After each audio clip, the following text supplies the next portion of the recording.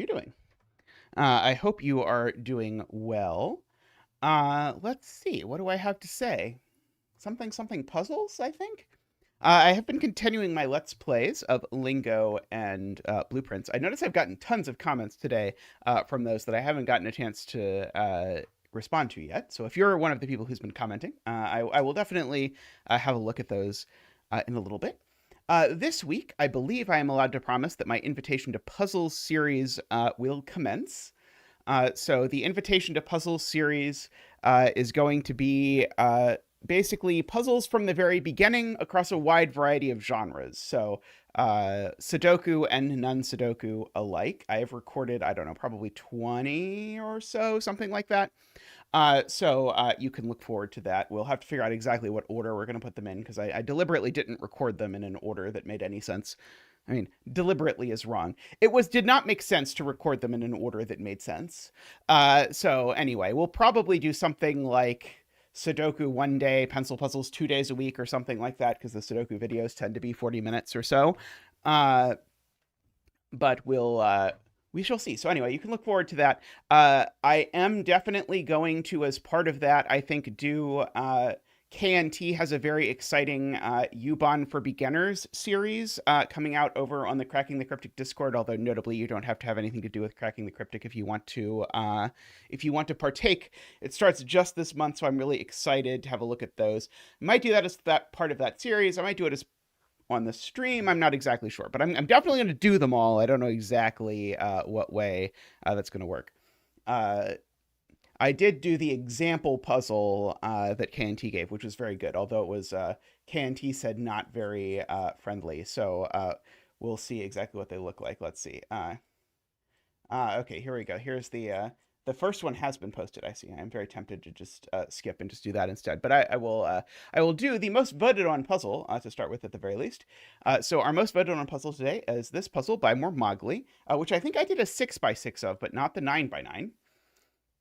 So this was voted for by David, Russ, David, Josh, Luda, and Doomdiant. I should mention, by the way, if you're one of the folks who donates at the windmill level or above, you can vote for puzzles, and I just put a ton of puzzles into the bucket. Yesterday, I basically went through and realized I hadn't looked at LMD in like 6 weeks. And so I went back and put a ton of stuff in there. So if you're someone who likes to look at the puzzles that I throw in there and vote on some stuff, there's plenty of stuff in there for you to have a look at and vote on if you are so inclined. I might, after this puzzle, have to figure out how to get this fan turned on next to me because it is quite warm today. Alrighty. Is the voting only on Discord? I want to say yes, but Tristan can correct me if there's another way to do it. Or there might be something else. If you're not on Discord, then you can perhaps talk to Tristan and we can figure out some other way to make it work. Okay. So let's have a look at the rules here. So this is a Fillomino, so we need to divide the grid into regions of size 1 through 9. Regions of the same size can't touch, so you can't have two 9s next to each other. And regions of the same size cannot share a row or column. That is the Fuloku part that I know mormagli started with. And at least as far as I know, it was that. I see, by the way, some crowns next to people's names, but I don't know what they mean. But I see that Peter is number 1 and João is number 3. Is this like the number of comments? Or I don't know. Maybe Tristan knows. We probably got an email from YouTube. Can you tell I don't know anything about the tech behind any of what happens around here? All right.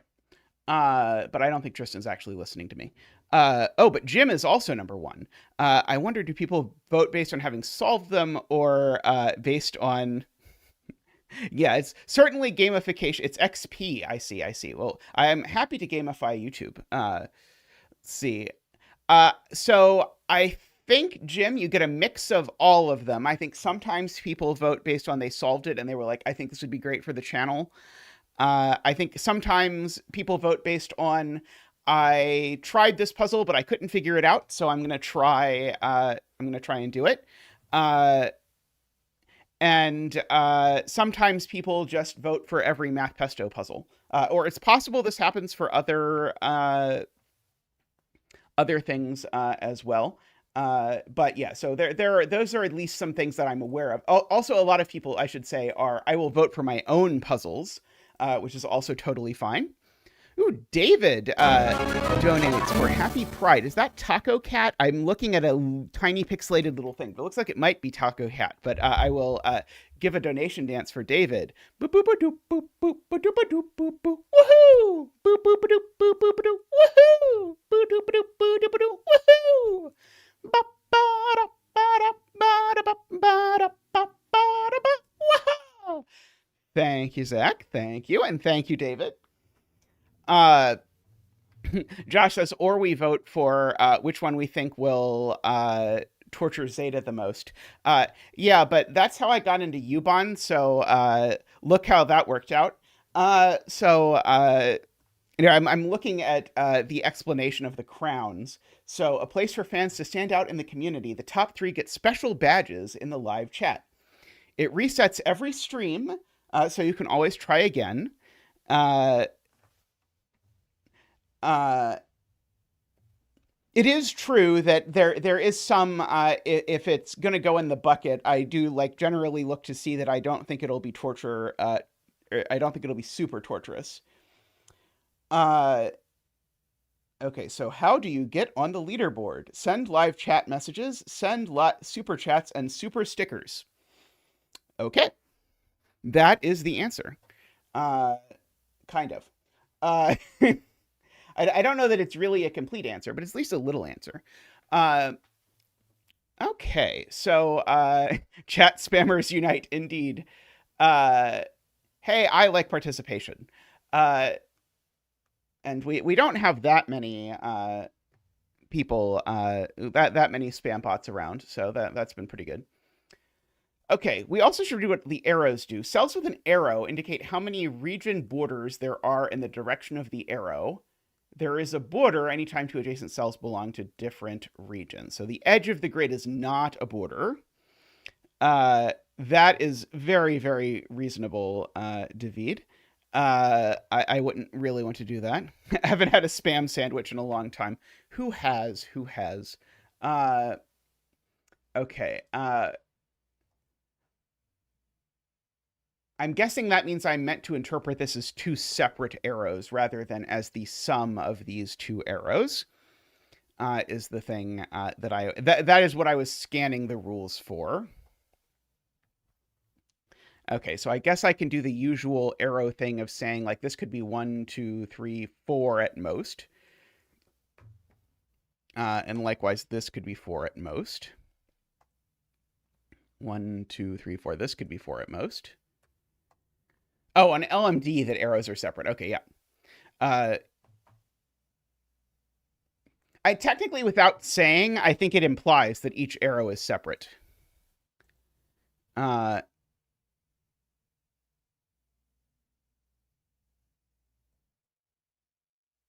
Yeah, column 5 certainly is, but we don't know that this points at a border, right?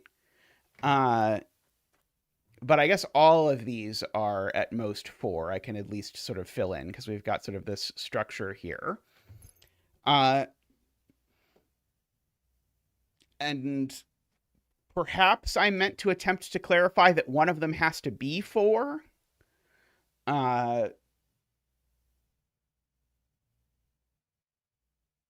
Though I'm not 100% sure about that. But we might be able to argue that because the 1 can't spread very far, the 2 can't spread to another one. And remember, we can't repeat ominoes within columns. The 3 could cover 2 of them. So the 1, the 2, and the 3 can cover a total of 4 of the 5. So one of them has to be a 4.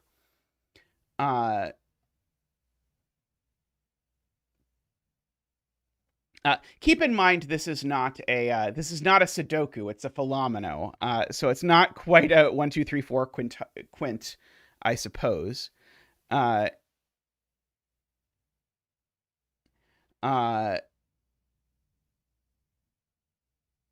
Yeah, so we definitely have a 4 in here somewhere, which is quite interesting.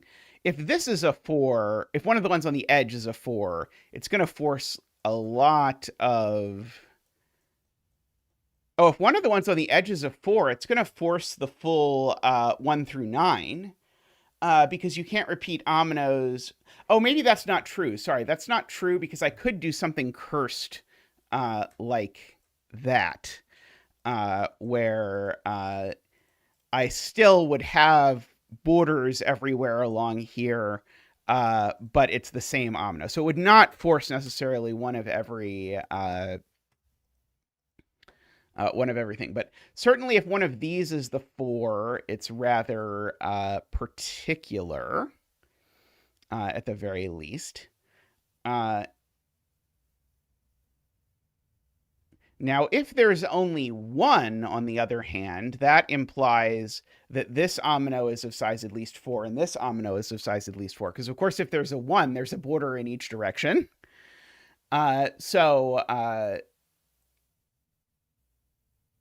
This one can't be 1, I suppose. Because if this is a 1, these are both 2s. Right? Because if this is a 1, then it's saying the only borders are the borders with the 1, which would make both of these 2s, and that breaks the rules. So at the very least, I can say these aren't 1. Uh, uh, uh, oh, right. Okay, that's real. That's very clever. Okay, so the thing that Emma says, and I think João is also saying, is that if this is a 4, then of course we get all of these borders sort of filled in because that's the maximum. But then these two are both 5s, except they can't connect because this is a 4, so I can't do that. So actually the top and bottom are a legitimate 2-3 pair, because they certainly aren't the same. That means none of these can be 2. And this one can't be 3 either, because of that. Very nice. Now, this can only, to be clear, be 3 if we have a 3 that goes exactly like this, which might be broken for some reason, but I'm not sure. Oh. These two are just always the same, aren't they? Is that the point? Is there any way that these two numbers are different? I don't think so, right? Oh, no, these numbers could be different. Could these be different if this extends to the left or to the right? Okay, well, certainly these are from 2, 3, 4. Okay, so they have to be different, actually. Jim pointed this out. Yeah, that one of them can be the same as row 1, column 5, and one of them cannot be that. But this is certainly at most 1 more than that number, is what Jim is pointing out. So these are certainly from 2, 3, 4. So these two are definitely different unless all of these are 3, which I suppose is possible.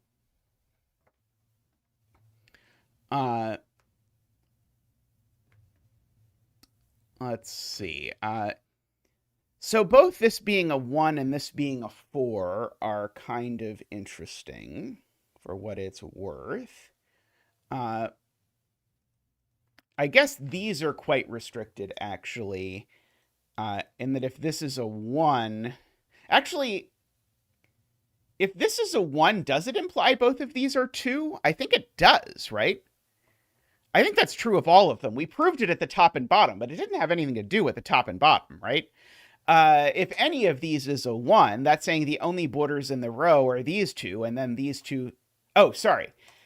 This one and this one it doesn't apply to, but it equally applies here because what was really going on is the pointing in thing. So in fact, this digit is a 4. And we can bring out Zach for the 4 dance.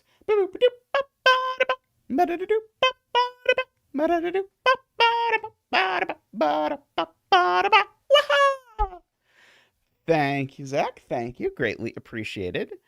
So that lets us draw in a whole bunch of borders, because we've got to have all of them. It's also going to let us fill in some arrows, or at least, yeah, it's going to let us fill in a couple arrows, but I'm going to fill in the border real quick, just in case it bothers anyone. These are both now 5s, so they're green, and they're the same green, so that green has to either do that or do that. So I guess that means that these are a 4-5 pair, for sure, because the 5s need to be in the same one by the Filoku rules, and then the 4 grows the other way. So I guess that's maybe not super exciting. I'm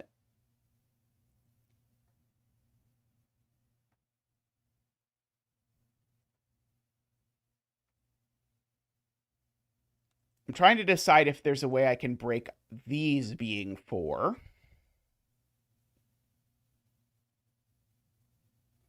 Oh, right. Joel points out these definitely aren't 4 anymore, because this... Actually, could this plausibly connect? This might plausibly be able to connect... Oh, no, sorry. It cannot. I was like, this might plausibly be able to connect like that. That is, spoiler, not 4 cells. That is 5 cells. And 5 is more than 4. Fun fact. Okay, if there's only one, that says all of these go together. I would really like these to be a 2-3 pair is basically what I'm hoping to get, but I don't think I can quite get it.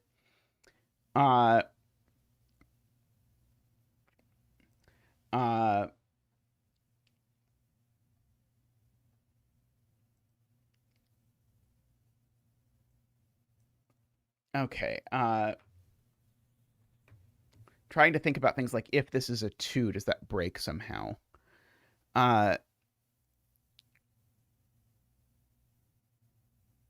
If row 3, column 5 is a 3, it must connect.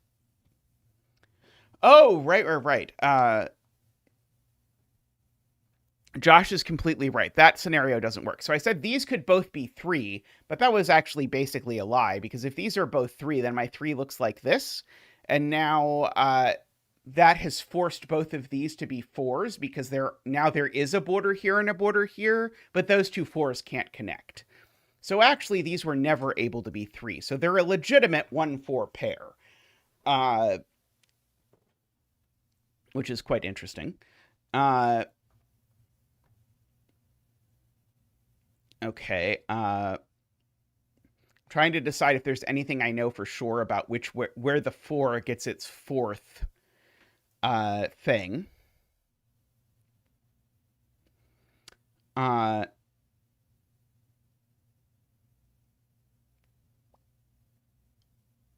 Yeah, one of them is a 4 and connects here. I agree.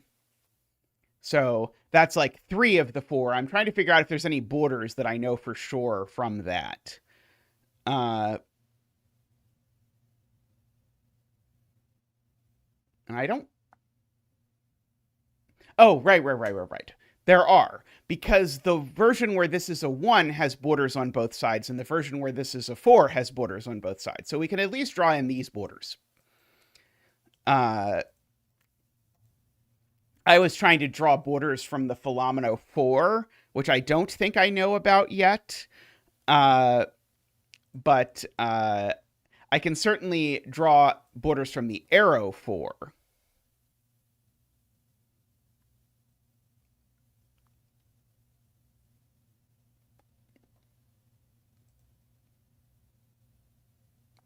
Yes, one of these is a 1, which means one of these two numbers is huge. Because the one that's a 1 is saying that this number is a minimum of 4. And 4...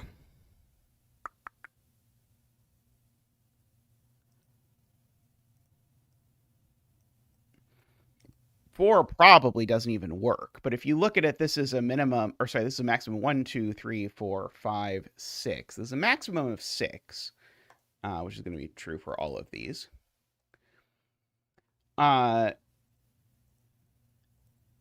but one of these is big.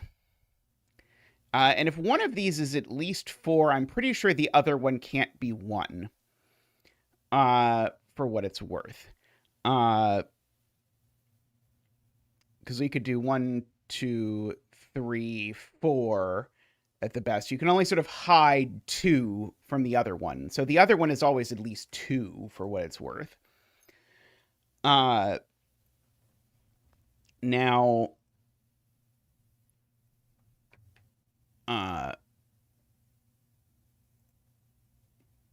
of course, if either of these is a 6, it makes that a 1.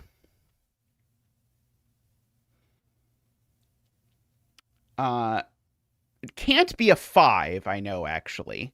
The one that the 1 points at can't be a 5, because it definitely sees this 5 by Filoku. But could these be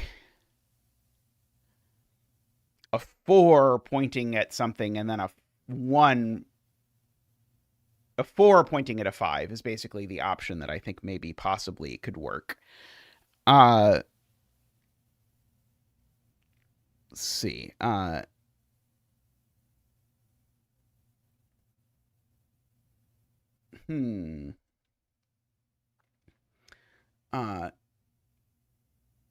Hey, Paul Fly, how are you doing?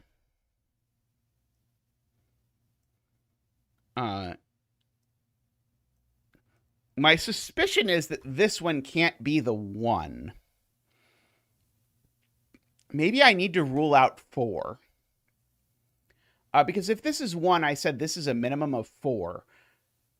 If I could make this actually be a 6, then I can prove that this can't be 1, because that would put 2 1s here and here.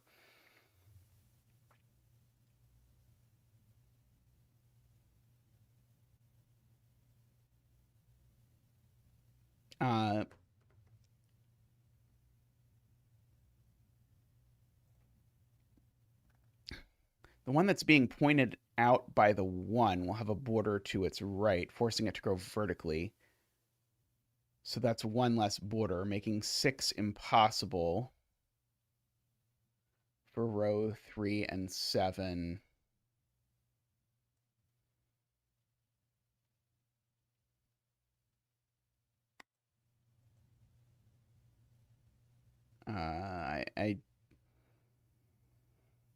Oh, the one pointed out by the 4.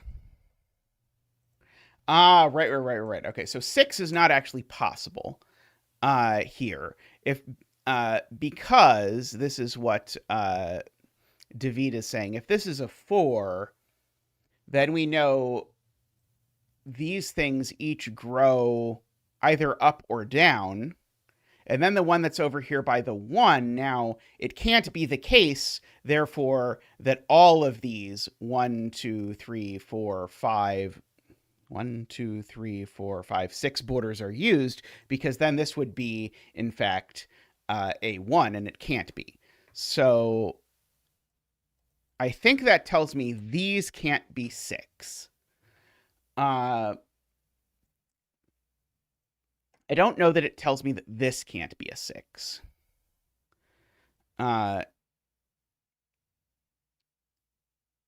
Because I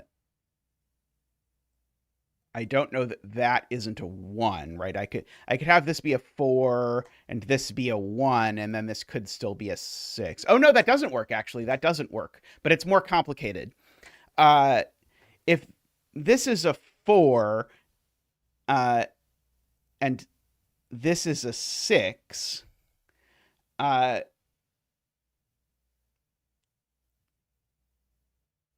so if this is a 6, let's just say it, then this is a 1 for sure. That's a thing we've noted before.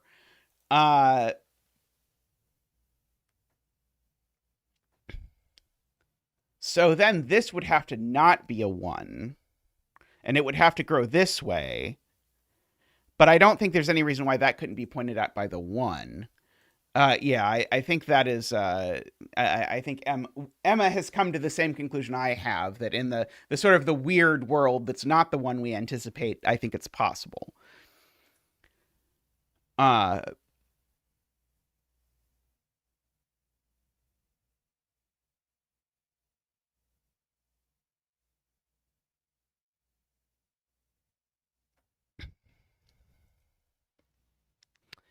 David has asked several times, and I think it's a reasonable question to ask, if there can be borders on both sides of this 2-3. And it sort of feels like there shouldn't be able to be, but I think there can be. Uh,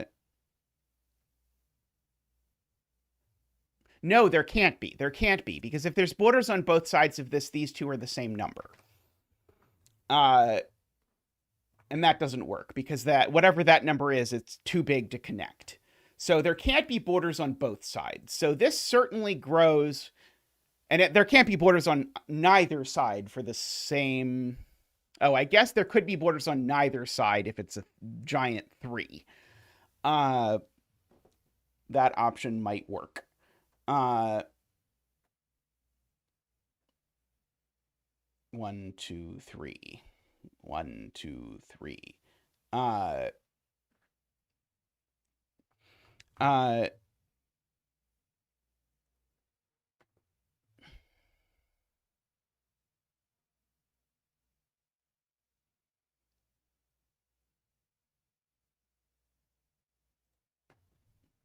right. The 1 definitely is not pointing at a 5. That is true.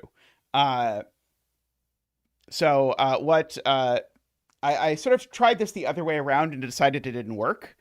But in fact, the 1 here, we actually know it's pointing at a 4, because the 1 puts all of these in the same omino, and that omino sees a 5. So the 1 actually points at a 4. So one of these two is a 4. So we've got a weirdo X-wing, Zach-wing. No, I think this is a legitimate X-wing on 4s. So this is at least not a 4, which is the world's tiniest deduction, but it's true. So we have that.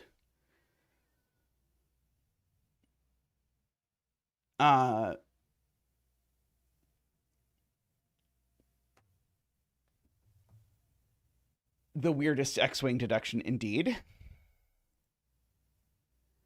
And the 4, to be clear, has a border at the top and bottom of it. So the other number, just because the 4 has a border at the top and bottom, the other one can't be a 2, because it would see way more borders than that. So the one that goes with this is not a 2, because if this is a 4, there's a border there, a border there. I don't even think it can actually be a 3, because there would be a border there, a border there, a border with a 3, and the border with the 3 still isn't enough. Oh, actually, maybe that is okay. Sorry, maybe the 3 is okay, because you get a border with the 3 and then the 2 borders there. That is, in fact, exactly 3 borders. So it's a 4 with a 3 or a 5.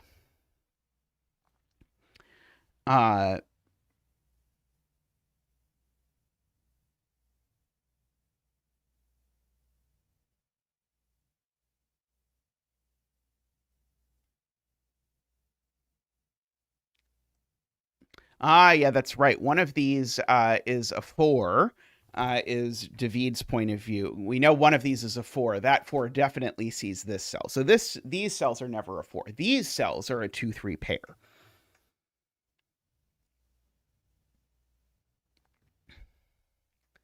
I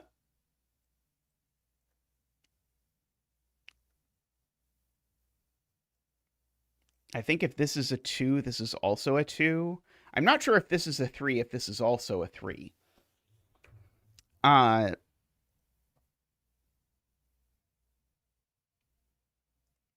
Okay, let's see. João had a point which the 2 needs to be 2, 2, 3, so somewhere there's a 3 already in column 4 or 6. Right. The 2 we know has to have another 2 next to it.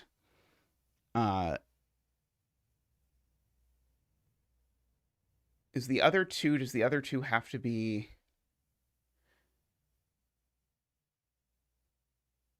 No, yeah.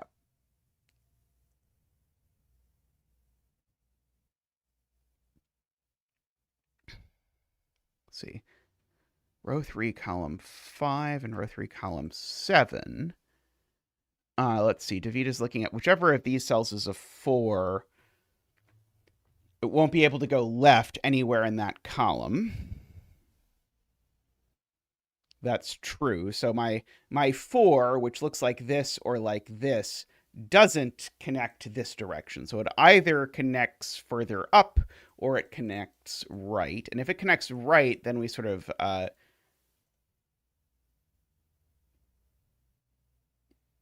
does one of these have to be a 4?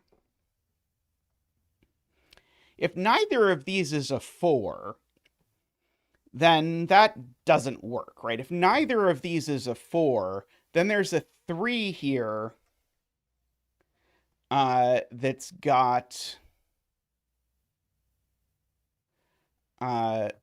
only a 2 and a 3 next to it. I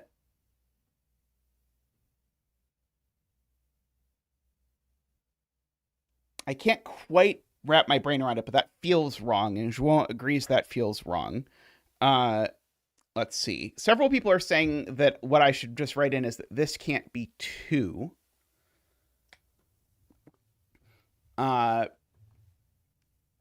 If this is 2, then assuredly this is 2, which would make this a 3. It would make that a 3, and then I don't see it. I feel like it's like really close in my brain to breaking, but it doesn't break.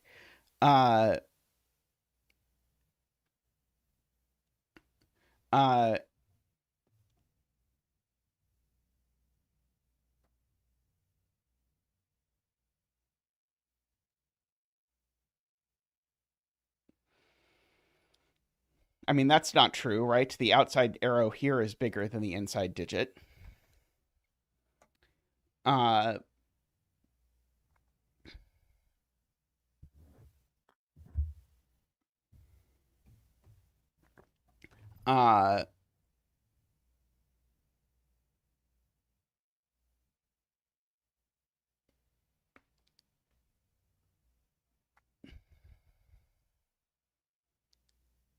It's certainly true. This arrow is at least as big as this. They could be the same or bigger. And this digit is at least as big as this, and it could be bigger.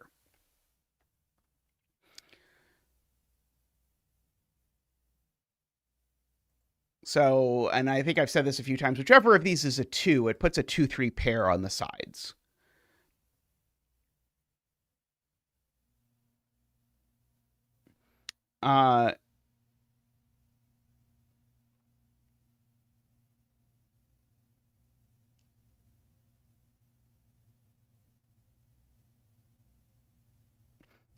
Right. Okay. So the 3. So we've said one of these sides. Oh, I don't have my tool anymore for drawing stuff. I was going to try and just draw this in, but I can't, I don't think. So on one side, this is a 2, 2, 3. And so then the question is, what's the opposite of the 3 on the other side? Good Lord. I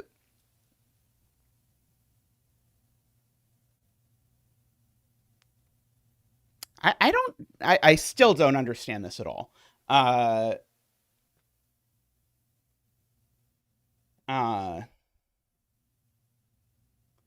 see. Emma claims one is 2, 2, 3, and the other is 3, 3, 4. I agree one is 2, 2, 3 in some order.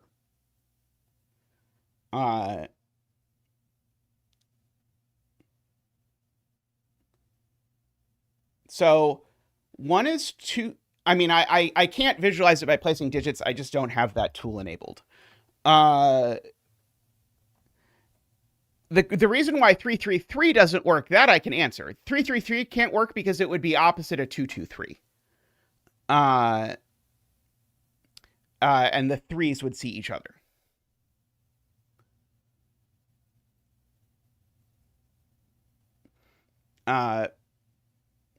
So yeah, so I guess you can just sort of imagine this. This is messy and horrible, but if I just do 2, 2, 3 on this side and then ask what's on the other side, now this is a 3. Uh, this is also a 3 because that was a 2. And now this is a 4 because it needs to be at least as big as that. And then you've just got to check the other case that this up here is a 3, 2, 2. And if this is a 3, 2, 2, then this is a 3. And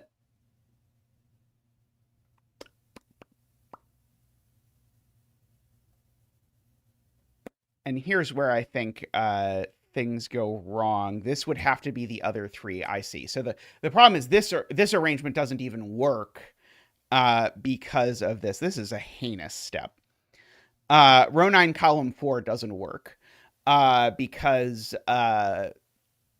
it needs to be at least a 3, but it can't be a 3 and it can't be anything else.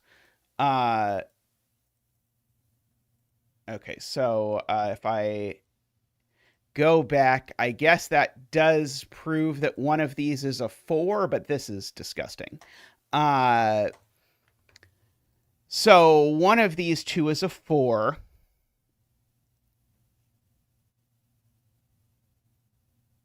People keep saying there's a clean way to do it, but people have tried to articulate a clean way, and the clean way has not made sense to me.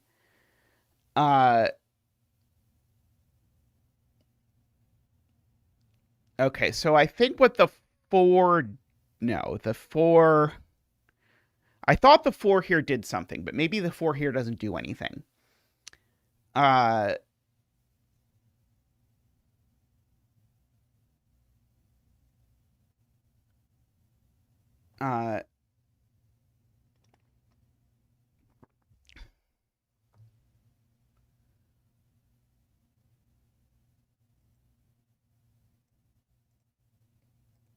Okay, I think I might see the way to see this that is slightly less horrible.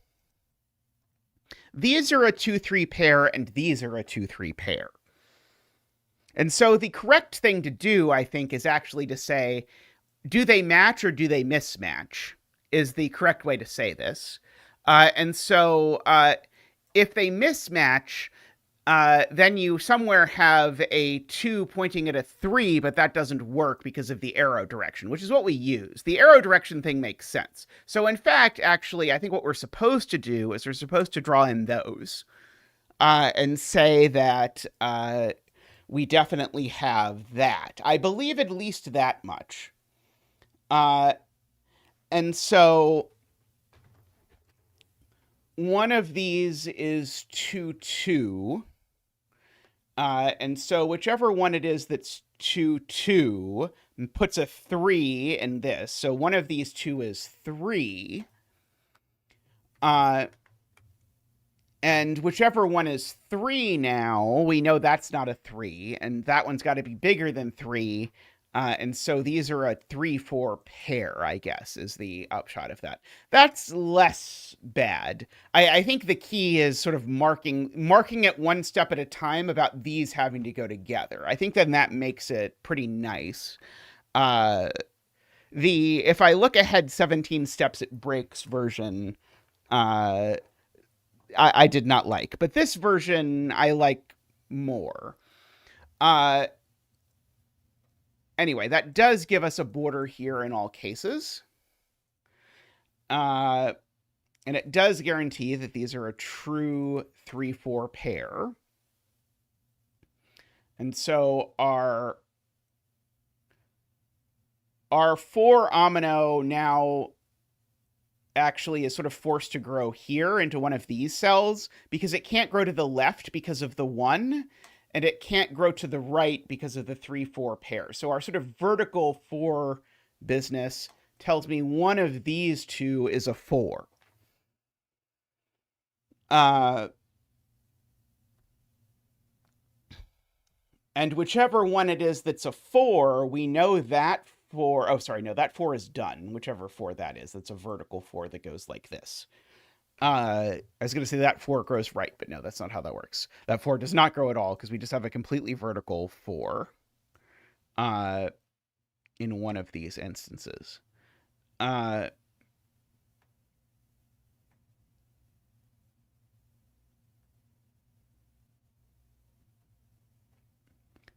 uh,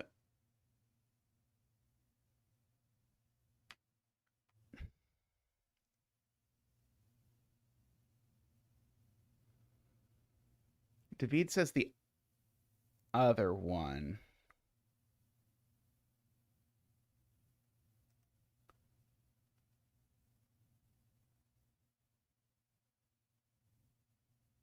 Okay, João is trying to make some borders. We've got 1, 2, 3, 4. Okay, in one of these, there's definitely a border. In the 3 case, I don't. Oh, in the 3 case, this is a 2. So basically, in the 4 case, this is where we get a little bit messy again. In the 4 case, every possible border is filled in. In the 3 case, this is a 2, so this border is filled in. So we end up with that. So this border is definitely here. Yeah, that's the kind of like Casey argument that I'm not a big fan of, but Tris loves that kind of step. Sometimes I put that kind of step in my puzzles just for him because he enjoys those a lot. Hey, Nicholas. Okay. Uh,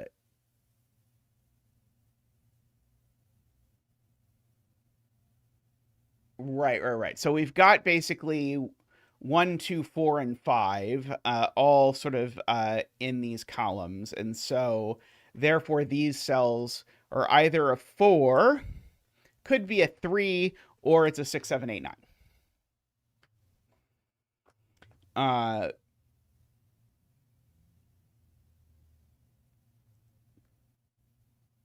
And if it's a 3, then it's probably just finishing off this 3. Uh,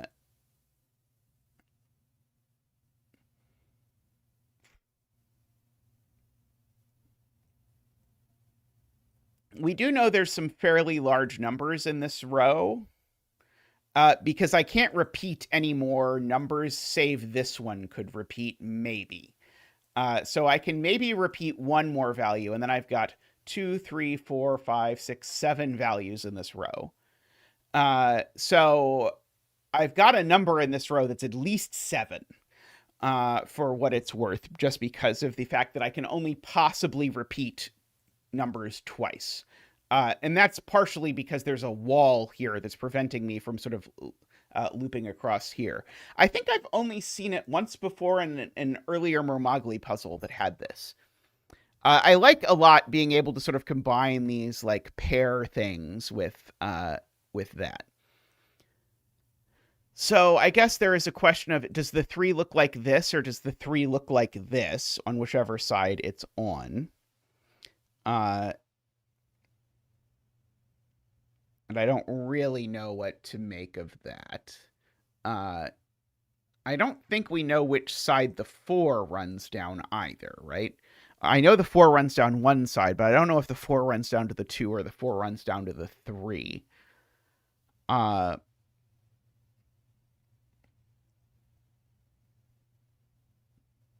If there is only one border here, this number is huge, but I don't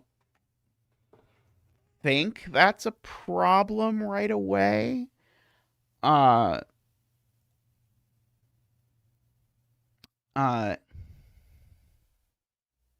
yeah, I agree that that is the central problem with Fillomino, is that Fillomino is so aggressively local that it really constrains the amount of deductions you can make. And so anything that sort of takes Fillomino and adds a little bit of deduction styles that let it sort of reach across the grid a bit are interesting. Uh, and so like arrows also do this, that kind of thing. Uh, I did something kind of like this a long time ago. I had a puzzle called Round and Round where it was Fillomino, but there was also Sudoku rules on any digit that was circled, uh, which was kind of interesting, but I like this one better, I think. Uh, okay. I do know sort of like this piece is going to happen one direction or the other. Is that interesting? Uh,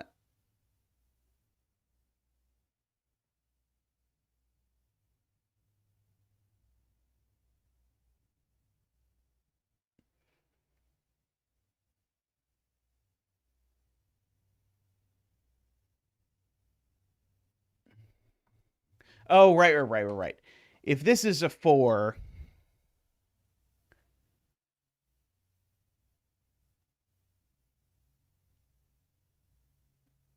wait, maybe I don't believe this.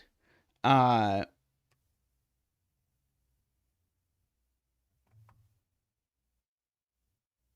are we sure that's true, Shmuel? That doesn't sound right to me. Uh,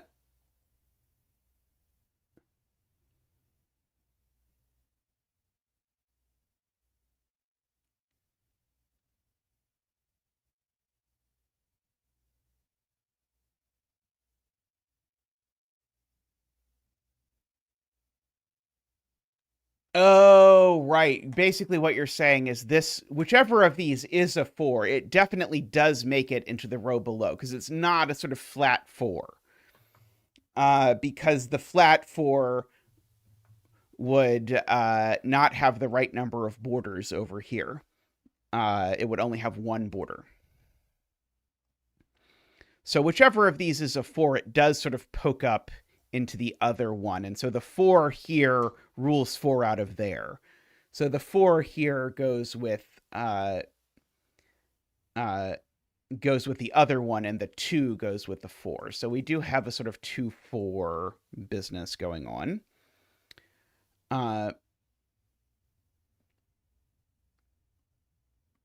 With a 3 then there.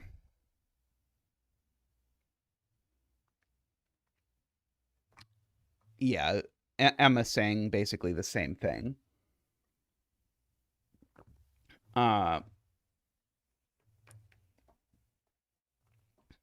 It's interesting that it's the one of these where it's a 3 where that's a 4, because that's putting a lot of borders over here. It's not the maximum. 1, 2, 3, 4. It's one away from the maximum.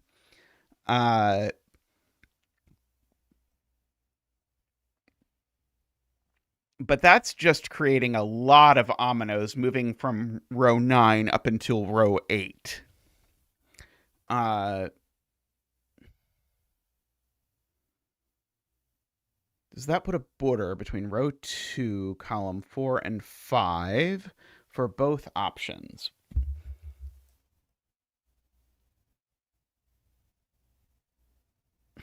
Yeah, I think it's 3 options actually. But if this is a 2, then we've said this is a 4, and so there's a border here. If this is a 3, then it could be that this is a 3, in which case there's a border here because the 3 is done. Or this isn't a 3, in which case the 3 does that, and now there's a border here because the 3 is done. So I think it is true that we actually get borders there always. In our sort of cases with subcases kind of proof, but I agree.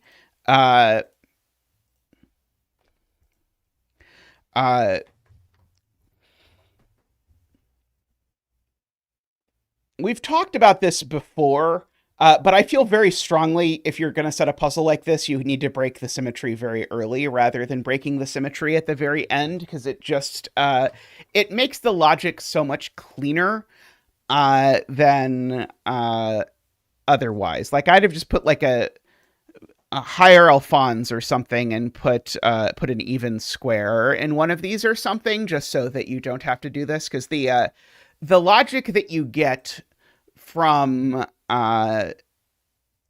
having to basically do all of this without writing any of it down is not interesting. The only exception is if your name is 2 to 10th, but if you have any other name, you should not do this. So, we've got that here. And so, yeah, in one version, there's a line here. In one version, there's not. Let's see, if this is a 3, then we get that. Yeah,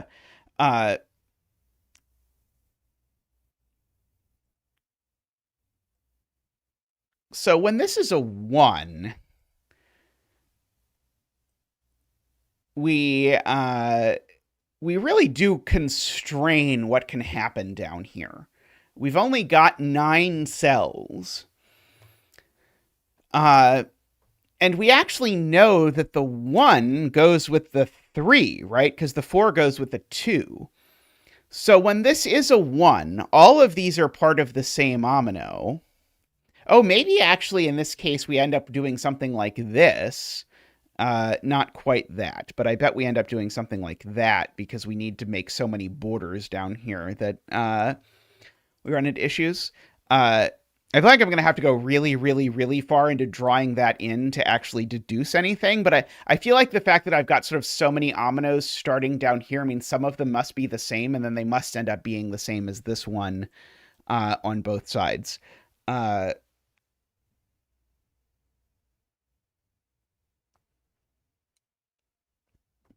uh,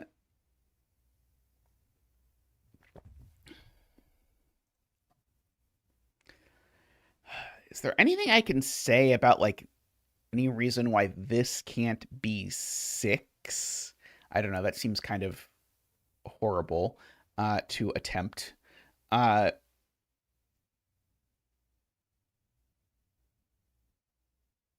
or why this can't be 1.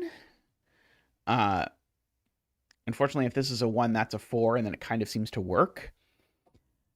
It would be really nice to know if these were a 3-5, sorry, a 3-4 or a 5-4, but I don't know.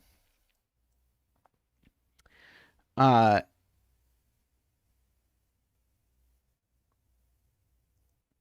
uh, that's true. This is no longer a 1. Uh, it is at least 2. Uh,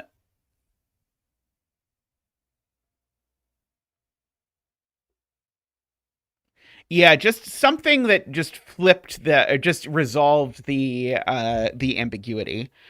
Because I think all the arguments we've made would have been much cleaner if the top and bottom of the grid were resolved.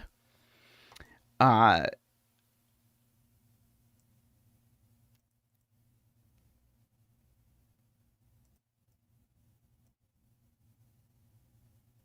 let's see. I'm trying to figure out what it is I'm supposed to say here about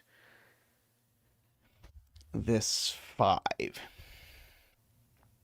I again do know one of these is huge. Can I put any constraint on how big this is? I don't think so. I am very fond of that, Paul Fly. I do that often. Uh,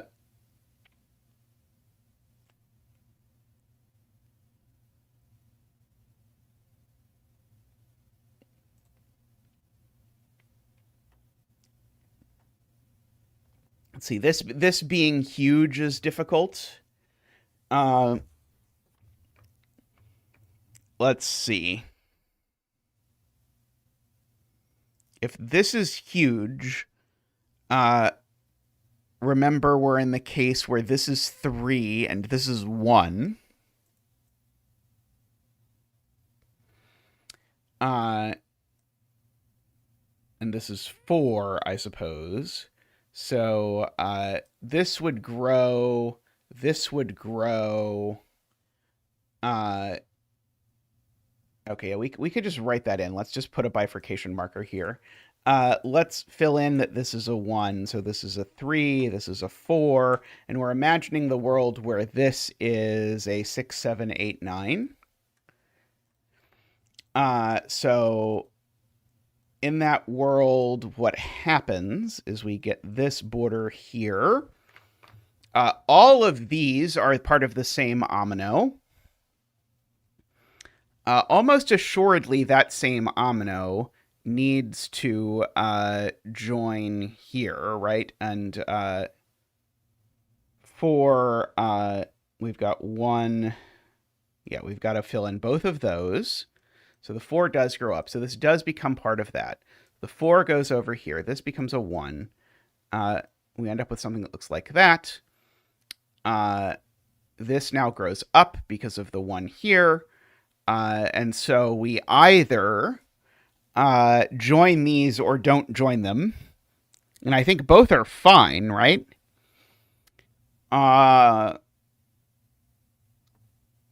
As far as I can tell.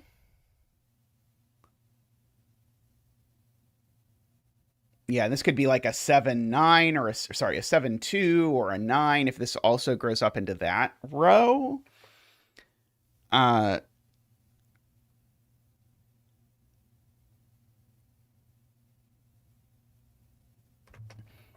will say I don't think the 2 version looks very auspicious for this side.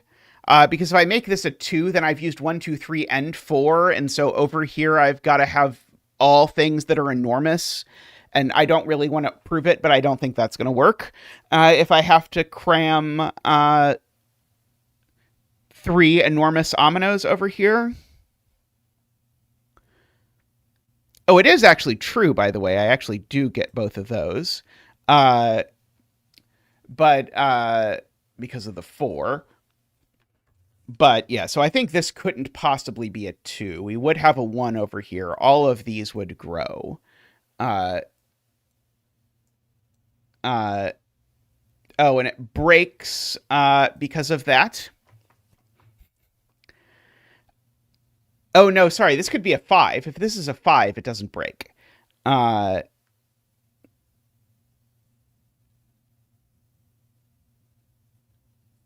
Oh, but that's only if this is a 2. Anyway, yeah, I don't know. Emma says it does break, even not assuming whether this is a 2 or not.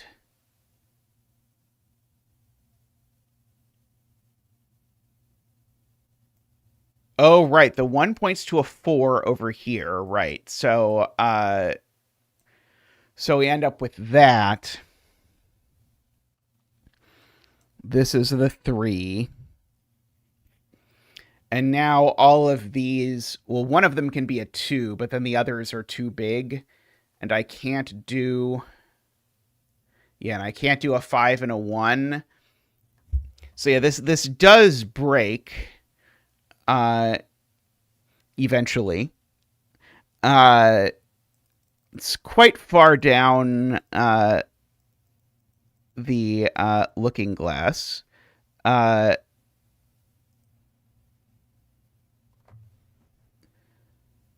Yeah, but I think that means we've proven these can't be 6, 7, 8, 9.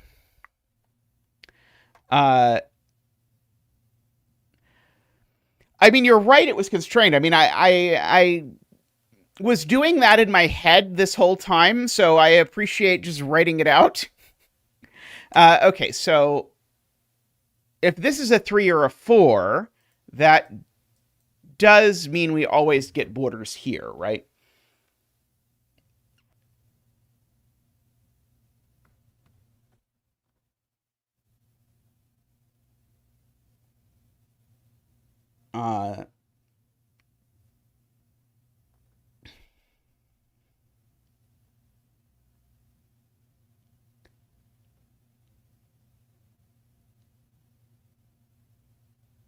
And between row...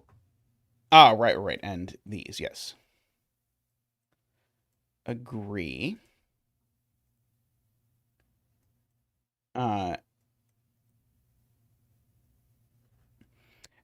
Because, yeah, this is either a 2 or a 3, and we know the 3 ends over there.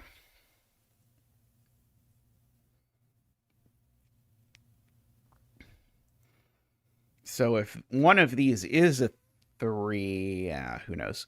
One of these is a 1 into a 4.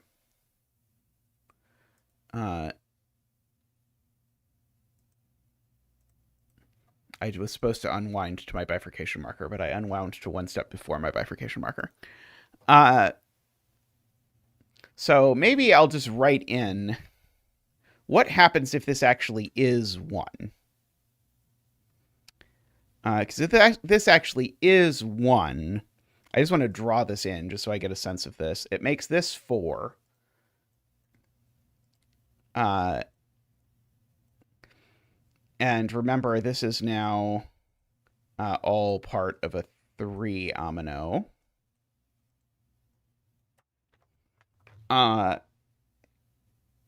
This is a 4. And so we go 1, 2.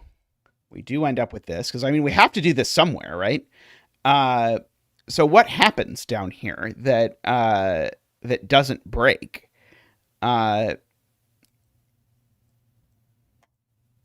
so this has got to be huge. Isn't this just broken?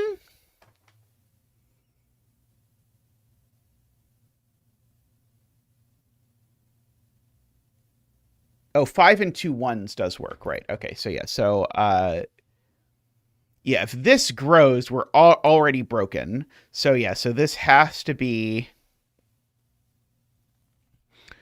right, a thing there that can't be a 3, can't be a 2 because I don't have anything left that I can do. So yeah, so this does force a 5 and 2 1s. Oh, 1 and 6 works too. Oh yeah, 1 and 6 does work, annoyingly. With the bear. The rare named heptomino.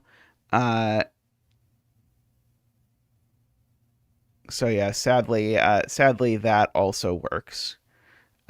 I guess what it does is it removes 1 from this specific cell. So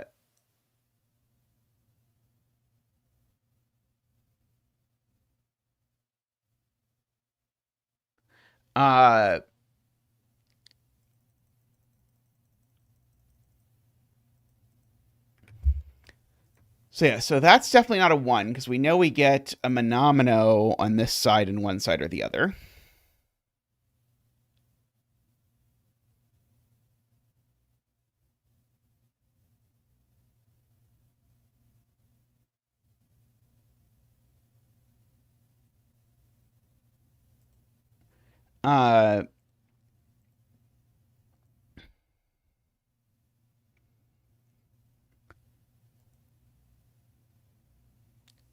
It is worth noting, if this is the 1, then this number instantly becomes at least 3. So it becomes a 3 exactly. In the world where this is a 1.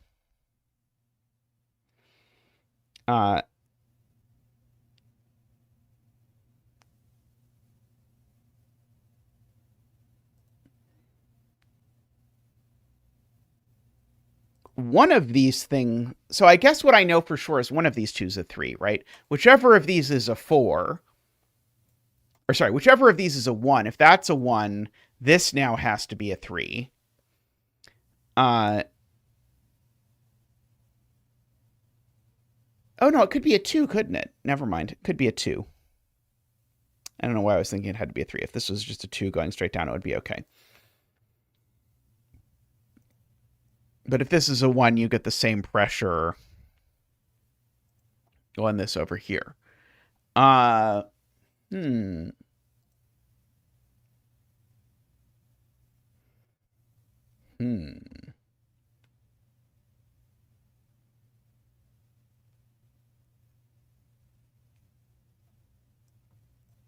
The right side of the 1 must be big, right? Because it's a minimum of 6, right? Because it's connecting all of these, but it definitely sees a 4 and a 5 in the column, so it's at least 6.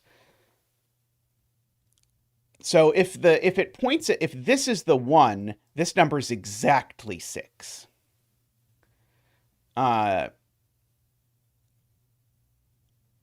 Which is the fussy one that is maybe possible, but seems like it might break if we squinted hard enough.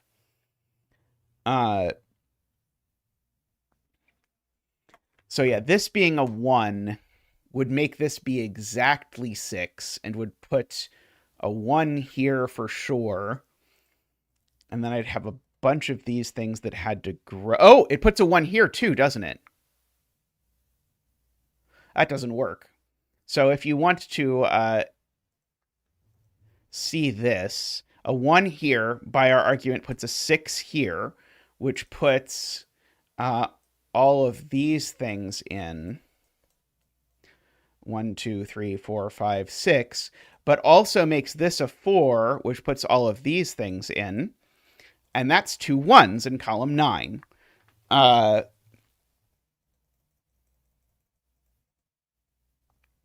So, in fact, this can't be 1. This must be a 4. And so that's a 1. Okay, and so the 4 goes up that way. The 5 goes under here.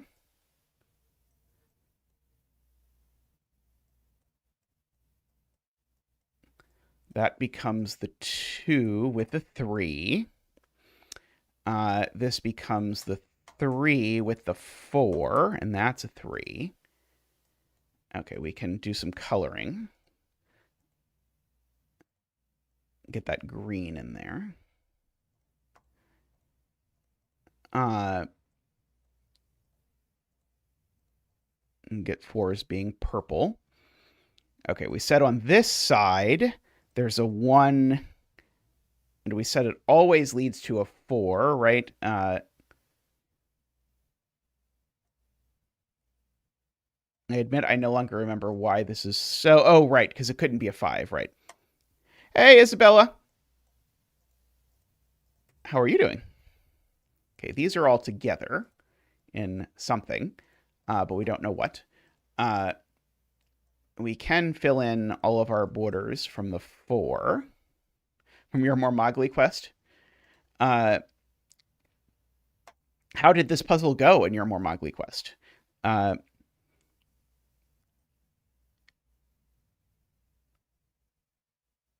We have done some fairly horrendous things so far, I admit. Okay, this 4 also gives me some borders down here. If this isn't a 1, it breaks, is the point that we have to make. Because if this isn't a 1, it grows into something that breaks. So we definitely have this. Okay, this is already a 3 for what it's worth. And the 3 has to extend down because we don't get any more borders.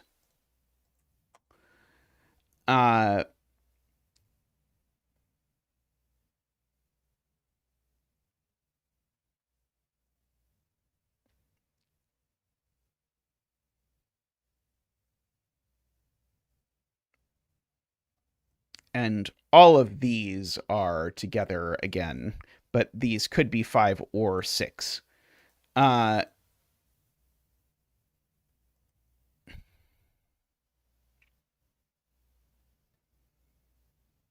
if this is a 3, I don't think we have enough borders to make it, because it can't reach that far down. So if this is a 3, there's some other thing between the 3 and the 4. And so there'd be a border between 3 and that thing. That'd be 1, and then 2, 3.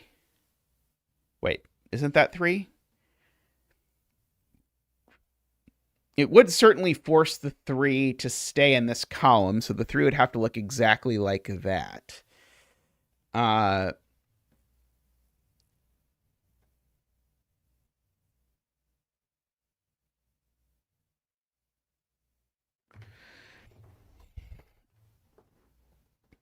Oh, that breaks the 4, because the 4 now sees 1, 2, 3. Right, okay, so the 4 pointing up doesn't work. So this is a 5.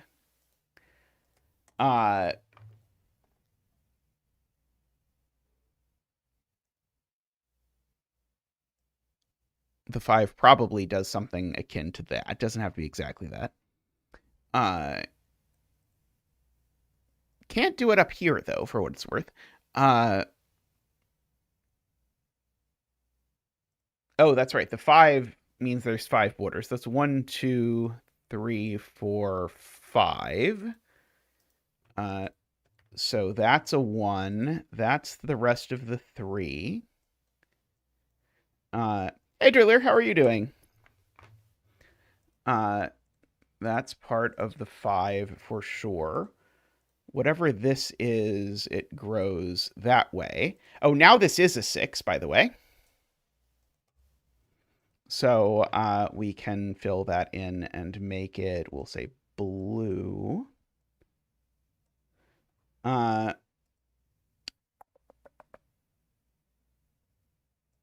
Okay, if this is not a 2, now it's enormous.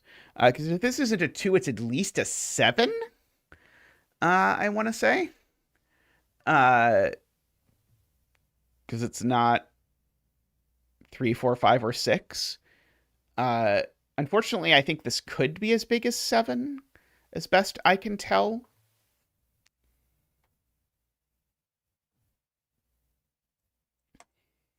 If this cell isn't green, it breaks. Because if this cell isn't green, then green gets pushed like this, and now this cell is part of an omino of size that can't be 1, 2, or 3, but also has to be 1, 2, or 3. So that doesn't work. So that's definitely green. I can at least say that. I bet I can do exactly the same trick if this isn't green. Because if this isn't green, then green has to do that. And then again, this is a 1 or a 2, and it can't be. So that's definitely green.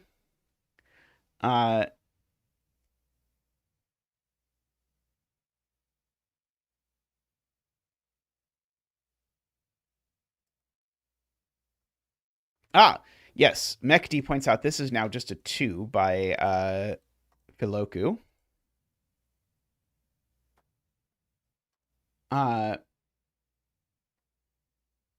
This is pretty big. Hey, Martin, how are you doing? Okay. If this is part of the 3, I think this 2 is broken. Because if this is part of the 3, now I need a border between... Oh, no. Nope. Never mind.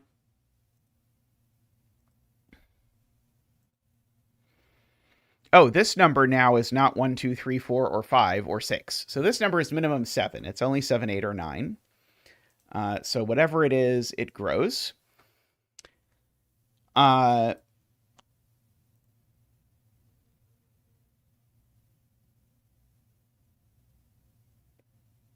Oh, right. There's 2 borders here, and so we know where the other border is. The other border is here, which means that green finishes like that.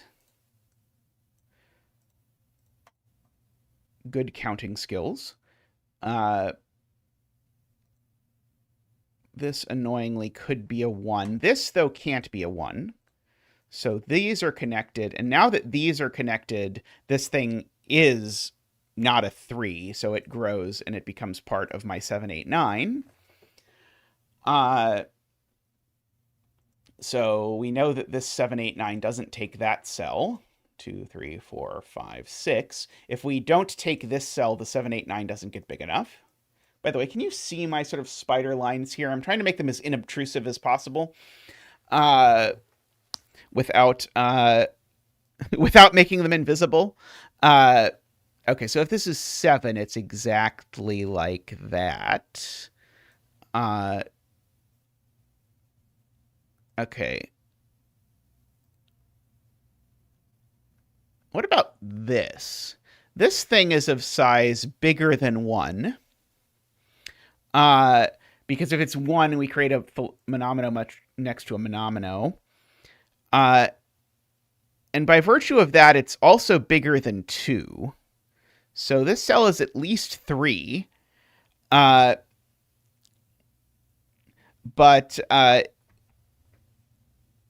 it could, no, it can't be 3. It can't be 3 because uh, there's no way to get it to size 3 because it can't take that cell. Oh, it could be 2 going down. Oh, dagnammit. Oh, it's probably going to have to be 2 going down, actually. Because it's not 3, then it's not 4, 5, or 6. And so it's going to have to be 7, 8, or 9, which is going to make it join this. And then we're going to end up with 1, 2, 3, 4, 5, 6. Actually, that... Oh, but that doesn't work because that makes 2 1s in column 3. So I think the point is that this ends up being that. Can't this just be 1, Paulfly? Or is your point if this isn't 1, we have a problem? So if this isn't 1, then it grows to be 2, but 2 isn't big enough, 3 isn't big enough, 4 isn't big enough, and then now it's too big. So this just is 1, is what I think Paulfly would like us to do. And so now this definitely grows up. But if it grows any more, then it definitely breaks. So this just is a 2.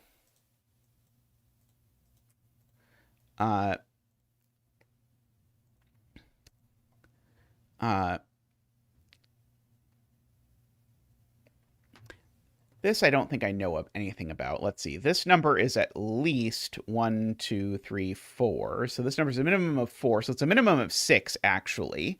If you look at it, because it already sees 4 borders, but it can't be 4 or 5. So this is 6, 7, or 8. But I don't think it even has 8 borders it can possibly see, actually. 1, 2, 3, 4, 5, 6. In fact, 6 is the maximum number of borders it can see. And so it sees every one of them. And this cell is blue.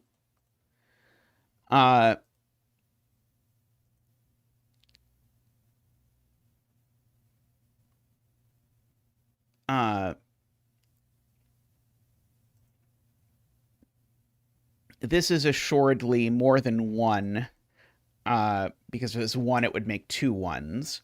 So it certainly grows down into this, is I think what Dorlier was saying. Or sorry, it was DWeb.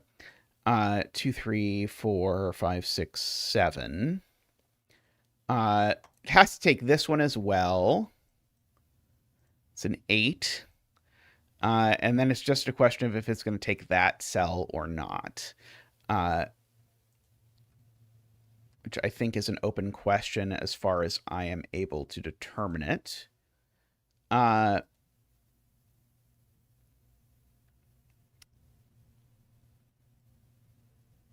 Okay, so now this region is now at least 7, because it now sees 4, 5, and 6. So this region is big.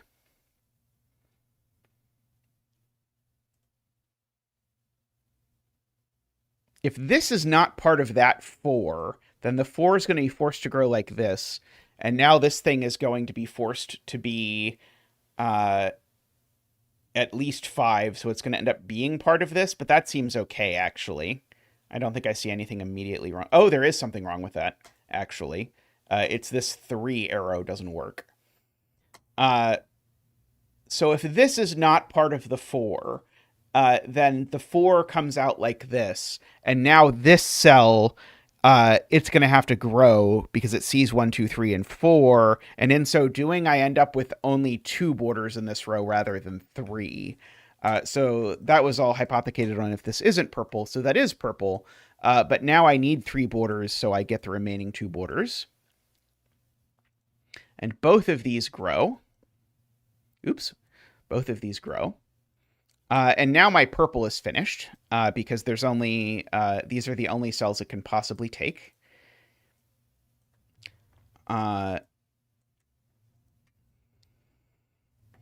Okay, and one of these is a 2, but I don't know which one, and one of them is part of the 7, 8, 9, but I don't know which one yet.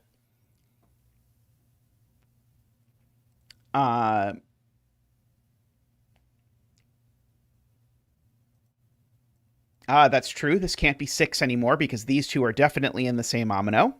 Thank you, Martin. Okay, and so now I think we know that this cell is definitely 6. Right, I can definitely put a border there. Agree. because if the 6 doesn't take that cell, then, sorry, if the 6 doesn't take this cell, it can only get to 5 cells, so we actually do know this is the 6. Unfortunately, it could just be those, I want to say. Oh, this can't be 5 by Sudoku, and it can't be 2 by Sudoku, points out Laura.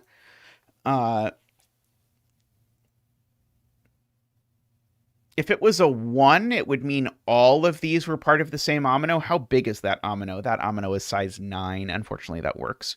Very unfortunate.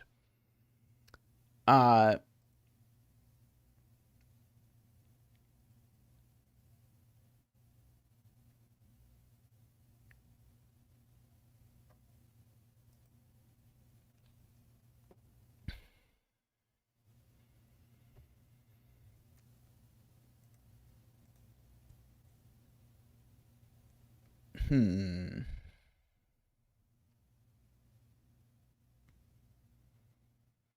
2 column 7 is 3 or huge. Are you sure it's not 1? How do we know it's not 1?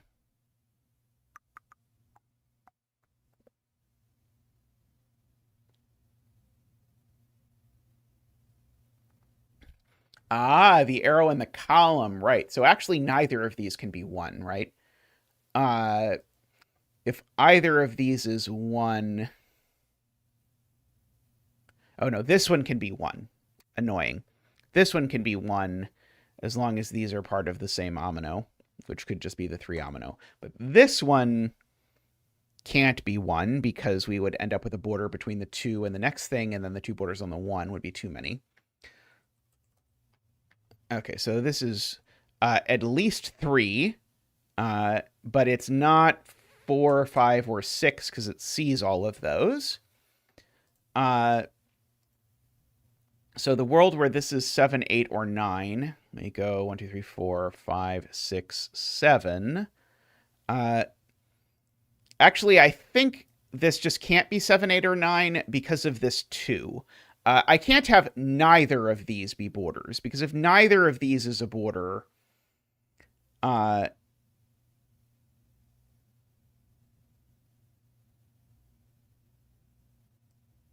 I can't have none of these. Yeah, I can't have neither of these be borders. I guess the point is just, no,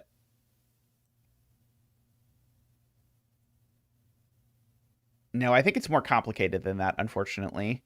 I think I would have to argue something like this doesn't work because it breaks the 6, although maybe it doesn't even break the 6. Maybe it's actually fine. Yeah, this might be okay, unfortunately.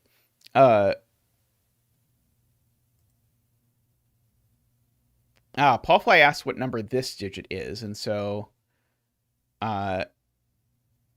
it can't be 1, 2, or 3. If you look carefully, it can't actually be 4 because there aren't 4 cells it can take without seeing a 4 because it can't take that cell or that cell.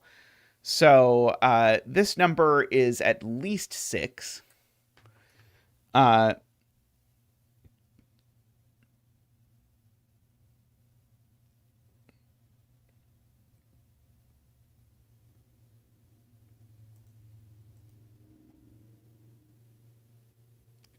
But now this can't be 7, 8, 9 because if this is 7, 8, 9, we definitely come out like that, and then we break the 2 clue. Okay, so this just is 6. Okay.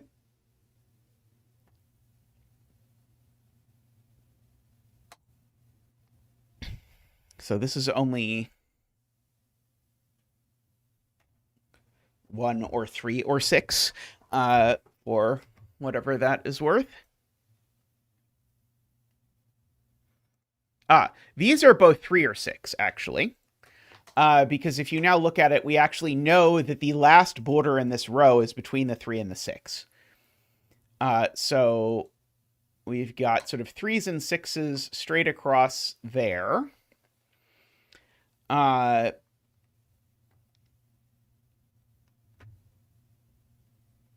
now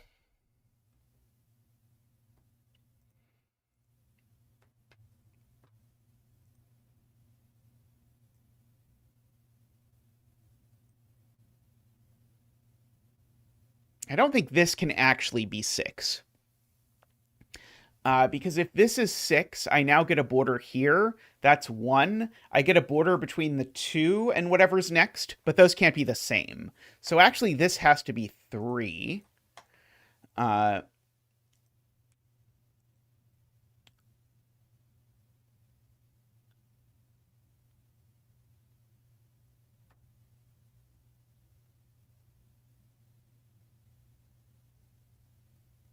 did I miscount that, Faultline?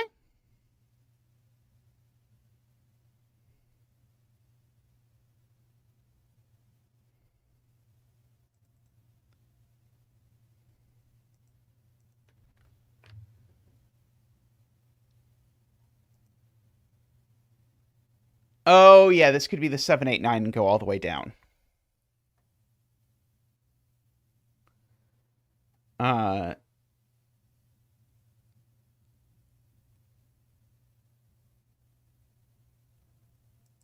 So this can be 6, but only if this is 7, 8, 9.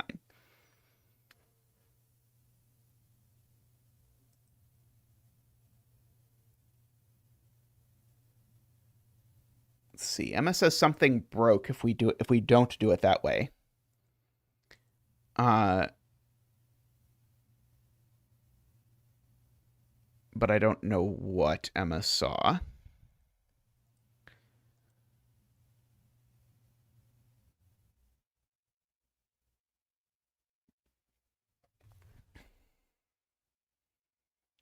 Row 5, column 9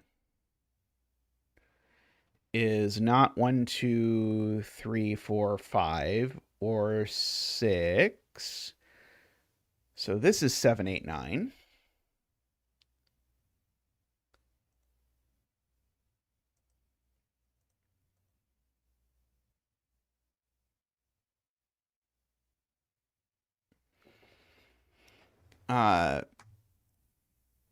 And this is also, unless it's 6, right? This is 6, 7, 8, 9.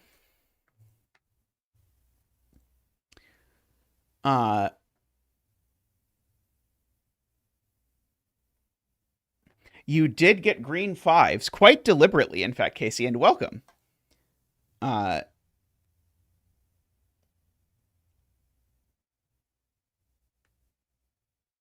Let's see. It's being claimed 3 here is broken. We'd have to not use both of these. So we have 1 with the 3, 1 with the 7, 8, 9, and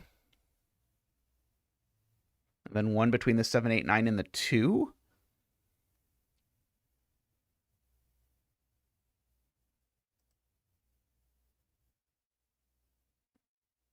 Oh, but right, the 3 would have to go down, right? The 3 would have to go down is the point. And that's where it breaks. Sorry, that was the part I wasn't thinking about, was the fact that the 6 sort of pushed. If this is a 3, that's a 3, which breaks this edge. And now this 7, 8, 9 comes down here. But now we've got this 7, 8, 9 trapped with this 7, 8, 9, and they can't merge. And they can't be different, so then the world breaks. Because of that little 6 right there. So this is a 1. Which means that all of this is the same, and it is, that is 9. So we need a new color. We haven't done an orange yet. We'll make orange 9. So we'll go ahead and fill in that. We'll fill in our 2s over down here. I'll get rid of my stray pencil marks.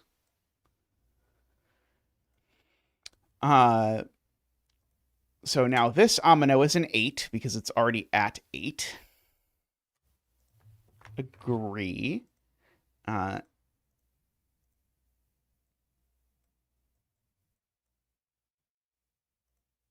now this cell is a 1. Uh, this is a 6.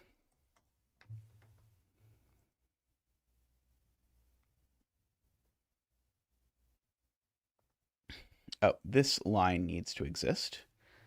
This isn't a 9 anymore.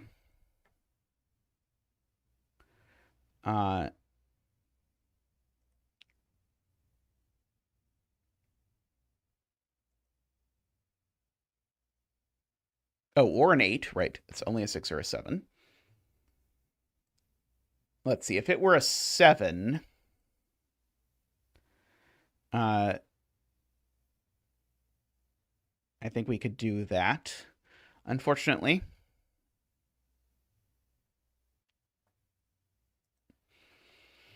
Okay, this cell definitely sees the 3. So it's not 1, 2, 3, 4, 5. It's not 6. So this is only 7 or 9. And I don't think there's any way this is a 9, right? Because if this is a 9, I need to fit 9 cells that don't see this 9. There just aren't even 9. So this is, in fact, definitely a 7. Okay, and so now no matter what, this is also a 7.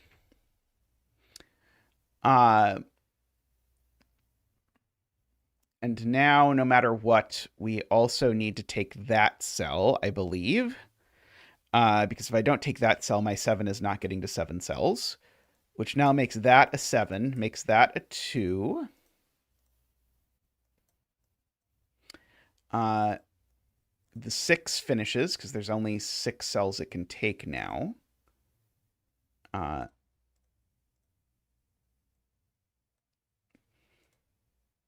Which now makes this 3 do this. Now makes this a 7, because it can't be... Not that. This a 7, because it can't take anything else. 3, 4, 5. Okay, and then it's going to be 6 and 7. For the 7, we need to invent a new color. Like, this feels like a good moment for Hunter to step in. And there we go. There's so much nice stuff and then so much heinous stuff in this puzzle. I really like this idea for a genre, and I think there's a lot of really great steps in here, and then some that could have been slightly better, I think, communicated. But overall, very neat idea here, and I do think this idea of this and variations of this rule set has a lot of potential. But maybe needs slightly more in terms of clues than just these arrows, because I think that these arrows just by themselves led to a lot of sort of gnarly look ahead stuff in part of this. And although people convinced me that this early step that I didn't like could be done in a way that I did like, we still used a lot of stuff ultimately that was definitely done in a pretty nasty ways. So anyway, I'll be right back with another puzzle, so see everyone shortly.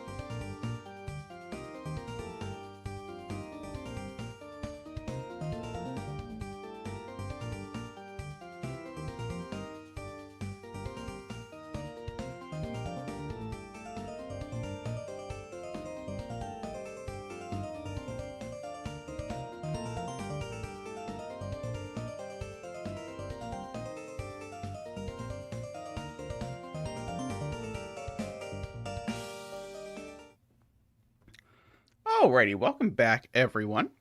I saw that Richard Stock had posted a 9 rooms puzzle. So this is a puzzle. Well, this isn't. But I posted a puzzle with these rules, and I always enjoy when Richard picks up one of my rules. So here we have classic Sudoku rules, and within box N, the pill gives the sum of the digits orthogonally adjacent to N. Ooh, Casey donates for the love of green fives. Let's get you a donation dance. Boop boop boop boop boop boop boop boop boop. Woohoo! Boop boop boop boop boop boop. Woohoo! Boop boop boop boop boop boop. Woohoo! Boop boop boop boop boop boop boop. Woohoo! Thank you, Zach. Thank you, Casey.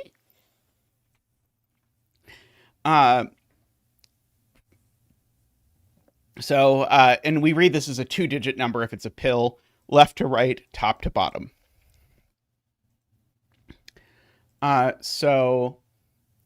We certainly know that these numbers are at most 4, and 4 is probably going to be pretty difficult if you think about it. In fact, actually, this can't be a 1, because if this was a 1, we would be saying the sum of the digits from orthogonally adjacent to 1 in this box was equal to this. Well, that just literally says this digit is a 10. So we're not going to do that. 3 is pretty hard because you're summing at most 4 digits. And the sum of at most 4 digits, if you carefully math it out, is 30. But you can't do 30 because you'd have to do 3, 0. So in fact, this is a 2. And we get to bring out Zach for a 2 dance. Boop-boop-a-doop, dooka, dooka, dooka. Ba-doop-a-doop, dooka, dooka, dooka. Ba-doop-boo-doop, ba-doop-boo-doop-boo-doop-boo-doop-boo-doop. Waha! Thank you, Zach. Thank you. So we can also get rid of the 3s and 4s elsewhere as well. Okay, so we know our 1 is no longer able to be in a corner. I don't think the 1 can be here either, actually. Because a 1 here... So should I just prove this can't be a 2? Because I think this can't be a 2. Because if this is a 2, it just literally is saying these 2 digits sum to 20. And I figure I probably should fill that in because it's probably going to give me some hints about where the 1 in this box goes. Namely, the 1 in this box is going to have to go here. Because it can't go in a corner. I need to get to 20-something, so I need 3 digits at a minimum. And so the only place it can go is there, which then happens to make that a 2. These numbers are going to have to be fairly large. I'm not going to get larger than 23. So in fact, I have to be exactly at 23, because 24 would be 7, 8, 9. That's the biggest I can possibly do. Can't do that because of the given 4. And ergo, these are 6, 8, 9. Oops, sorry. Wrong digits. These are 6, 8, 9. That one's not an 8. And these are a pair of 5 and 7. Okay. It has been pointed out that 2 is placed in this box by Sudoku. Thank you to DWeb. And so we now know that if you think about it, the sum of these 2 digits is 10. So these are either 3, 7 or 4, 6. And if you look at it, this one can't be 3 or 4, so this one can't be 6 or 7. Not immediately useful. I do know one of these two is 5 by Sudoku as well.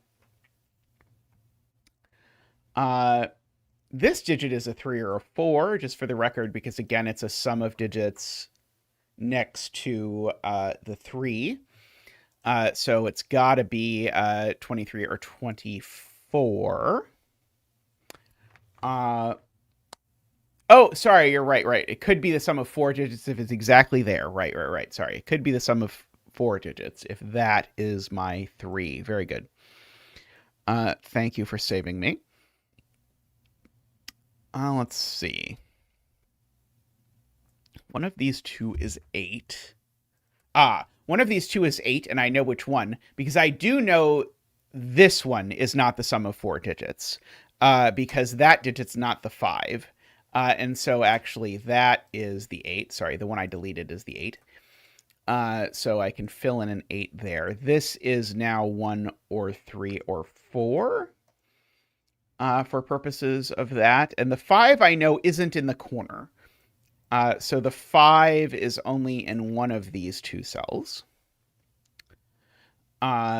For whatever that is worth. I just noticed there's a lot of given 5s, which is why I am looking at that. But I guess that does tell me, if I look over here, that the 5 is actually in this column, which actually does place the 5 in this box via that.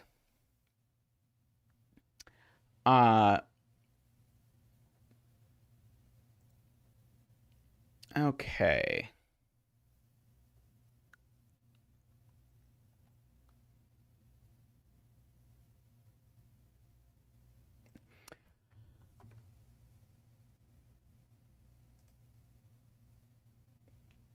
If this is a 5, one of the 3 digits it sees is 2, and that's too small because I would get to 19 only. I agree, so that's the 5. One of these two is a 5. Let's see, 4 in this box. Well, the digits next to the 4 have a single digit sum. So the 4 is assuredly not going there, at least. So the 4...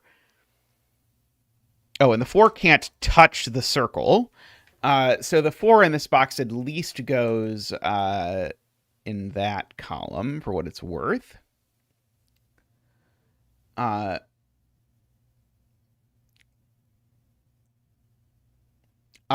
The sum is not 2, points out Paul Fly. So actually 2 in this box is just actually placed over here, which has made that a 1. One of these two is a 2, by the way, just for purposes of marking occasional Sudoku-y things.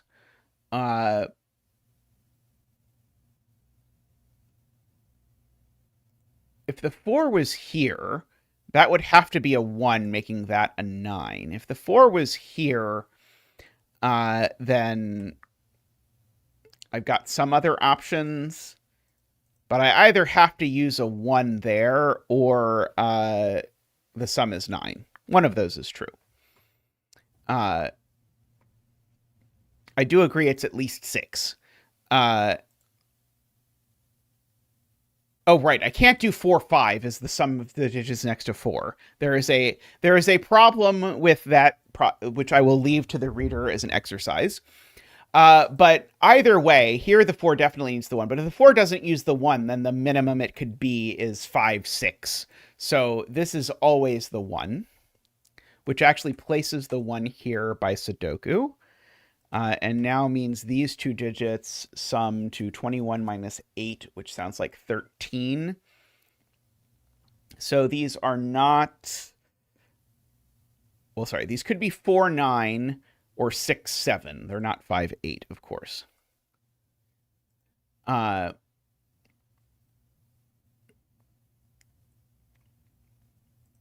Which tells me one of these two is a 3, I guess. It doesn't sound useful. The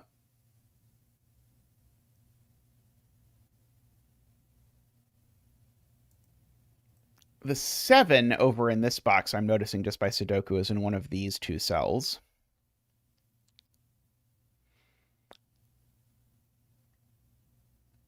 But I don't think I see what to do with that.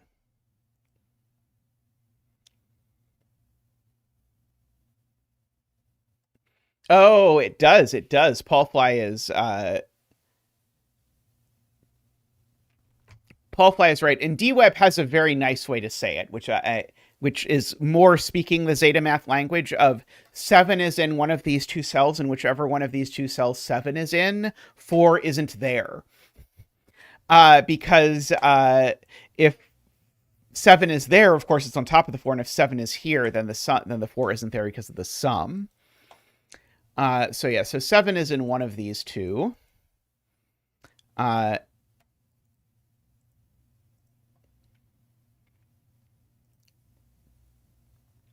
For whatever that is worth.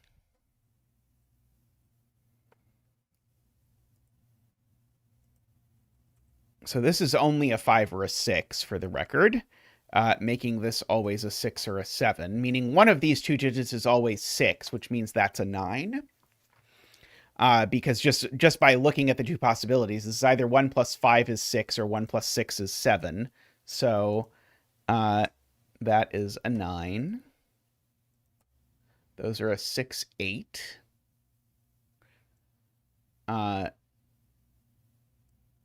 So that 8 is now getting placed in one of these two cells. I don't know that that's worth pencil marking. Let's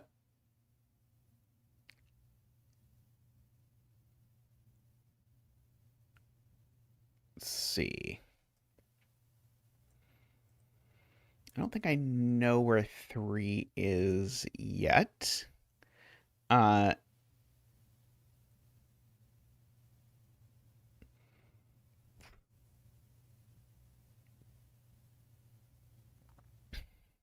Dorlier is encouraging us to investigate where 6 can go in this box. And so 6 can't go here for a somewhat convoluted reason, which is that if 6 goes here, I need these two to sum to 10, except I've just made this a 2, so that's an 8. So 6 definitely doesn't go here.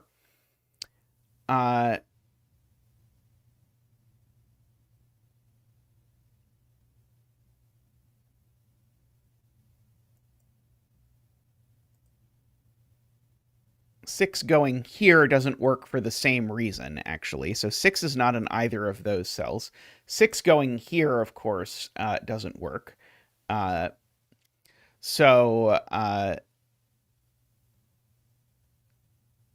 I guess we have to have a lot of patience to be willing to say, okay, 6 doesn't go there because the sum would be 9, and this isn't 9. This doesn't feel like a legitimate step. I think we could do it, but it doesn't feel like what we're supposed to do. Let's see. Okay, so what do we have left in this box to contemplate? 1, 2, 3, 4, and then we've got a 5. We know the 6 is over here. We've got the 7 and the 9, just for the record. I don't know that that really helped, unfortunately. Okay, this is box 7. We certainly know this isn't a 7, at the very least.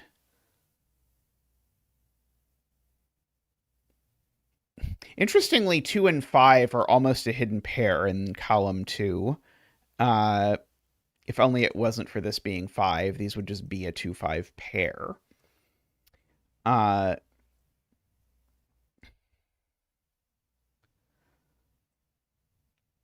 Let's see. Okay, so can 8 really go in this circle? If so, it has to be as 1, 3, 4.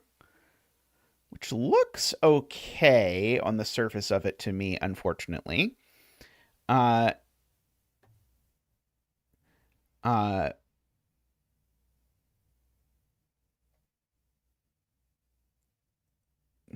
here would occur, 1 there.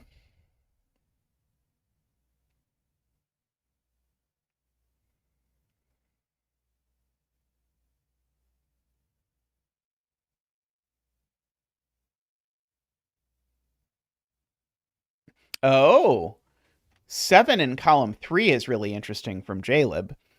I can't put 7 here because I need to put 1, 2, 4 next to it, and the 2 and 4 are already gone. I can't put 7 next to the circle because that's saying that the sum of the digits next to 7 is the circle plus another digit. And so 7 in this column actually only goes here, which is quite nice. Especially because it makes me able to identify that one of these two is 5, which removes 5 from that, which puts the 5 up here. And now we can probably do the 6 step without it being quite so bad, because now we know that that's not going to be summing to 6, because that's already too big. That would, so that's definitely a possibility. Yeah, that is much cleaner. So yeah, so we can rule out that of course all of those. Here, that's the only slightly messy one, and then this one we would need an 8. So yeah, so the 6 gets placed here, so that sorts out this whole box. Yeah, I just knowing it was a Richard puzzle, I assumed that we were not supposed to be doing the thing that required that much work. Or that kind of work, I guess. Okay, so 3 in this box now goes in one of these 2 cells, but it's not that one. Because if it's that one, I would need to make these 3 digits add to 23, and that's too many. So, in fact, that's a 3. Which puts a 3 down here. It's going to be awfully hard to put 3 in the circle, but I don't think it's going to be impossible to put 3 in the circle if I put the 9 next to a 1 and a 2. I don't think I know enough about where the 1 and the 2 go yet to rule that possibility out completely.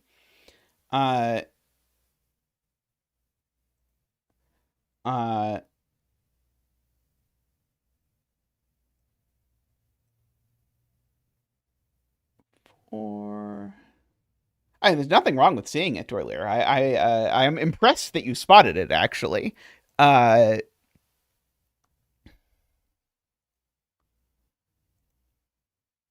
now these 3 cells sum to 20. So these 2 sum to 15. So this digit, so one of them is 6, 8, and one is 7, 9. That's not 7, 9. So this one is 7 or 9, but it's not a 7, so it's a 9, and that's a 6. And now this works no matter what. But in this row, one of these is a 4, and the other is a something. The other is an 8. I don't think I know anything about that yet. Oh, apparently I do. Apparently that's the 4 and that's the 8. Okay, so these are a 1, a 7, and an 8. That one not being the 8, of course. That one not being the 1. Oh, but there's a 6, 8 looking across at this, making that the 7, the 1, and the 8.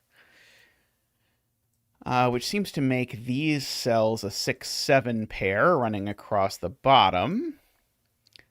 And seems to make these a 3, a 4, and a 9.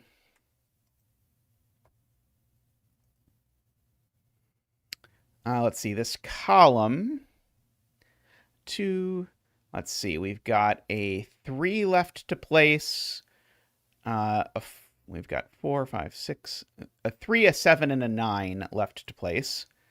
And this one of those can only be 9. So these are a 3, 7 pair. I now know the 9 is over here. So of course, if the 9 is here, that has to be a 7 with a 1, 2, 4. And so the question is, can I really make this a 1, 2? And I think I can, but not if the 9 is there.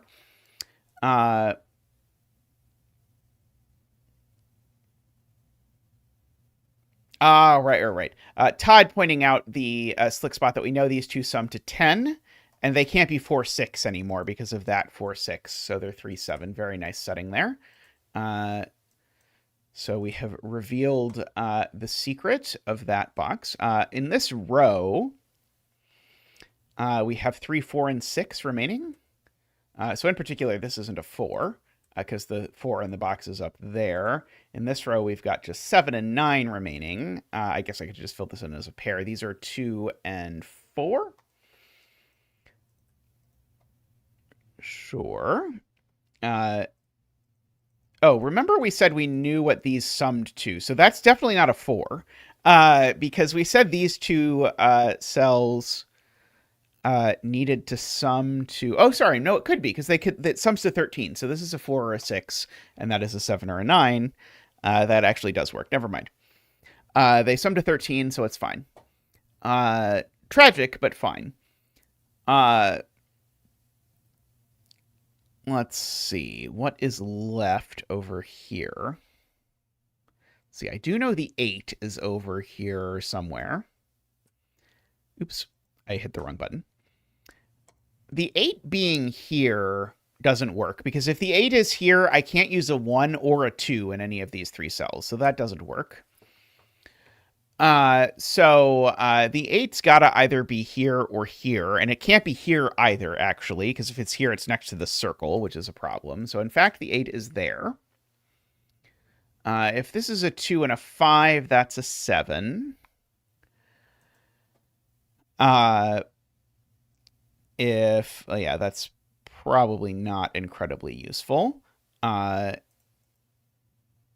I guess I could write down what the candidates of this are, but anyway, we can fill in these cells per Sayori's suggestion. 2, 3, 4, 5, 6, 7. So these are 2, 4, and 7. So one of these is a 7 in particular. It's not that one, because that would make the sum make the sum too big. Yeah, it would make the sum double digits. So one of these two is a 7, meaning the 7 is definitely a 3-digit sum. So this is a 6, 7, 8, or 9, and of course it's not a 7 or a 9, so this is a 6 or an 8 only.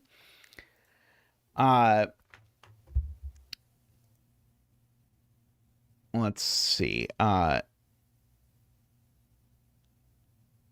agree we definitely need to touch a 1, although we're going to be forced to do that regardless. Oh, that is a pair in column 3 is nice. So we have left a 1 and a 5. Oh, and we actually know the order, thanks to a given. Crazy using givens in a puzzle. Okay, so now this is a 7 because I can't do this without a 1, per previous commentary. Let's see. What is this digit? It's 3 or it's big. Is it just always 3? Yeah, it's 3 or it's too big is hilarious. So that's just a 3. Visual pointing out we could have done it with parity, which would have been cute. Let's see. This row still needs a 4. A 6 and a 9. Okay, that one's never a 9. This one's never a 6.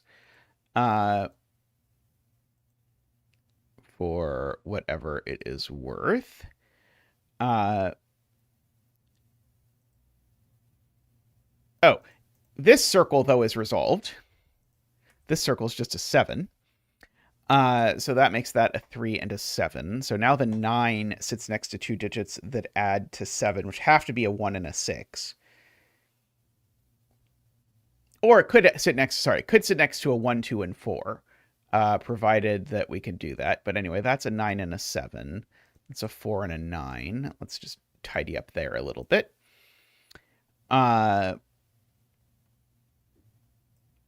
Okay, these are a 6, 8, and something else. And a 9. These are from 6, 8, and 9. I see, okay.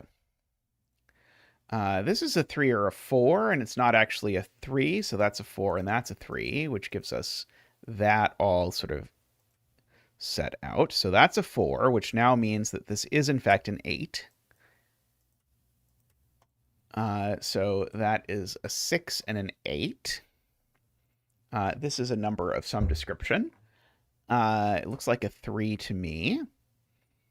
These are a 6, a 9, and the other one, a 1. Hey, Nell, how are you doing?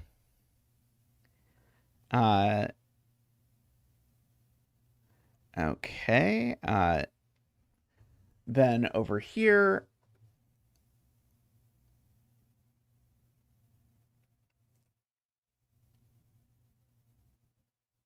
oh, there's one more 8, apparently. It goes there. So that's not the 9. So one of these two is the 9. That can never be the 4, actually, because if that's a 4, it makes that a 9, which then requires that to be a 3. So this is always actually the 6, which actually places everything. 6, 9, 1, 6. And now that is 2 and 1. Very nice. I enjoyed that one quite a bit. Let's have a look at what else we have laying around. Yeah, that was very nice. I enjoyed that a lot.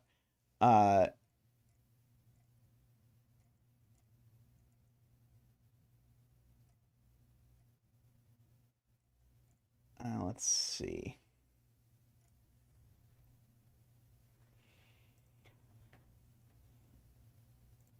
Okay, let's do this Woofer-Jacob puzzle, which might take us a little bit longer. Oh, thank you, Casey. Happy Pride Month to everyone. I should be remembering to say. Oh, this is going slightly off the edge of the screen. Let me move it just a little bit. Oh, it sort of snaps into place. Oh, I need to shrink it or something? There we go. It's still wanting to snap. There we go. Can you... No, you can't see that now. Okay, I'm going to have to let Tristan fix this because this is kind of a mess. I'll be back in just a moment. I was planning to just not take a break because the puzzle was short, but I'm going to have Tristan set this up. So be right back.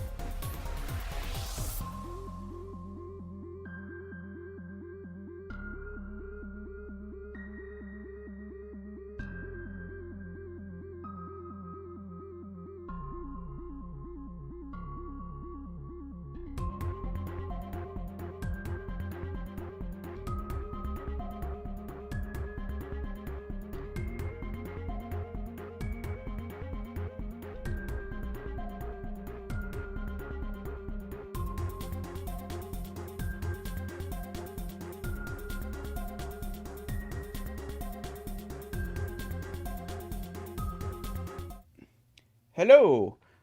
Welcome back. This is apparently my cursed existence with technology got the better of me, and all sorts of things happened that no one understood. But we're back with this puzzle, uh, which does have a tiny grid, but fortunately, since we only have to shade stuff, I think it'll probably be okay. I don't have to like.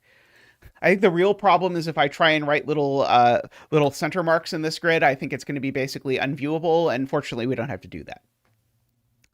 Okay, so we need to shade some cells so that the shaded cells are connected orthogonally by other shaded cells to the edge of the grid, and the remaining unshaded cells form one orthogonally connected area.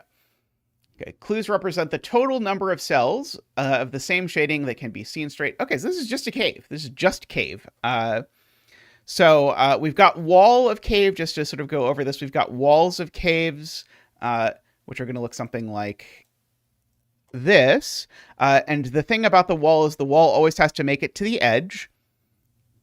And then we've got floors of caves, which looks like this. And I will try to stick to using the word the wall and the floor for the reason that when one refers to the cave part of the cave, it's sort of unclear whether one means the wall or the floor. And I tend to just vacillate back and forth between the two of them. So we'll have something like this. The greens have to be connected to each other. The grays do not have to be connected to each other. They just have to be connected to the wall. This is a no checkerboard genre, however. So if you've seen, there are a few different no checkerboard genres. Here is a example of why that is true. So basically, the grays have to connect to the wall. So if you want, you can think about it. I usually explain this the other way, but I'll do it this time. If the two grays connect to the wall, the problem is I've now made it impossible for the green to connect to the green. Or if you connect the green to the green somehow or other, oops, imagine that I've connected the green to the green like that. I've now made it impossible to connect the gray to one of the grays to the wall. Okay, so even though it's not an explicit rule, it is an implicit rule that that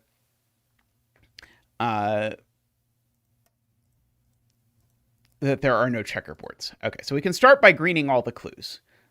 So we'll do that. That way we will feel very productive. Okay, green, green, green, green, green, green, green. Green, green, green, green, green. Which one says wait. What?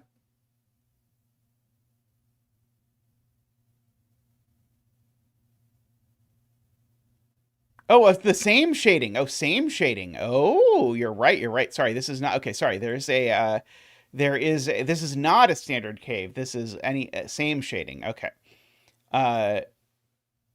Right. Okay.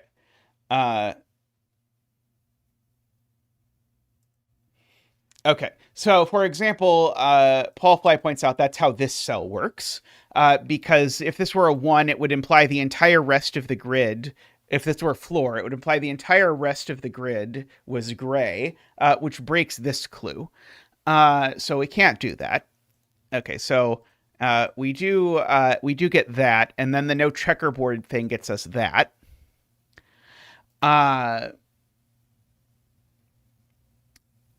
Okay. Do we have any other ones? That would be appreciated. We do not seem to have any other ones. Okay, so when I said this was completely standard cave, that was a lie. In completely standard cave, the clues are unshaded. Okay, let's see. So one of these two is floor, at least, because if they were both cave, that would be a problem. If this is floor, all of these are cave. Let's see. 1, 2, 3, 4, 5, 6. Okay.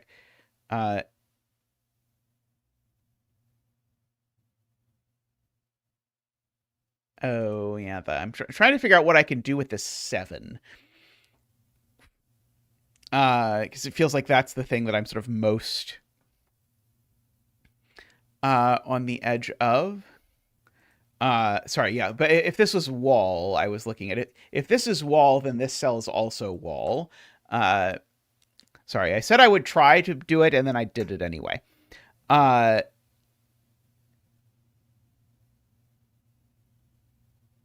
The 8 in row 5, column 17 can't be the same color as both of the 3s. I agree. Because if the same color as both of the 3s, then one of the 3s is broken because 8 is too big.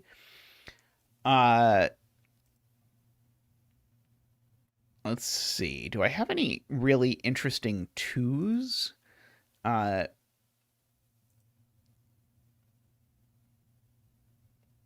Row 12, column 4 has to grow up a cell. If it doesn't grow up a cell, then it only grows in these other directions and it breaks the 3. I agree with that. Heaven help us if that's what we're supposed to see, but I agree. These are definitely in the same omino.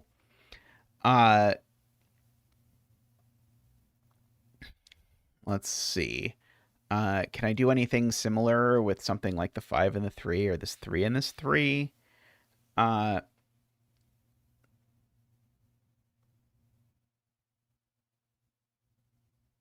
the 3 and the 3 are the same, this isn't the same.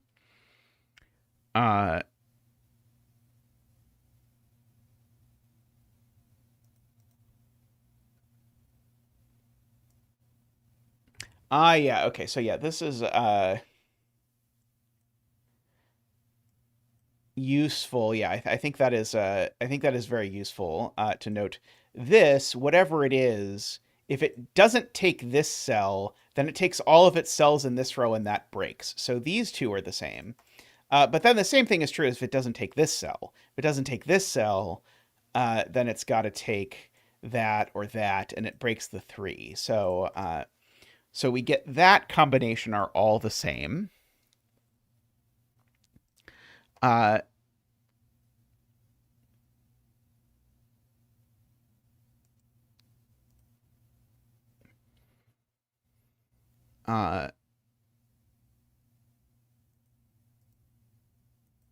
now, of course, if this 4 is the opposite, then the 4 is done.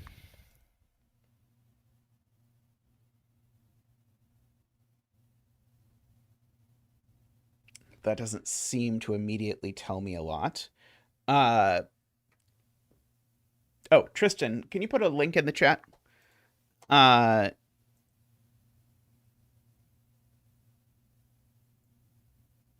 certainly growing one of these directions.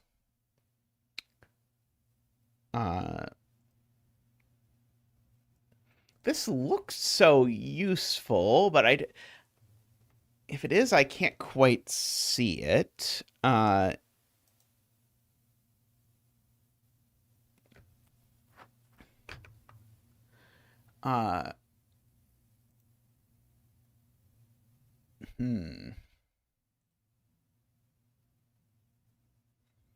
That's not quite there enough.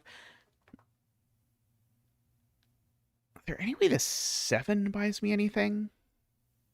Oh, here's a good point. If this 7... Maybe it's not a good point. If this 7 is green, it makes the 3 gray.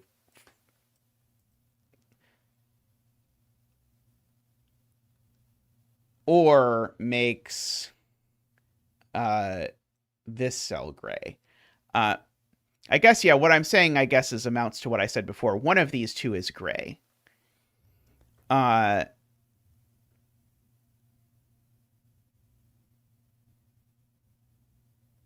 I don't know. I don't know exactly what to do with that yet. Hey, Paul, bye, Paul Fly. Have a good day. I don't know why I have a weird streamer have a good day voice, but somehow I do, and I can't stop. Let's see.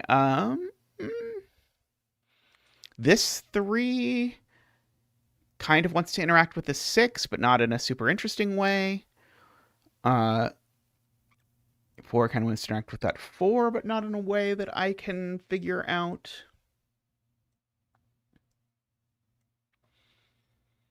If the 7 just took all of these, then this could just be a collection of wall that would just look like that.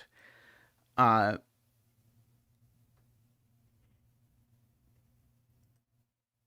but now I think the 7 could even do that, and I think it would be okay. Uh, oh, well, that wouldn't be okay, I should say. That would be okay, though. 9 in row 10 in column 20. Yeah, that could they both be gray? That is an interesting question.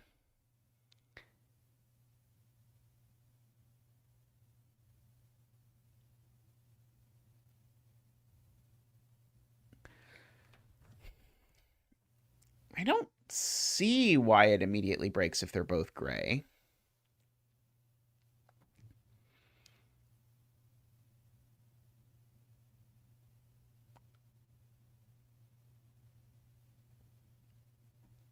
Does it somehow involve like these things? Like I don't even think there's a problem with these being the same color or not being the same color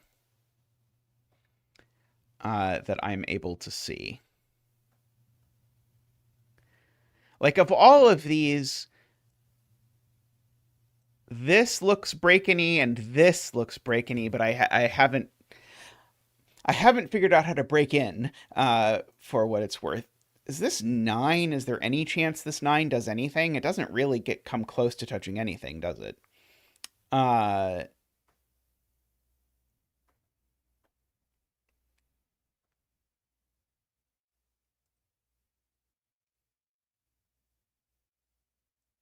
let's see. So we're the same color. It kind of does something with the 6. Yeah, like maybe I'm looking for two adjacent cells that I can prove have to be different colors. Uh, like the Emma point earlier that this 8 is definitely not the same color as both 3s.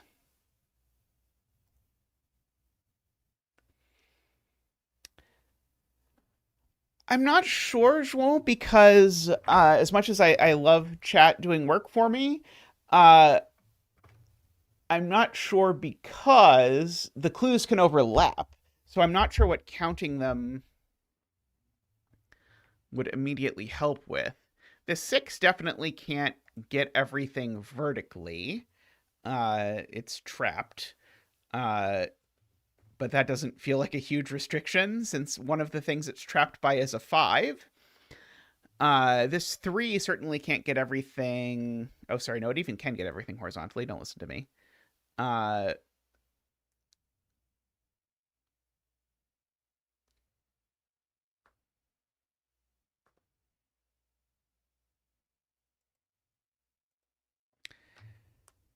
uh,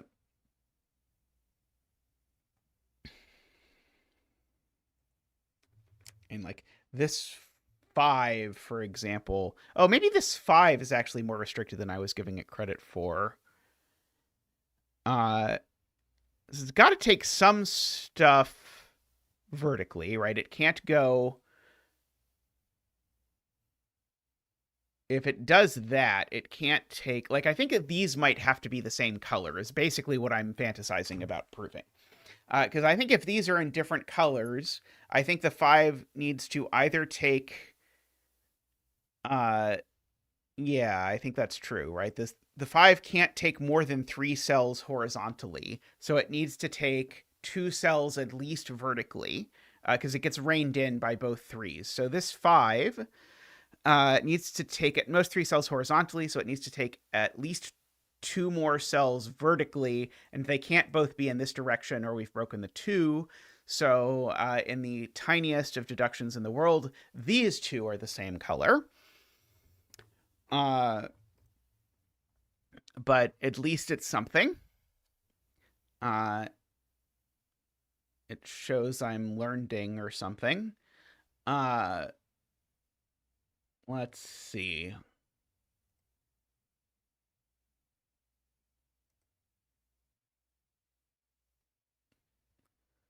I mean, the wall can get cut in two, right? That's not. It's not as though.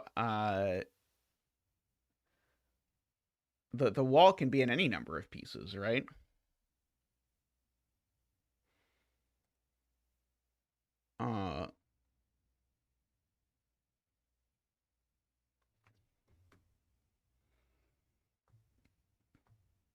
There's like a world where if the 8 is wall, we have to be slightly careful that we don't go all the way up here. But I think if the 8 is wall, we could go plenty far over here and some up here without doing it actually. Maybe that. So if the 8 is wall, I can go sort of at most 5 in this direction. Plus 3 here. That's exactly 8, and that doesn't break.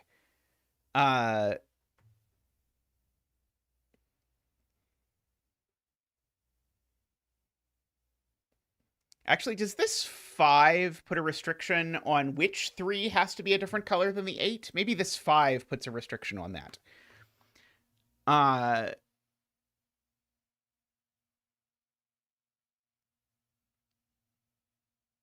So I think these being the same color, I think breaks. If these two are the same color, then I need to take at least 5 more cells horizontally. But I can't because it will break the 5 or the 3. So actually, these two specifically are different colors. If I want to make that like blue and red. Do we agree with that claim? And I think that's going to be huge. I mean, at least I think it's going to let me color more cells of the grid than I've ever been able to color before, because now this 8 takes at most 5 cells horizontally, so it needs to take at least 3 further cells vertically, which I think is going to make all of those blue. Okay,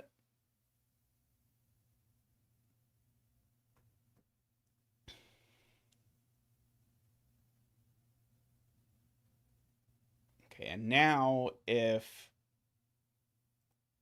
Right, and now if the 8 does join the other 3... So why did it break the 5? Let's be sure that I'm right. If these two are the same color, we get at most 3 cells in this vertical strip. So then we need 5 cells in this horizontal strip. More than this one. So it means really there's 6. That's the slightly confusing thing to say out loud, because I need 5 more in the horizontal strip. And that 5 more in the horizontal strip is going to put 6, in fact, actually here, and it's going to break the 5. So, yeah, so we get at most 5 this way, so we need 3 more this way. And now, if this 3 is blue, it just doesn't work, because if this 3 is blue, then we get at most 3 this way. And then we need 5 this way, and that doesn't work, so that's also red. And so now we go 1, 2, 3, 4, 5 this way, so we need at least 3 more blue that way. Why does what break the 5?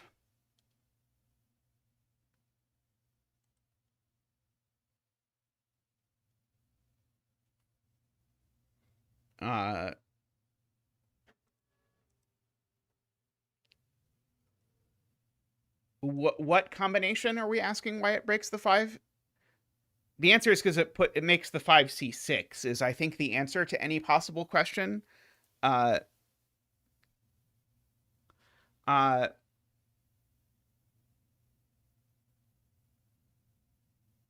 It forces the 5 to see 6 cells is the answer, Emma.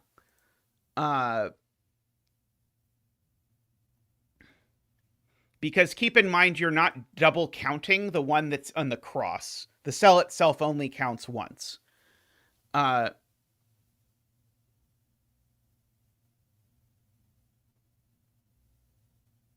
5 cell does see itself, Emma. Like if I go back and I try and make this, that's 3. Now what am I going to do? 1, 2. In order to make this 8 work, 1, 2, 3, 4, 5, 6, 7, 8. now I have made this 5 actually C6, if those are the same color. And there's no sort of variation or wiggle on this at all. Yeah, the everything includes itself. Everything includes itself. Okay, so the 5 C's, let's just count. The 5 C's, 1, 2, 3, 4, 5, 6. The 5 C's itself, and 5 more cells, which is 6.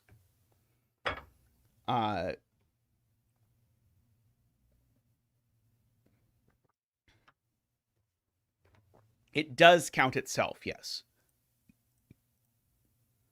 Okay, so then once you have that, then we end up with this. And so then we end up with saying, okay, we get at most 5 this direction, so we need 3 more this direction.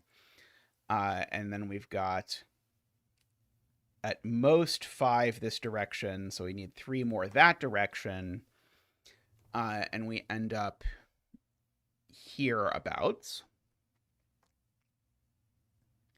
3, 4, 5, 6, 7. Is, I think, where we have ended up. This red can't grow up twice, so that cell's always red, whatever color red is. I don't know what color red is, but I know that it grows this way.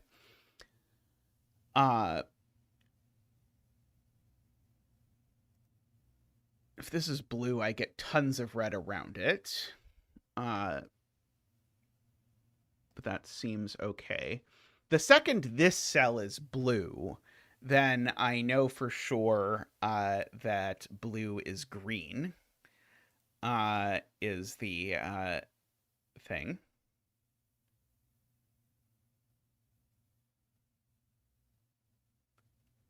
Oh, okay. Eckbert is right. If blue is wall, it needs to touch.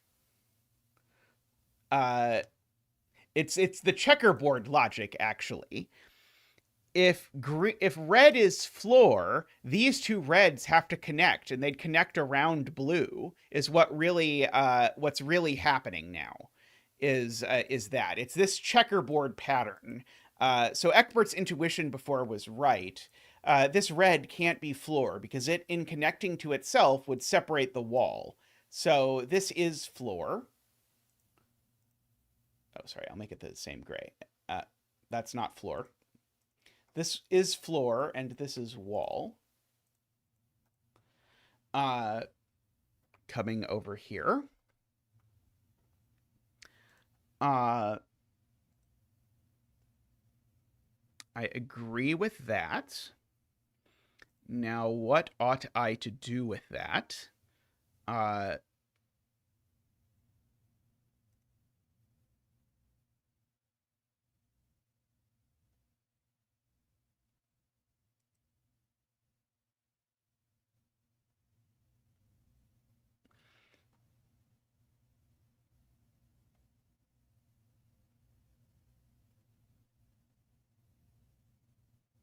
think these two are always opposite colors, because if these two are the same color, it screws up. But I think there's something like, it's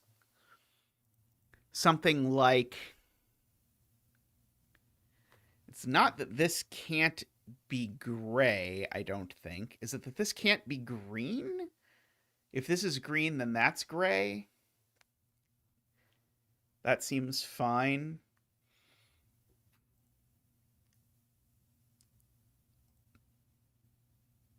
I think I am just missing some piece, but something's going on. The way this 3 and this 2 are interacting is very suspicious to me. I know that 2 out of 3 of these, at a minimum, actually, sorry, exactly 2 out of 3 of these are gray. Because of the 5. The 5 needs to see 1 more green.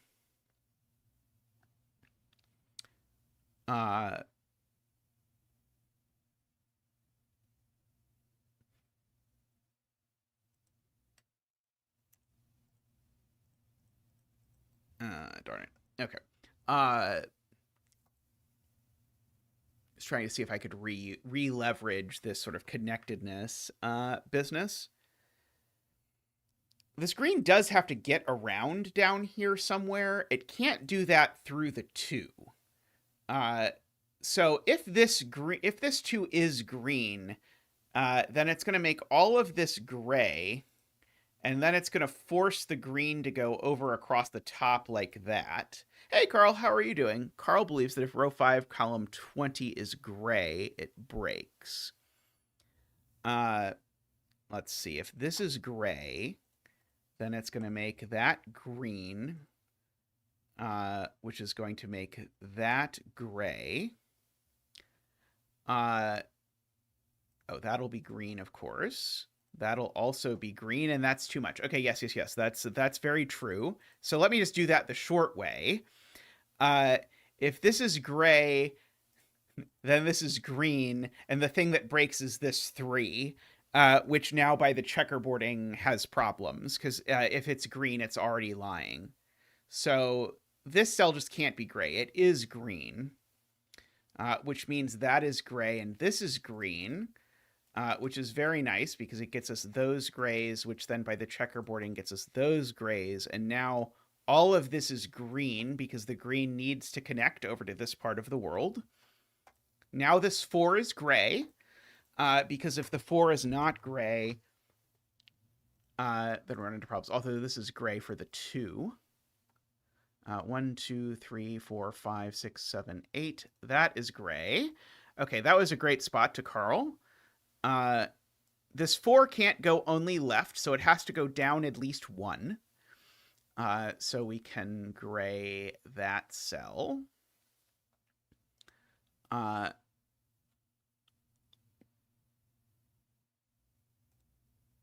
Yes, this feels like we have made substantial progress.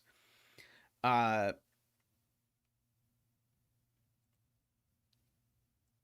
going to claim we've solved the puzzle, but we've at least done something. At least one of these 2 is green, I suppose. I do have to be careful, continue to be careful about connectedness. This 3 is green. It definitely grows out some. So this gray has to touch a wall is the real thing I have to be wary of. And so if the wall this is going to touch is over here somewhere, then this gray has to be a little bit extra careful that we don't sort of accidentally box out the green going around. Let's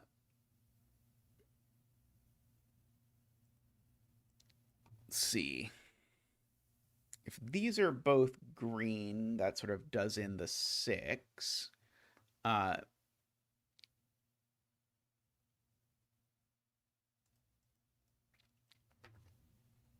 Forces all of that to be gray.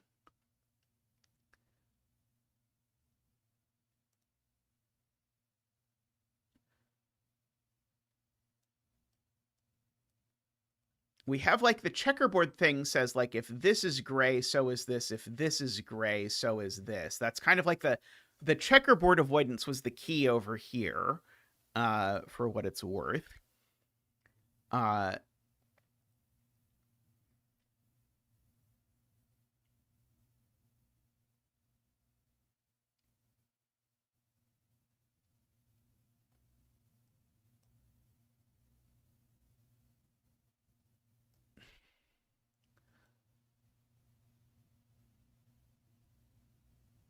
If these are all green, I end up with sort of a wall of gray around here.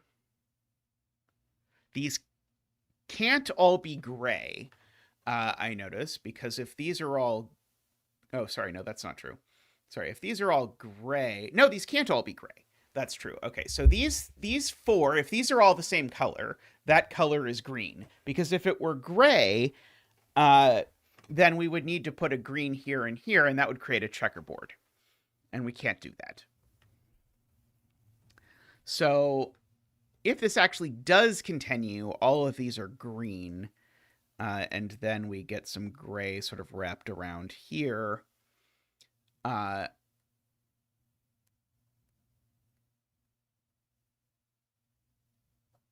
green would have to run over here. Okay,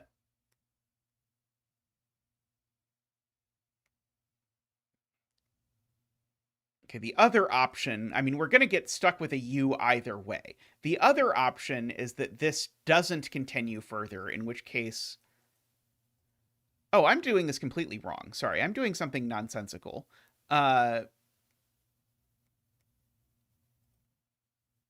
no, it's not nonsensical-ish. It's, yeah.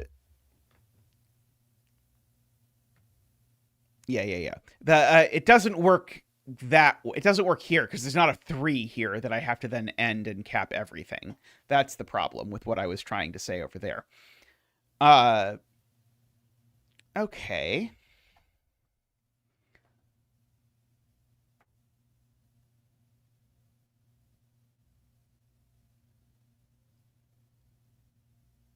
So, row 6, column 17 can't only grow left, says Carl. What happens if it only grows left that's bad? The 5. The 5 ends up broken, right? Because the 5 only gets one more. Right. So if this goes gray, gray, then the 5 here gets sort of pulled by the checkerboard rule around the corner, and then the 5 ends up too big. So the gray grows down at least 1. That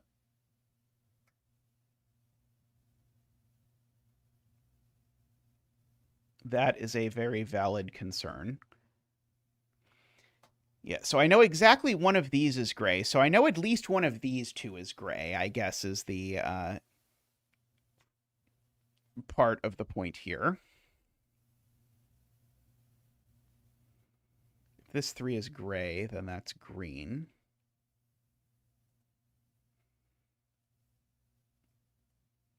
Do these just have to be different colors? No, they could both be green, right? I think they could both be green. Let's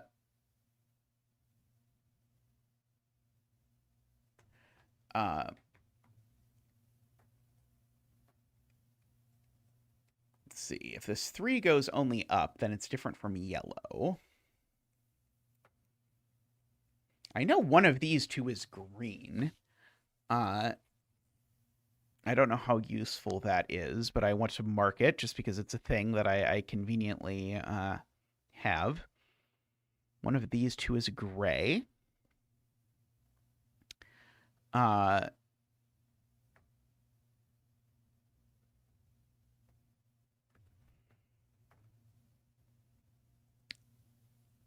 see. That's gray. I end up with a bunch of green over here.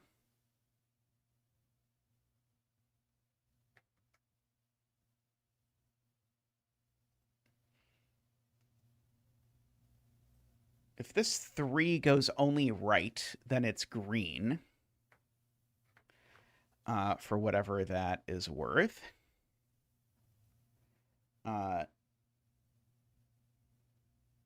But I can't quite see what that's doing.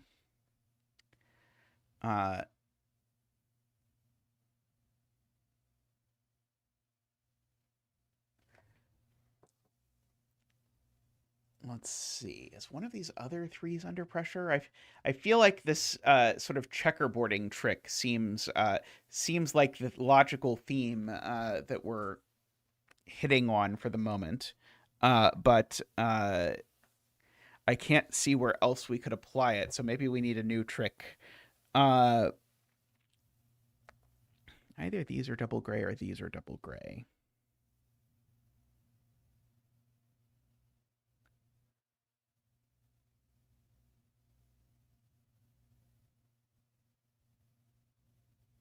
Okay, so if this is yellow, then we know all of this is wall. If this is purple, then it has to grow a fair bit.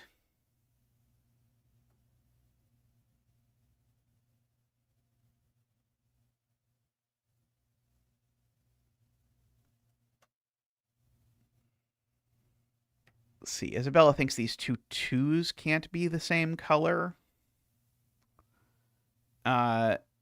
Yeah, because if they are the same color, then by checkerboarding, we know one of these is yellow. It could be, say, that one, and then we would end up with that all enclosed. So what's true is the two twos can't both be green, I guess, is the problem. Because if we do that, then we end up enclosing it. So they could both be gray, but they can't both be green. I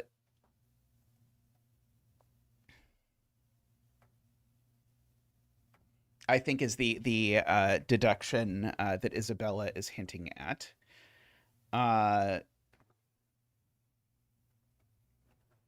Let's see.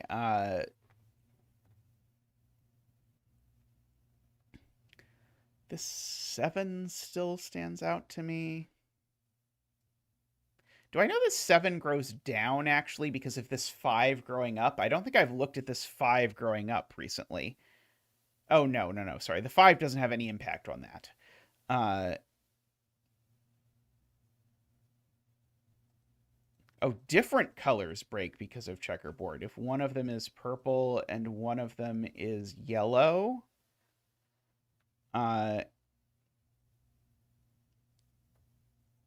then you end up with something like purple, yellow, yellow, yellow,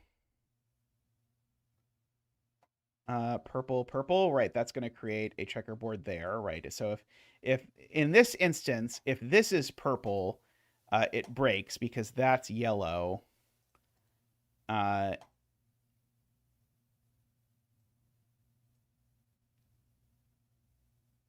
And now this is yellow, and therefore that's purple. That's weird. And so that can't be purple. What if that's purple? Well, then we make both of those yellow, and that breaks right away. And if we make that purple, I assume it's symmetrical. So now I have made this yellow, and this yellow, and that purple. So very weird. If we have these two diagonal twos, it breaks if they're different colors because it always creates a checkerboard. I bet there's an elegant way to see that that's always going to happen. But I did not just do it for you. But I did just check. These can't be different colors. So they're the same color. But we just argued if the same color that they are is floor, that breaks. So they're in fact both wall. Do you agree, Isabella, that I incorrectly interpreted that? I think that is what we have concluded. Okay, and that makes this cell green because of that, which then also makes that green. And now this gray has to come here, so that's green. Okay.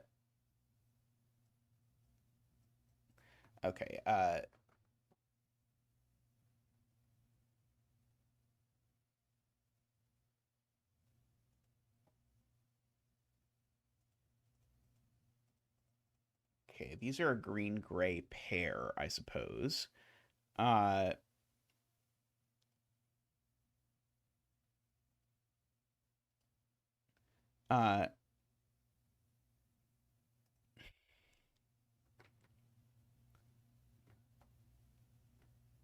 Being green or being green and specifically connecting there?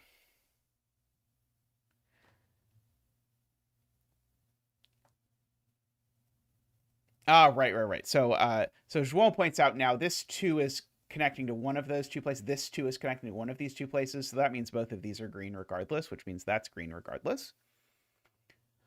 By checkerboarding. Good. Okay, and so this is always green. Because if this is gray, it makes that gray, and that doesn't work. And probably the same is true of this. If uh, this is gray, it makes that gray, and that doesn't work. So this is also always green. So we end up with this little pattern over here.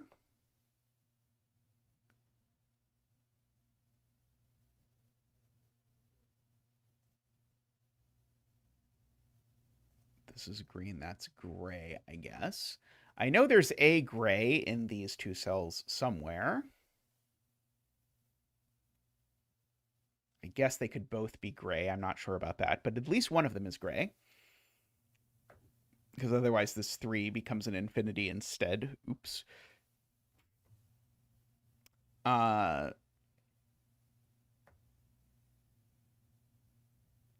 Let's see.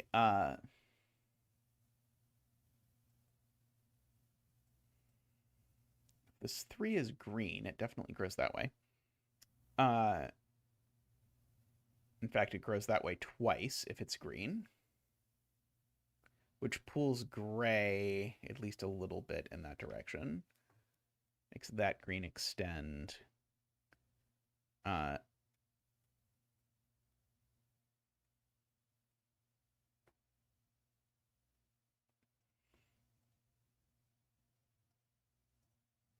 Okay, the world where both of these are green, I just wanted to take a look at for a second, because that world definitely forces both of these being gray.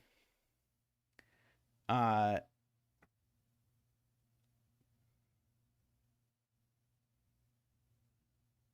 now if this is gray, it breaks, because if this is gray, then I have green running down here and it breaks. So this would be green.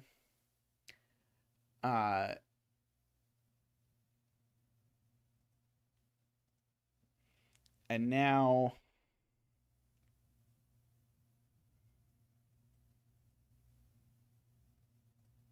Yeah, I don't quite see if this breaks immediately, but it might. Can row 8, column 14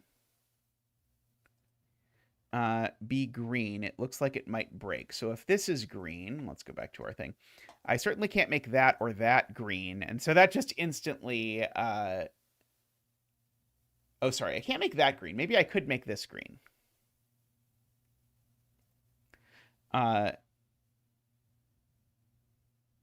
So this would certainly be gray in that universe. Which would make that green. Which would make that gray.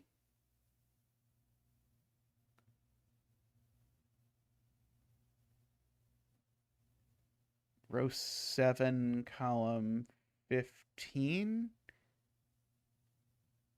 Right, that'd be gray, which would make that gray. Make that green, which would make all of that gray. Oh,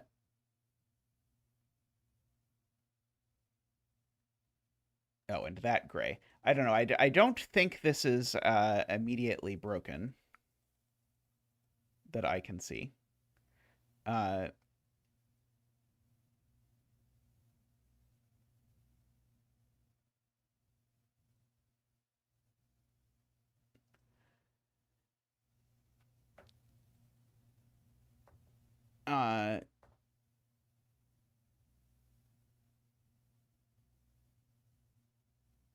Let's see. Agree with Joel. That sort of let me fill in a bunch of stuff, which sort of makes it feel correct. Carl is now wondering if this being gray breaks connectivity. So 1, 2, 3, 4, 5, 6, but I can't get more than 4 this way because of that 3. So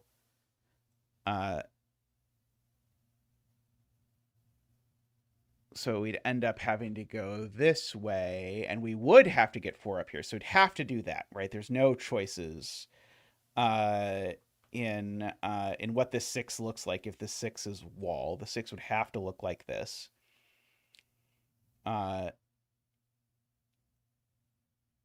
this would be green.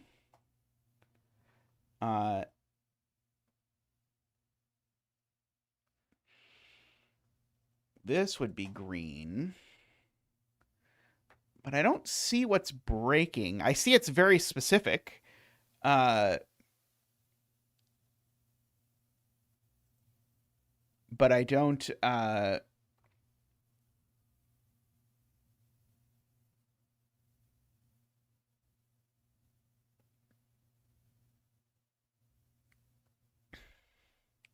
it's going to have to take one of the threes. If it takes this 3, then definitely dead ends. If it takes this 3... Yeah, if it takes this 3, we cut it off. If it takes this 3, then we end up having to make that green, that gray, and then we've created a checkerboard. Boy, that's complicated.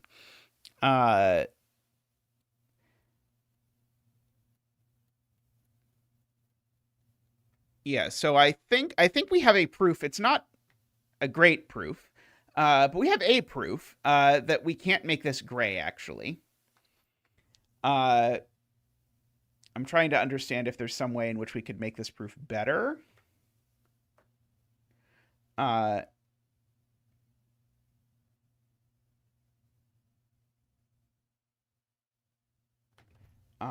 maybe this breaks in some easier way, but basically, in any event, we certainly have that has to be green. Maybe row 8, column 15 can't be gray. Let's see, if this is gray, it makes that green.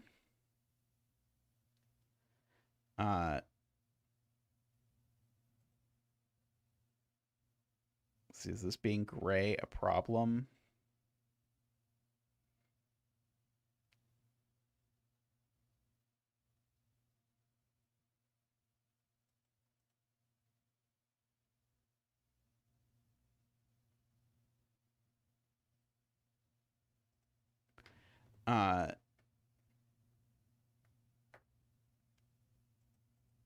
Row 8, column 14 is what we're actually talking about. Maybe that can't be green. So if it's gray, maybe there's an issue. It certainly couldn't grow. Oh, maybe it could grow that way even.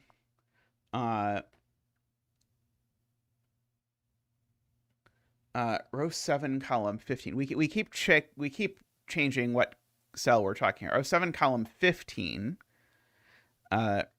Saying that can't be green because if that's green, then we end up with this being gray, which makes that gray.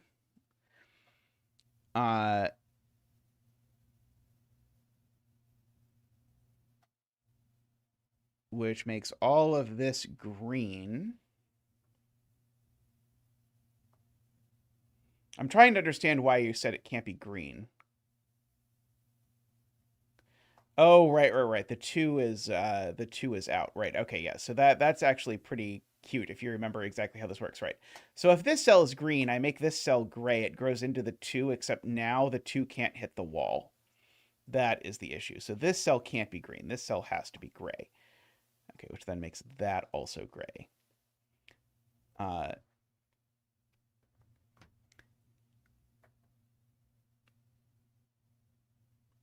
Okay, agree.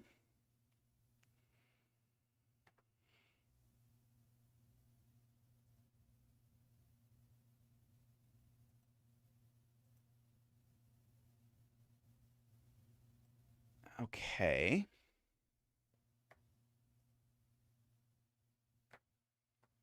Do have to be a little bit careful here with the gray. Like if this is gray, it's going to be tricky. But it might be even trickier if this is green, but I'm not sure.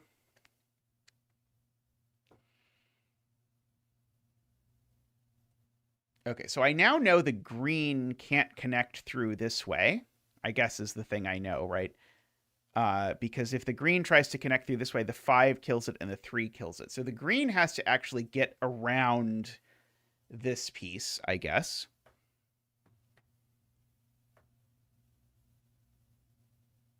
Oh, actually, Isabella has even better. If this cell is green, now actually both of these are gray and both of these are gray, and now the green just can't connect at all.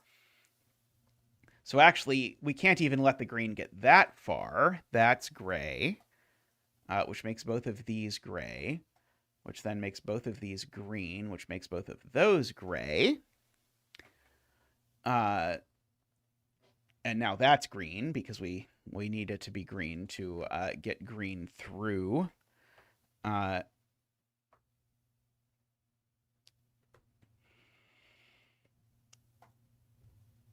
Yeah, this is now green because it's gray. It's already broken, which does make that gray, which makes that green, which makes that gray and that gray, and that gray.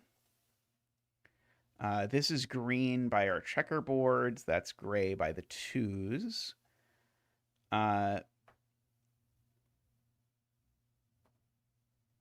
Okay, if this 9 is gray now, do I have problems? Maybe not. 1, 2, 3, 4, 5, 6, 7, 8, 9. Oh, yeah, the 9 being gray is a problem. Oh, no, sorry, it's not, because it's already connected to the wall. So that's not an issue.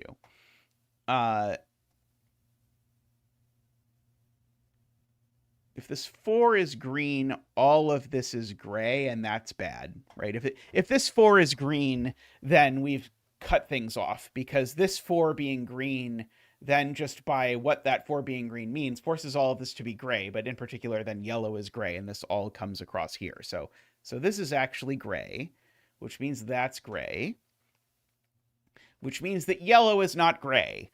Yellow is green, which means that's green. For what that is worth.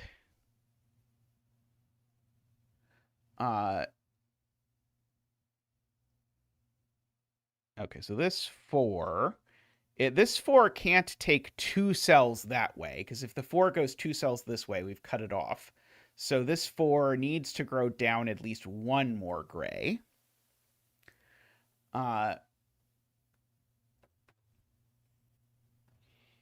If this is gray, we do force this 4 to look like that, but maybe that's okay.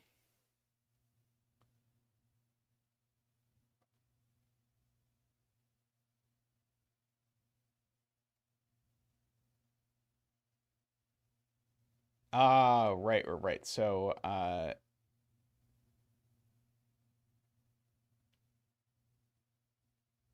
am I sure that I know what this is?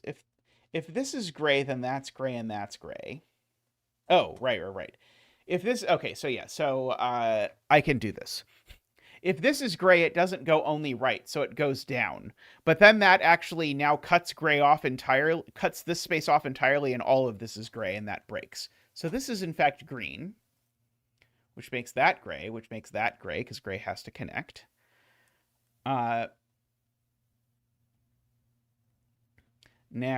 I need at least 1 green over here, because otherwise this 4 doesn't work. So that cell's always green, which then makes that cell gray, which then makes that cell gray and that cell green by clue. That cell's gray because of that. That was a very nice sequence of events.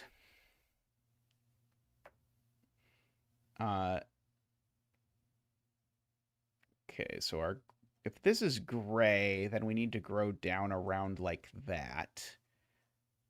Yeah, I guess if this is gray, we need the gray to look exactly like that, at which point the green goes 1, 2, 3, 4, 5, 6, 7. But I think that's exact. I think that was exactly 6, actually. 1, 2, 3, 4, 5, 6. Darn it. That seems plausible. Like, that seems like, unfortunately, an acceptable arrangement of things.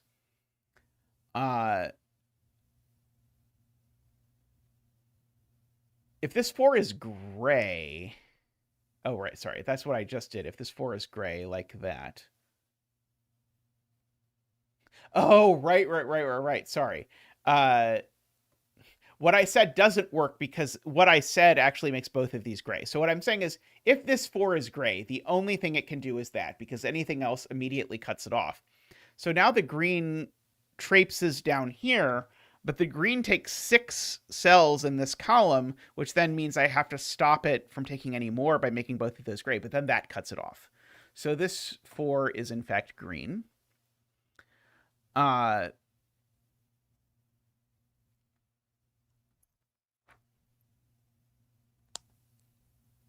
Okay, this can't be gray, because if this cell is gray, then the green has to connect through there, and that breaks the 4. So this cell's always green.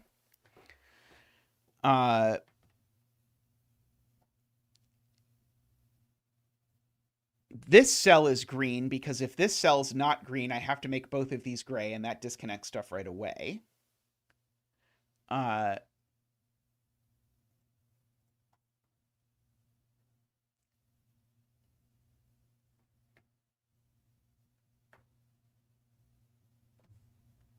Row 15, column 10. Wait, there isn't up to row 15. Row 5, column 10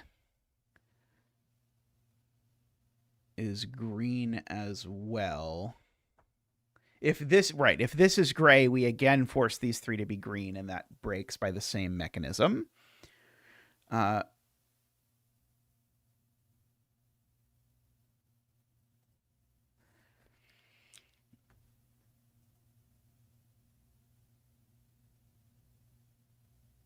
Okay, I'm trying to understand why we care what happens up in this corner at all. Like, what is it affecting? It's probably going to affect this 6 eventually.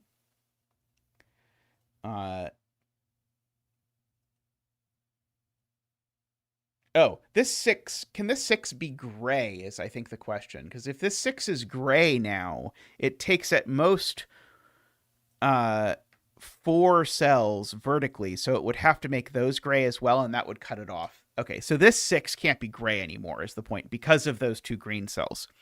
This 6 being gray, now because of that 4 and these greens, needs to take those, and that doesn't work. So this 6 is green. And I have sneezed. Apologies. Somehow I seem to have stopped mostly sneezing in 2s, which I always used to do. I don't know why. Hopefully it doesn't mean I'm dying. Let's see.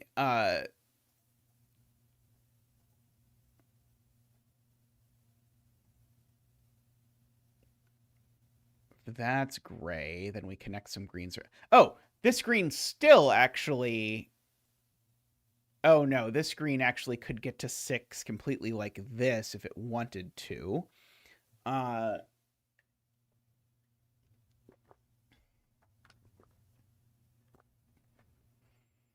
If this is gray, we know by our same argument that this 6 does that, is the only way that it could work.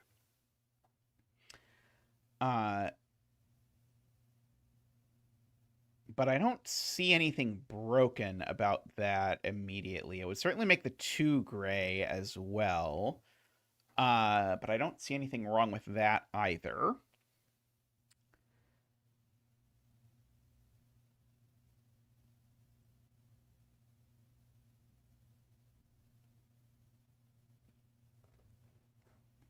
Yeah, it does seem like it forces a lot, but I don't see how it would break immediately.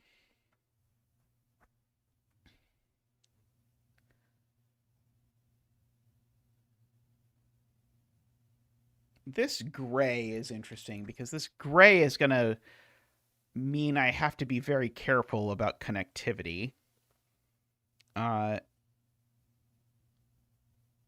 If I make this 9 gray now, I'm going to be at 1, 2, 3, 4, 5, 6 with the gray.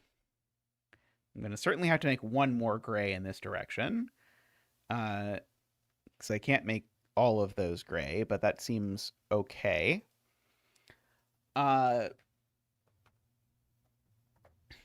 Presumably the right half of this and the left half of this can be solved independently now. So presumably if I like think really hard about what happens if this is gray, it's going to break. Like if that's gray, then I know that both of those... Actually, I don't even know that both of those are green, do I? Maybe I don't. Row 8, column 11 being green breaks the path. So if it goes up, then certainly it does. If it goes left, well, it just... Or sorry, if it goes right, it just can't. If it goes left, I think that's okay, isn't it? Like, this could be green, and then I could have all of this being gray, and it could just sort of keep going down there, right?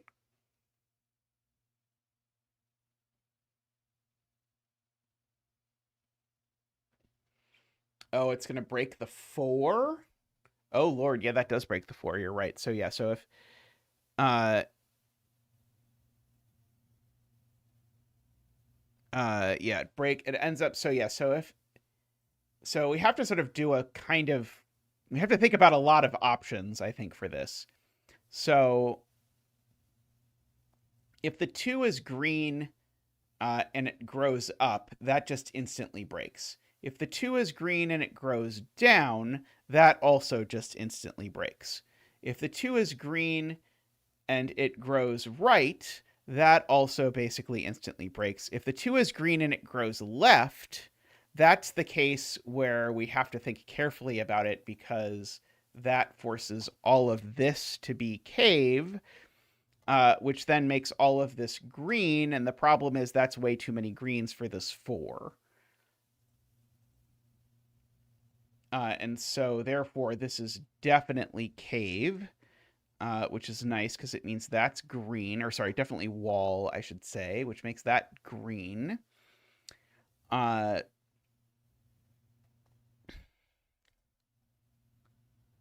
see.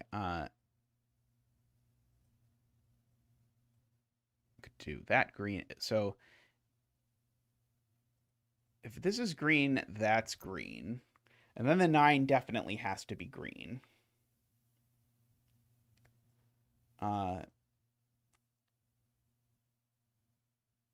If this is gray, does that break because of the confluence of greens I end up with? All of those being green and that being green. 1, 2, 3, 4, 5, 6. That would just have to be gray. That could be gray. No, that's okay. At least it looked okay to me.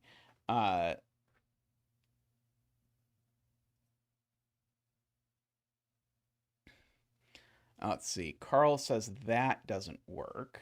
If I do that, I make all of that green. Which certainly makes that green. What's wrong with this? 2, 3. That would be green. That would be gray. Be green. That would be gray. This could be anything. All of this could be gray. This 4 is wrong. Oh, Lord. So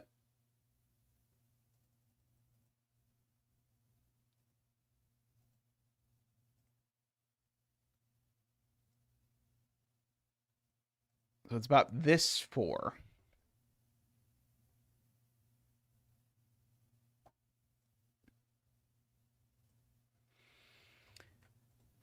Yeah, I'm trying to think if there's a more elegant way to say that. So if this is gray, then we get green sort of wrapped around there. If this is gray, then that's gray. So basically, if this cell is gray, that's the one for the 2.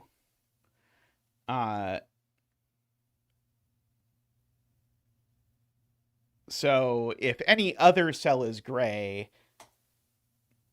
that's gray.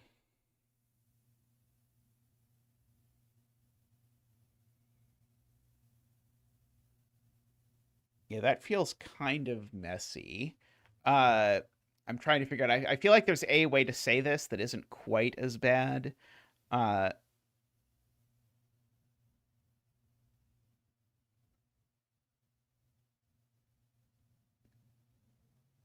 uh,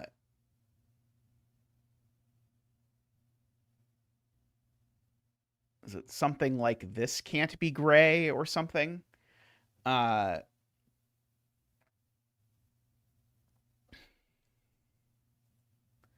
uh,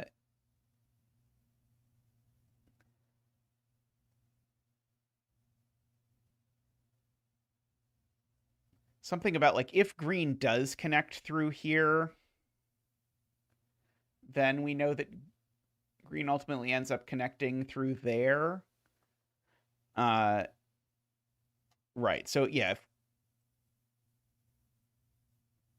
Actually, do I know it doesn't do something like that? Uh, to allow room for this. Uh, without using uniqueness.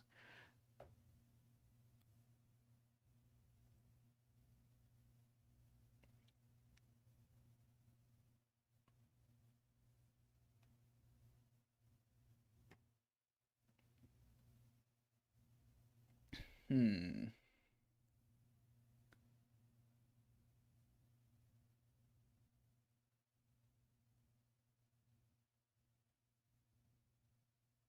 Okay.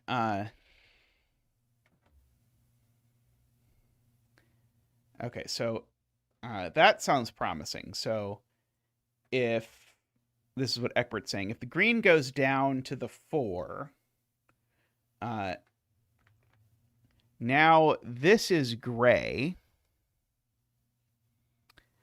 And then we've got green running through here. The 2 is going to come down like this. I still don't quite see it. It sounds plausible. So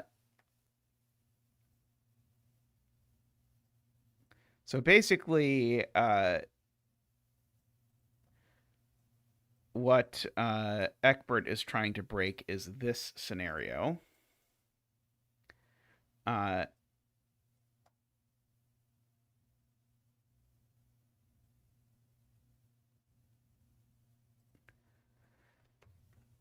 uh, and so now this is going to be green and that's going to be green. So the green ends up cutting off the 2 in that instance. That's not so hard to see once I know what I'm looking for. If the 6 takes the 4, it definitely smothers the 2. Yeah, the 2 here just ends up with green on all 4 sides, which doesn't work. Okay, I can visualize that. So the 6 doesn't take the 4. And if the 6 doesn't take the 4, that means that cell's always green. Because if I don't make that cell green now, I'm capping it at 5. Oops. Okay.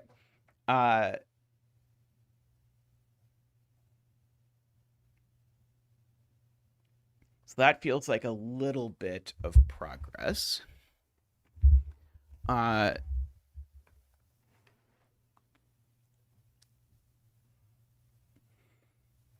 And so now the claim to make sense is that if this is gray, it breaks this 4 somehow.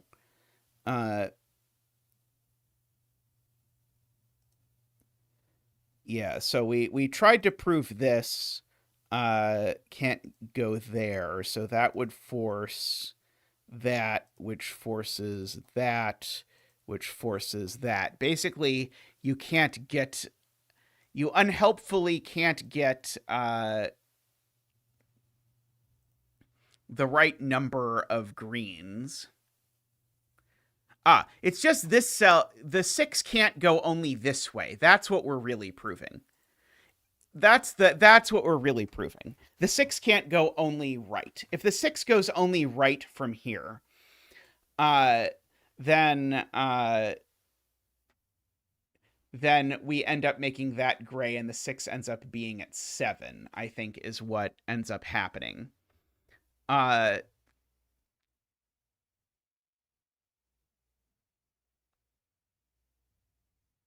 Although maybe that's not quite strong enough, but that's certainly something we can prove, is that the 6 can't go only right.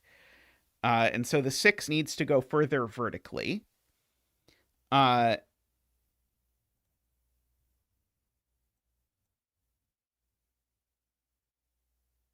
right. So the 6 can't go only right. So these aren't both green. So at least one of them is gray. And if at least one of them is gray, that one's always gray. Because if it was a gray here and a green here, that would make a checkerboard. Right? That's the point. At least one of these is gray, and therefore that cell's always gray. And now we can do this. Okay, we got there. We found a path that did not do anything gross, in my humble opinion. Okay, so that's gray, that's gray, that's gray because it can't connect to the green anymore. Okay, now this 9 had better be green, because if this 9 is not green, we need to make it huge. 1, 2, 3, 4, 5, 6, 7, 8, 9. In fact, it would exactly cut off the world. How convenient. It's almost like they designed the puzzle for that. 3, 4, 5, 6, 7, 8, 9, and gray. This gray hasn't connected yet, so it's going to come out in hopes of connecting. This 6, 1, 2, 3, 4, 5, 6 is done, so that is a gray 4. Not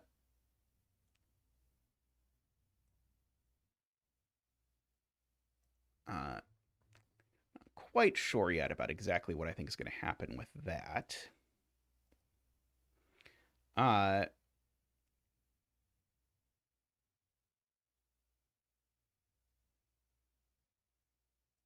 Oh, did I count the gray 9 wrong?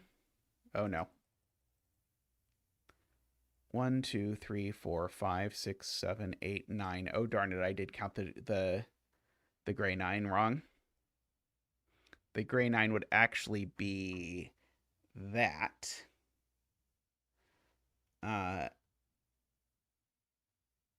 Which is a little bit unfortunate. Probably still doesn't work, but it's not as clear. It is still true that the 6 is done, so that's still gray.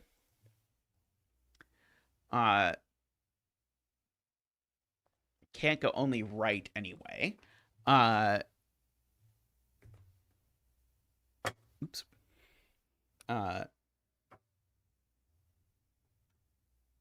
Let's see.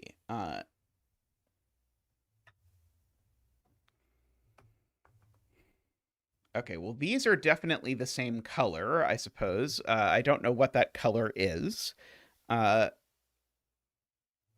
Actually, it's these 3 are the same color, regardless. I just don't know what that color is.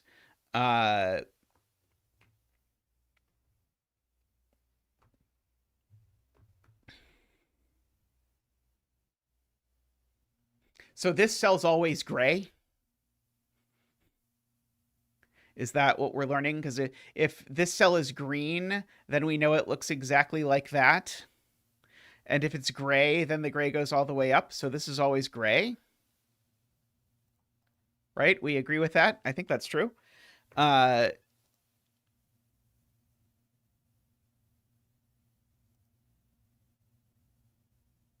this 6. Does it have to go left? If it tries not to go left, then it gets at most 5. Right. Because of the 2 3s trapping it. Right. So that's the thing the thing that Carl and Jim just said is the thing I've been looking for up here that has confused me.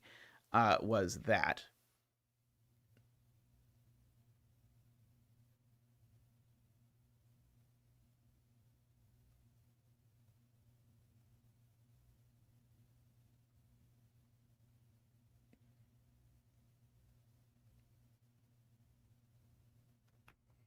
I mean, if the 9 is green, that can connect anywhere, right, Eckbert?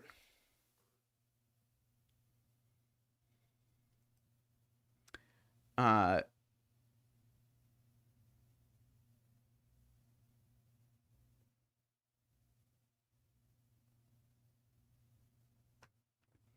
see, I'm being told this being gray breaks. If this is gray, that certainly can't be gray. Breaks what?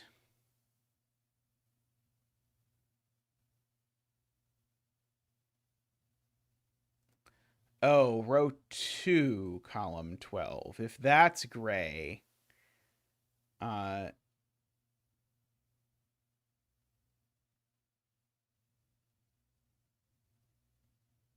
then we can go green, green, and that's fine. That would be gray again.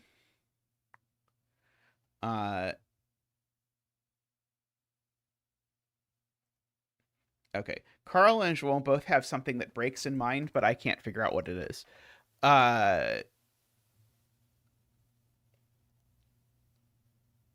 For over here.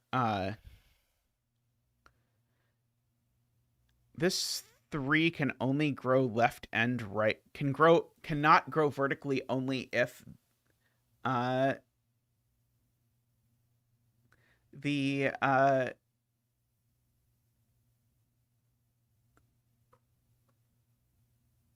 okay, I see this breaking. Yeah, if this is gray, then we end up with a green wrapping around here, which then forces this green 3 to be actually a 4. So this can't be gray. I definitely agree with that.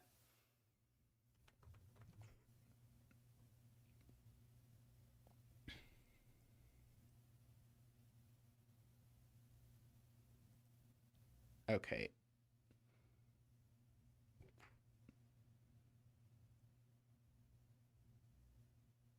Right. Now this can't be gray because if this is gray, I force this green to come through here. And this green coming through here makes this 3 into an infinity. So that becomes green, which then makes those both gray.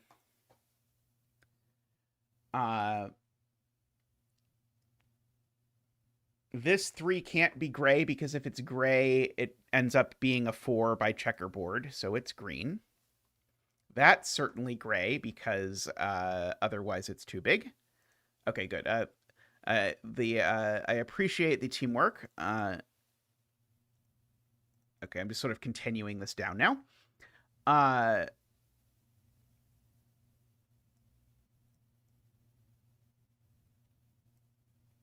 Okay, this 6 can't extend 3 this way because if the 6 extends 3 this way, it breaks those. So the 6 extends at least one more down, which means the green does this, which means that's gray.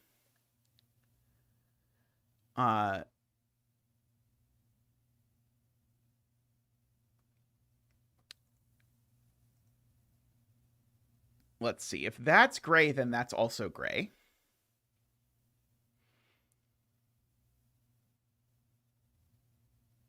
Which would finish the 6. Oops, sorry, I didn't mean to do anything there.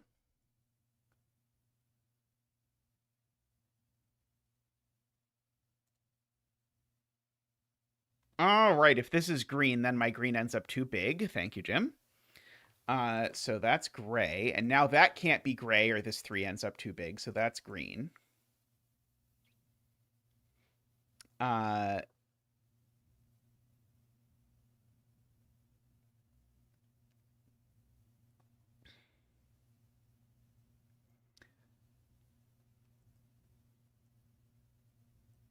Let's see.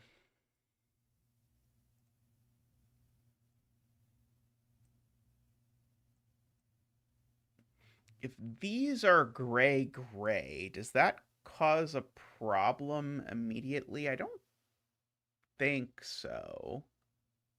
Uh,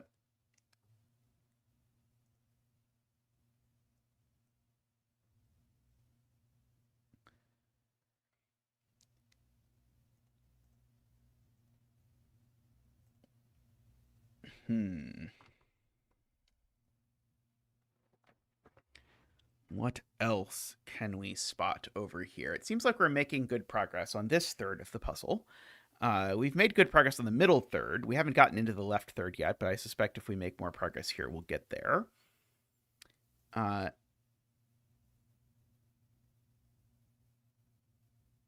If the 6 grows down, the 2 breaks. This 2? Right.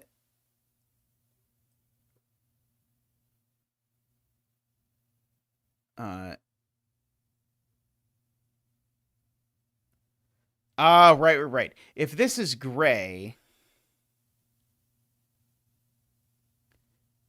Right. So yeah, so if this is gray, that's gray. But now both of these are green, which would make the 2 green and it breaks. Right. I was not quite thinking about that, but you're right. So the 6 can't grow to there, so the 6 grows to here, meaning that those things are green. Now, if this is not green, this is all gray and the 3s are lying, so that's certainly green.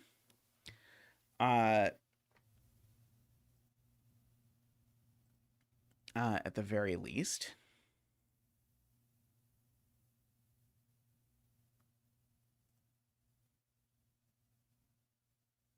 Let's see, Shmuel says if this is gray, it still breaks, but then I don't know that this is green, which is, I think, essential to the process, wasn't it? So if this is gray,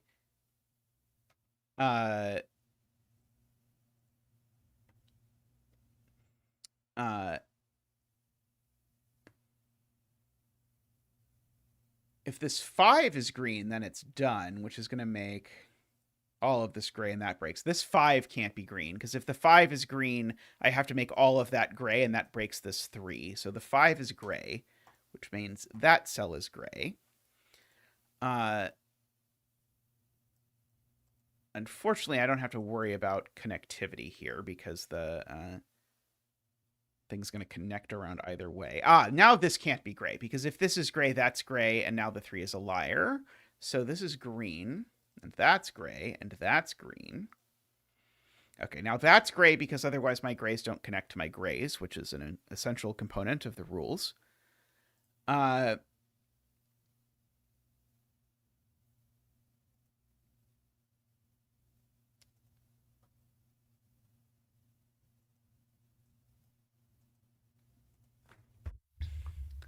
Let's see.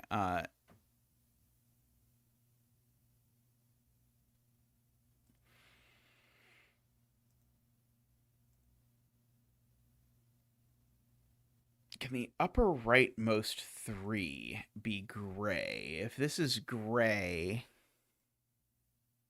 Right. If this is gray, can't go gray straight across. You'd have to go gray here. But now the gray has succeeded, and the problem that Jim is pointing out is that now we've put a green on the other side of the gray. So yeah, by connectivity, that can't be.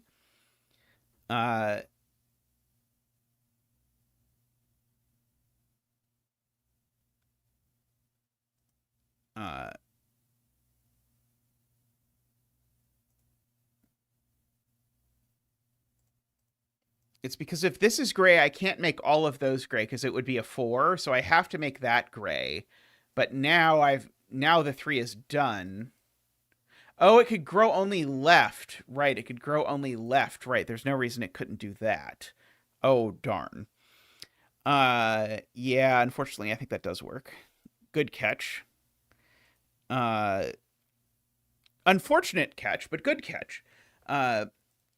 I mean, fortunate that you caught it, but unfortunate that it's not right, because I liked the argument a lot. Let's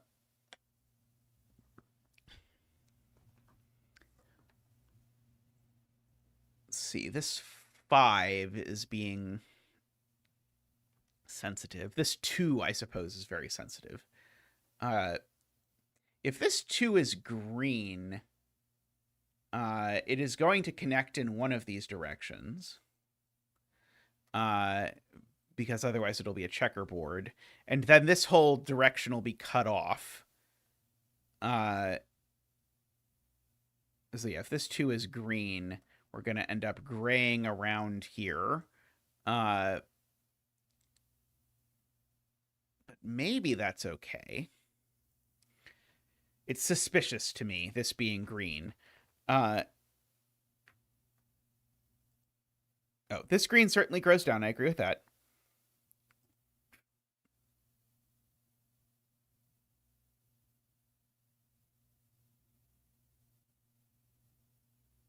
If this 2 is gray, certainly these are both green.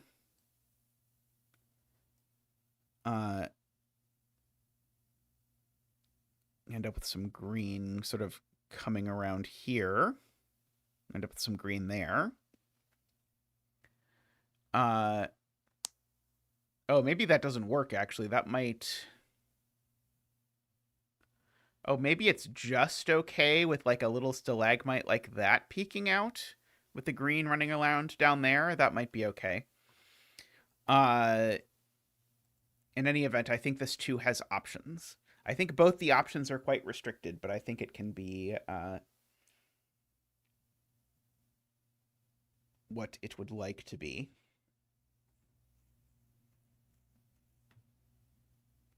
I think this 3 being gray actually forces Jim's world. If this 3 is gray, now... Oh, sorry, this could be gray. Sorry, this 3 could be gray, and that could be gray. Darn it. Never mind.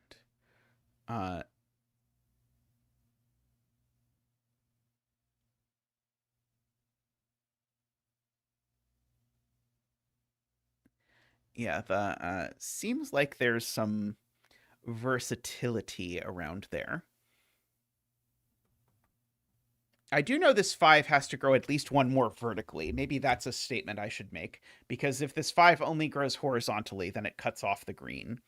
So this 5 needs to go either up or down 1. Do we see that one of those breaks? Yes, if this cell is green, then I actually know that cell is gray for what it's worth. Because I certainly can't take the 2 in that universe.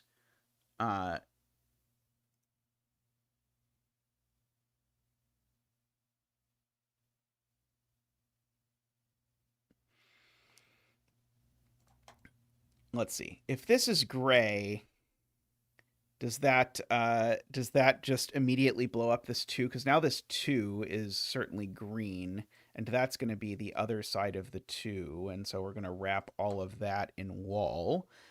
But that all looks okay to me, as best I can decide.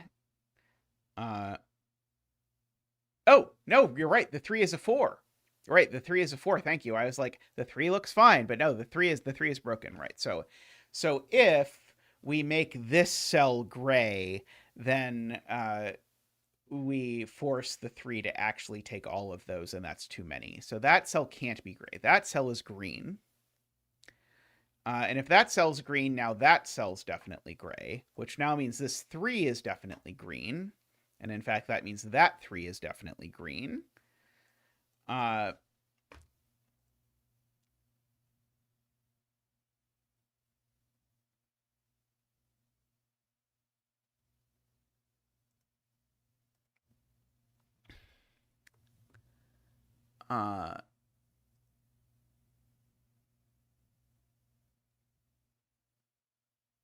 That's gray. That seems to work fine.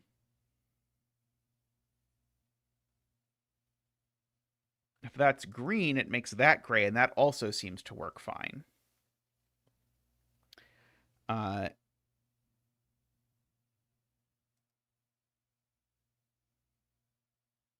Oh, this 3 being green, though. This 3 being green is a catastrophe. Carl is right.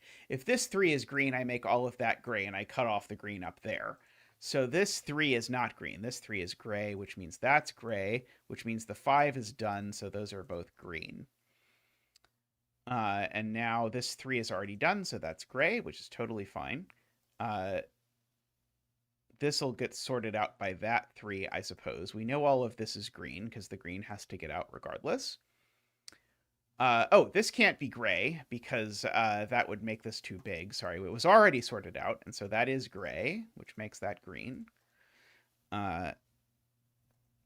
And that green, actually. And now if this is green, we create a checkerboard. Because if this is green now, then that's gray to finish off the 2. That doesn't work. So this can't be green, it's gray, which creates more green. Oh, sorry, this is the wrong gray. Which now means that orange is in fact gray. For those of you who have been eagerly awaiting that. And this is all green because of the 5.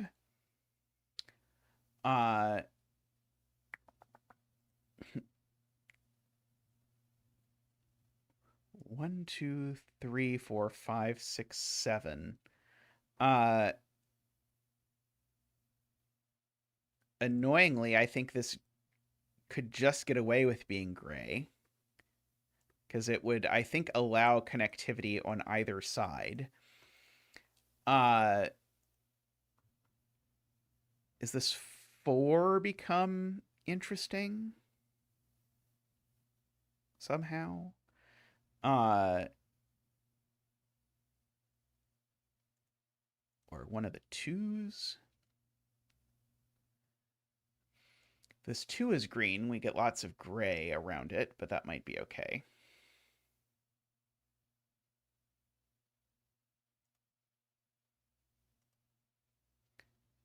Oh, 1, 2, 3, 4, 5, 6, 7. Right. So if this is green, it's done.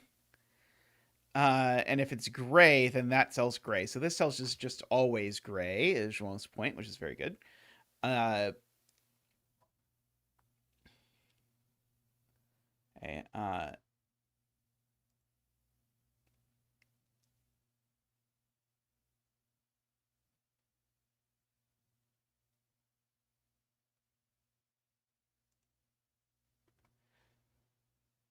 see if the green 4 grows up. I'm not sure.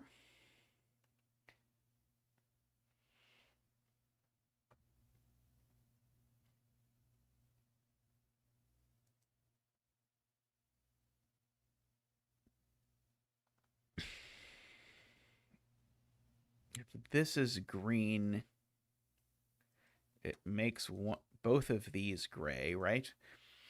Yeah, if this is green, it makes all 3 of these gray, in fact.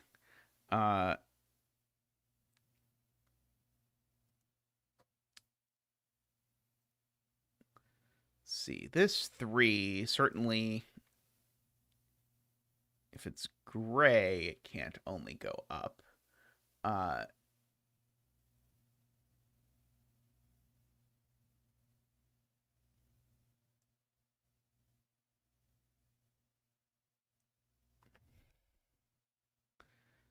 In the world where this 7 is gray, this cell is green.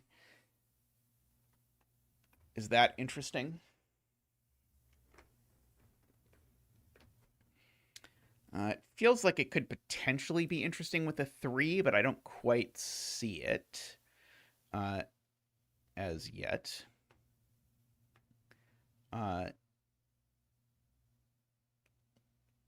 yeah, in the 7 universe, it's this side that gets cut off.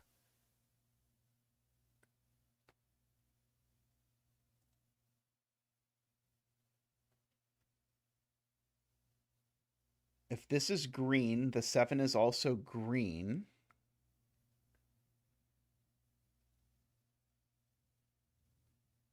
I agree. Oh, I miscounted again. This 7 could be green and just go vertically.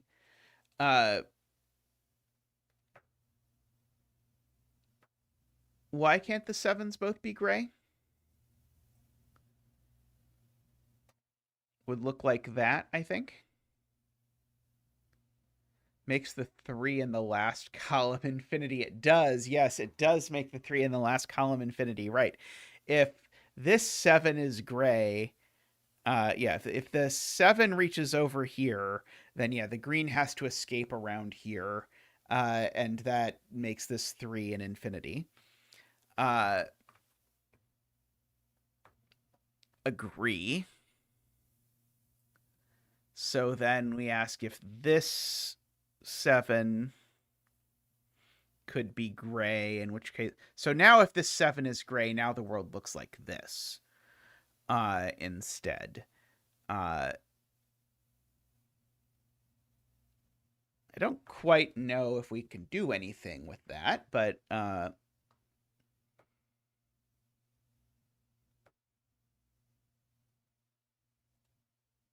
almost assuredly one of the 7s is gray, unless... So the only way that neither 7 is gray, because notice this hasn't connected to the wall yet. The only way that neither 7 is gray is if the cave connects in this piece of wall, connects in this direction, and it's going to break when it gets to this 2. So if neither 7 is gray, it breaks, because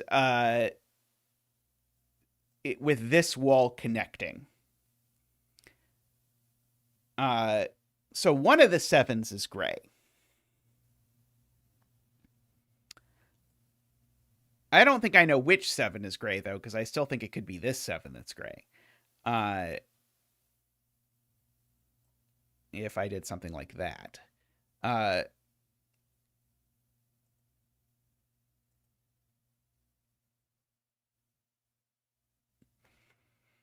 Let's see. Eckbert says if this is green, the 7 to the right is unfillable.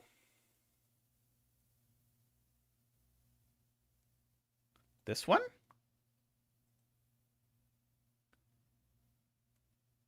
Did I get the right cell? Why wouldn't the 7 just also... Oh, right. Okay, yes, that's right. Right. Because of what I just said about the connection, right? If this is green, that has to be gray, but it can't be big enough. Right, so this is always gray. Very handy.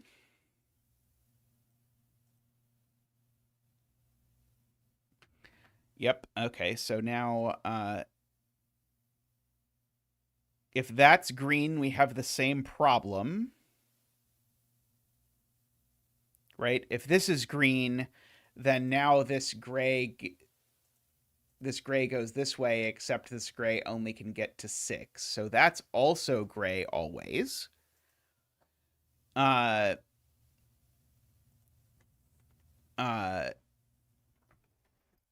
For the same reason.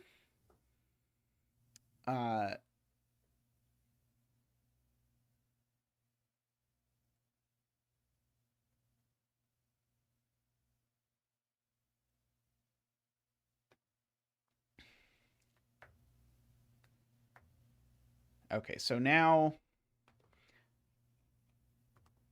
we said that if this is gray, it has to be gray going down. So it would be 1, 2, 3, 4, 5, 6, 7.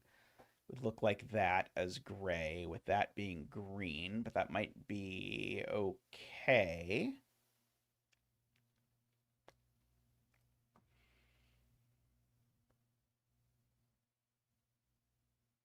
Basically, I think what we know is that these are all the same color. 1, 2, 3, 4. I think we know that these are all the same color, regardless of what that color is.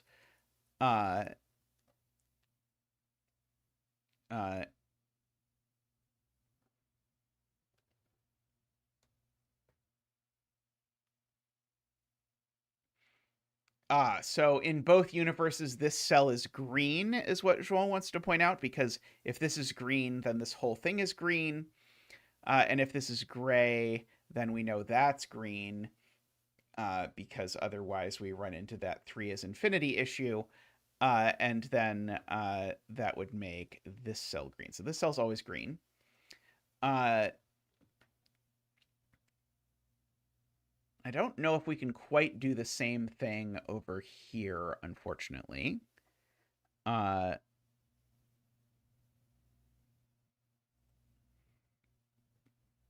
in one universe, at least, this is gray, but I don't know if it's gray in all universes.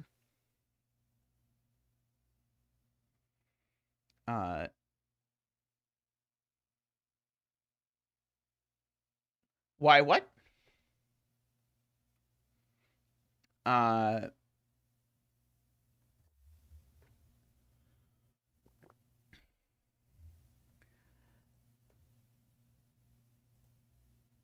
because the 7s can't both be gray. If the 7s are both gray, then we break this 3 is the problem, Isabella. So the 7 can't be gray and just go right because that breaks this 3. This 3 becomes infinity, as I am fond of saying.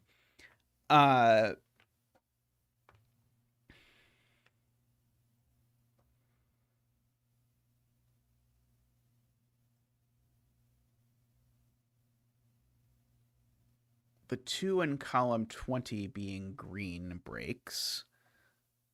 Yes,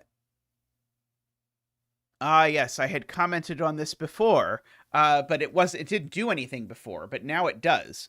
So if this is green, we know one of these two is green because otherwise it makes a checkerboard, and therefore all of this is gray, except this cell we know is not gray. Haha, something I did earlier, kind of useful. So this cell is gray for sure.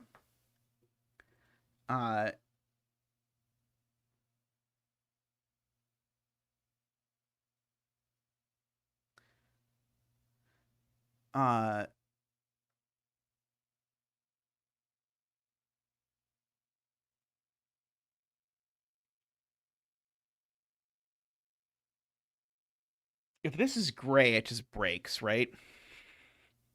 If this cell is gray, now I have to green all the way around here, which makes all of this green, but also makes that green, and now the wall's just not connected. So that can't be gray. That has to be green.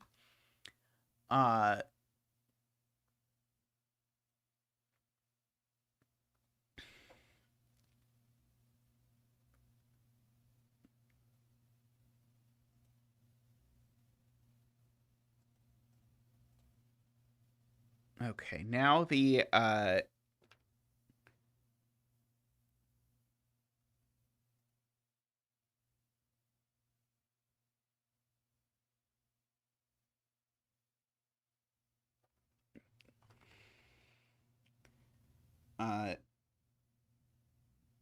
yeah. If yellow is green, now the 3 is impossible, is Carl's point. If yellow is green, now this 3 sees 4 total greens if the 3 is green, and sees 2 total grays if it's that. So yeah, so the yellow is now gray. Which is very nice. It now makes all of this green around the 2. It makes this green, owing to this 7 being done. This 7 is done, so we can put a gray down there. Funnily enough, this will work either way, but the 4 is now done, so we can gray there and gray there. If this 4 is green, it can't be big enough. So this 4 is gray, which means that cell's always gray regardless.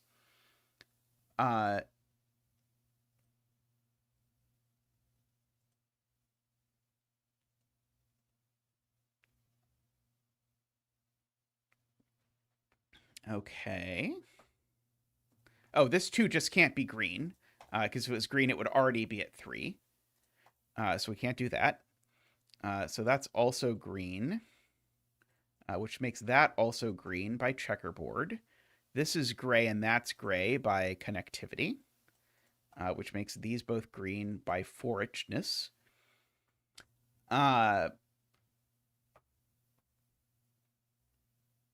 Okay, this can't be green anymore because if it was, it would be too big. So it's gray, which means that's gray and that's green.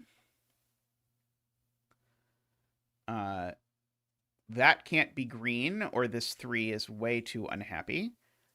So we can actually fill in that over there.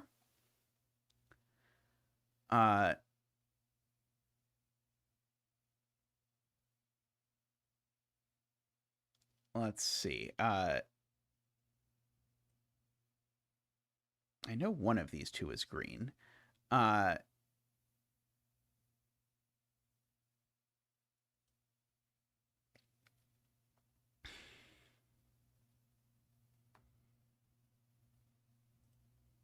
Let's see. Which of these breaks? I don't see this being green as breaking. This being green looks like it works. If this is gray, does that break?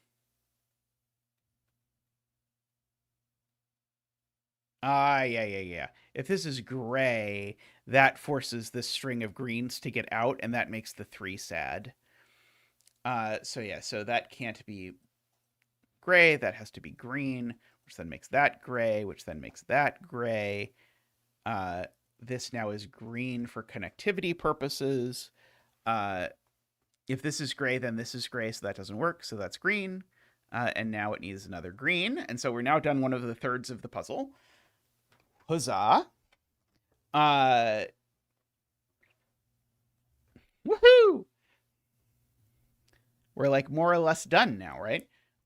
So now we just fill in it's just Sudoku from here, right? That's what we usually say at this point in the puzzle.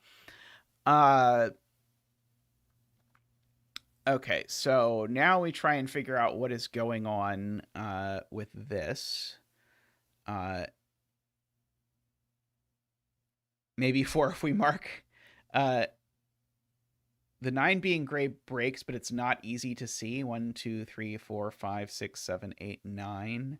So basically you're saying if we attempt that universe has issues. It's certainly going to require greening under here. Yeah, the green would have to connect through the 4 in that universe.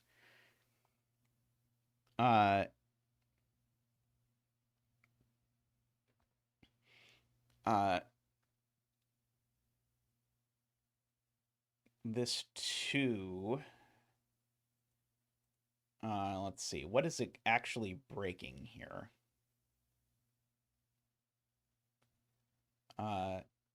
Breaks the 2.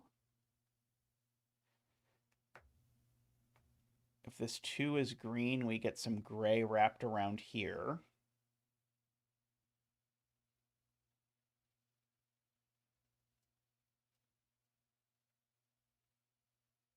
Right. It either goes this way and connects that way, or it goes this way and connects that way, right? Because of there are no other options for how the 4 could connect. But then the 2 traps it. Right. Okay, yeah. So that feels like exactly what Jacob and Woofer probably had in mind. Because then this green just doesn't connect. Okay. So I told you the 9 was green. And no one believed me. 1, 2, 3, 4, 5, 6, 7, 8, 9. Okay, so the 9 is green. This is gray. Yeah, that sort of feels very much in the spirit of the connectivity logic that they are fond of.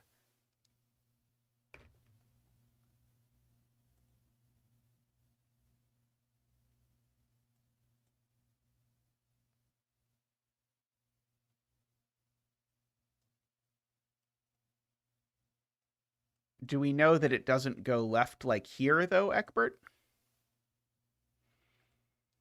Let's see. If this is gray... Okay, if this is gray, it breaks the 2. Because if this is gray, then we end up with all of this green. And this green is very big. So that is green instead, which makes that green. Which makes that gray. Which makes that gray. In order for the gray to connect.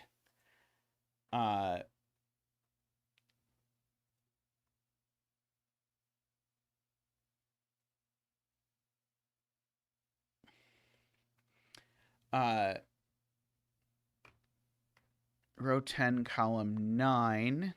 Right. If this is green, now we get a checkerboard around here, right?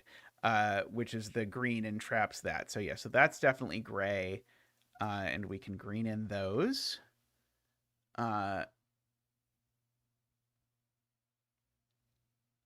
Very good.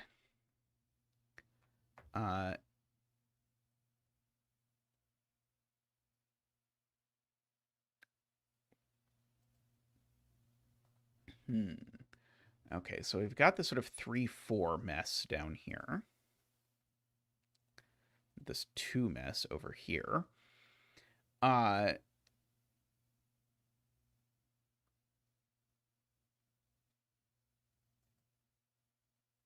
okay, I know one of these 2 is gray. So if the 2 is gray, I know all of this stuff under it is green.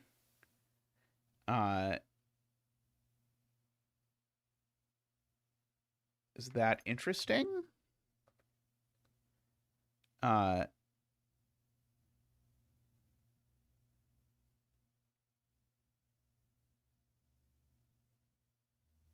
Interestingly, the 2 finishes in one of these 2 cells regardless, because these are a gray-green pair. So all 3 of these cells are the same color, right? Right. So all 3 of these are the same color. I just don't know what that color is. But because these are a gray-green pair, the 2 finishes with the gray-green pair.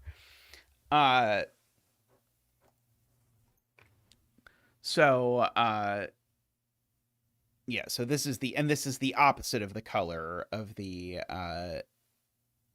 2 for what it's worth.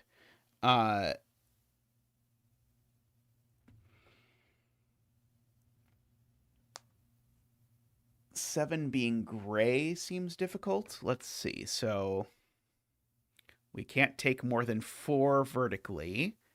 So we'd have to take at least 3 horizontally. Doesn't look immediately impossible to me. Let's see. If this is all gray, we've definitely created a tight space through which to get all of our green. Okay, in particular, if this is gray, that... Oh, no, I was going to say this cell has to be green, but that's not true. Oh, I think it is, actually.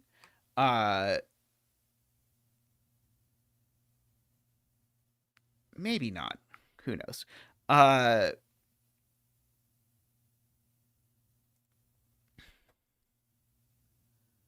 Let's see.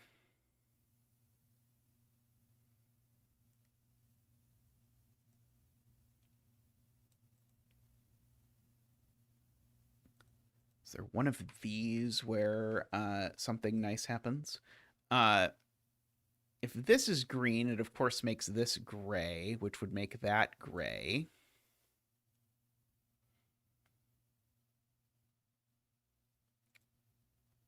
The 3 growing left breaks the 2. So if this is green, then we're saying that's gray and that's gray. And that tells me something. Oh, it tells me that's gray, which would make the 2 green, which would make that gray. And that's created a checkerboard. Is there some easier way to see that than what I just did? I think I just probably overshot this somewhat.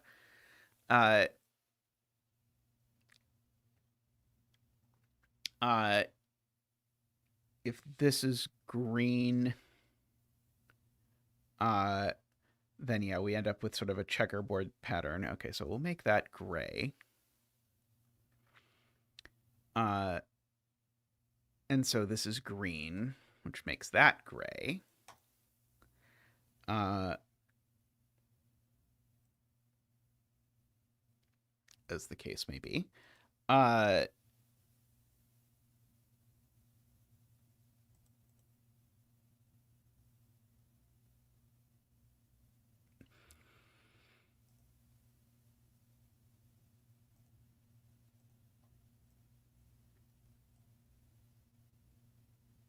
Let's see, if this is green, it forces this to be gray.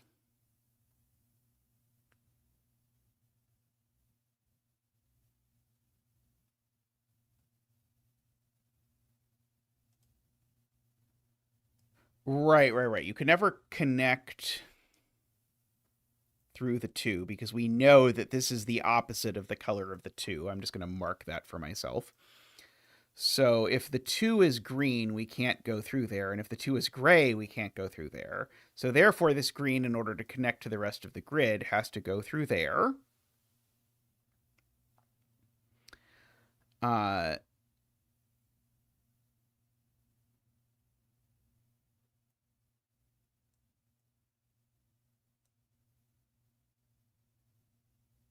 oh, and now because of that, actually, this was much easier than that.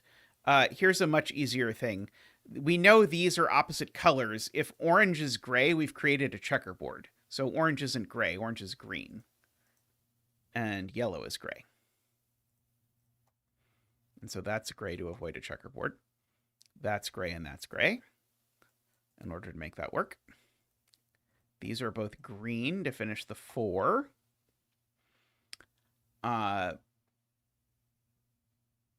This green needs to make that green to connect, which makes that green to avoid a checkerboard.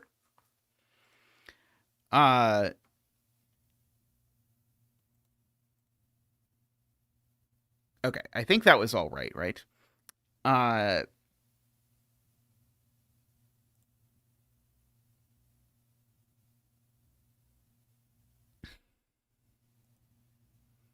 This 7 being gray now is, I think, impossible. Because if the 7 is gray now, I get at most 1, 2, 3, 4, 5, 6. Oh, it's exactly 7. If the 7 is gray, I can take exactly these 7 and it's okay. Is that what I am counting? That is unfortunate.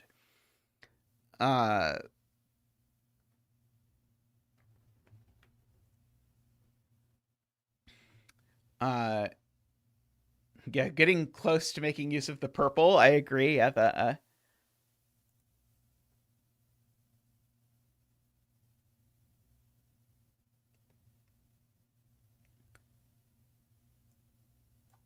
that is true. So regardless,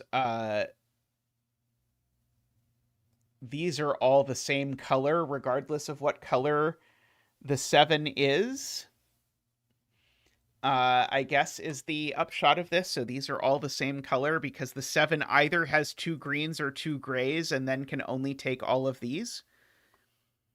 And so then all of these are the opposite, which then makes all of these yellow,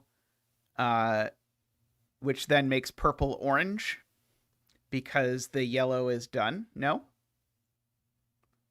Oh, right. Sorry, that's not how that works. Only that one is the opposite. Sorry. I got overexcited. Yeah, this is the one that's the opposite. And then I don't know about purple.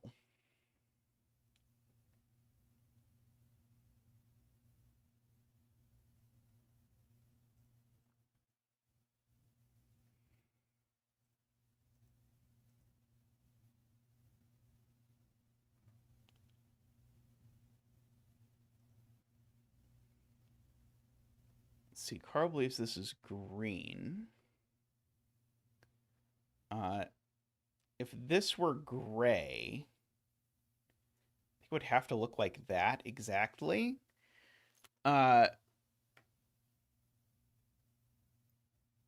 Because I can't have both of these be gray. That would break connectivity. So basically, in the world where this is gray, I guess I know I get green under here.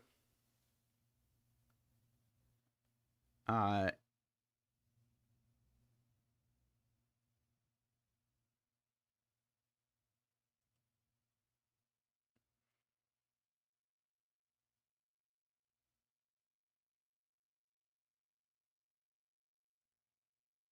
right. The 4, right. The green can't connect through the 4 is the point. So that's always going to be green, which makes that gray and that gray.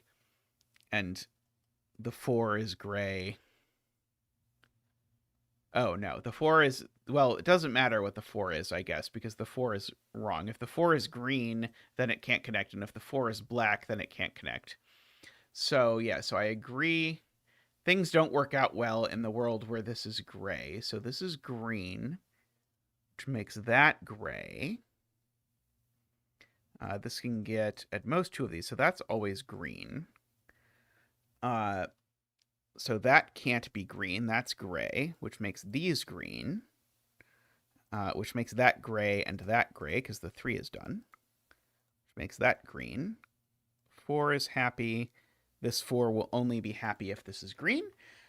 We have a second grid done.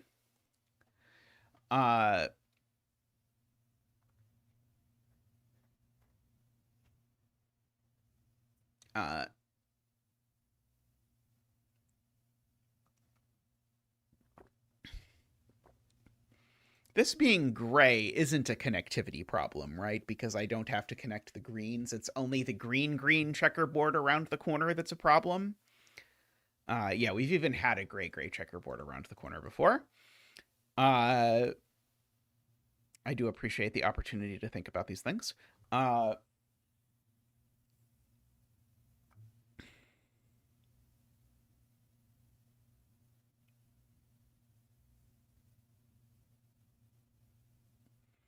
Okay.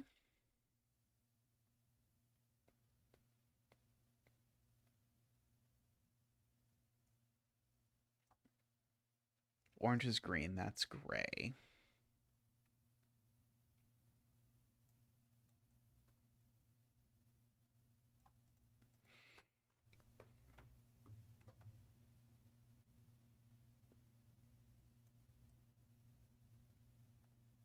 I think this 4 always has to connect some ways to the left if I want to continue doing ridiculous things. Like, we'll just try and remember that orange and yellow are opposites. If the 4 is green, it can never connect up by 2 because that would make orange green and would make it way too big. So if the 4 is green, it always ends up connecting left like that. And if the 4 is gray, it also always ends up connecting like this. So these two are the same color, regardless of whether that color, what that color is. Maybe I should try and like do this with a slash just to keep this straight from the colors that are actually opposite. I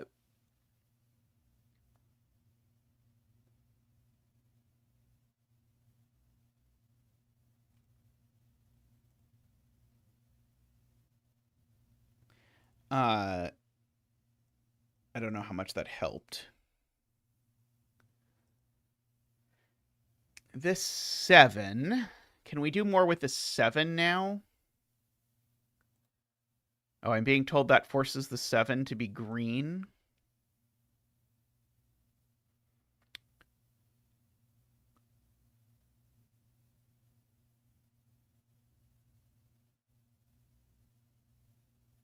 If the 7 were gray instead, of course the 4 would be green.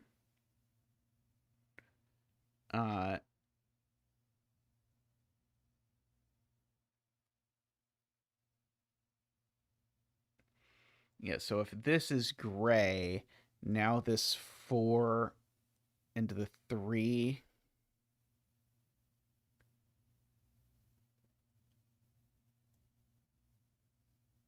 I'm trying to understand why the 4 couldn't connect through this 3 in that instance. I think I'm missing a key piece of what happens. Oh, sorry, that's green. That's the thing I'm missing. Oh, but maybe it could still...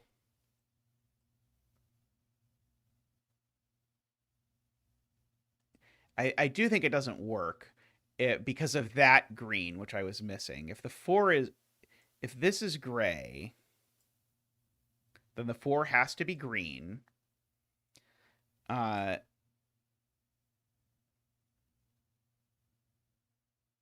Oh, wait, maybe that still does work if the 4 does something like that. I don't know.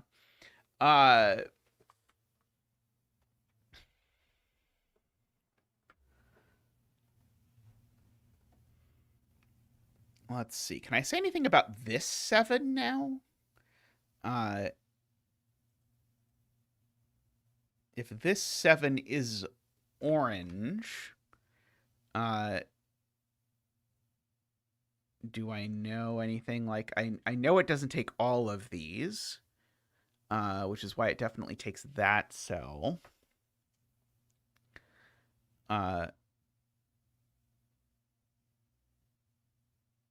Actually, sorry, it could take all of these as long as it's green. Because it works just fine if this is just a yellow, or sorry, if this is just a gray 2x3 at the bottom. Unfortunately.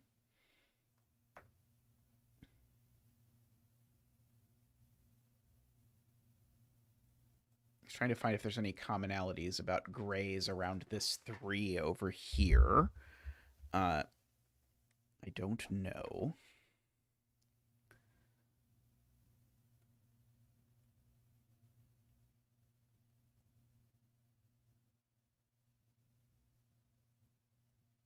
The 4's count would be wrong.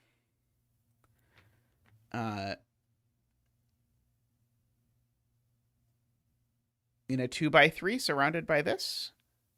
Like if this were all green and this were all gray, don't the 4's both C4? I think they do.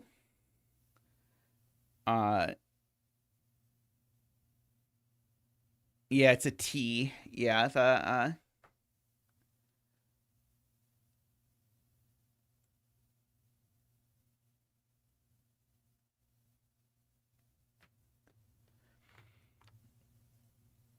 I know these aren't both green.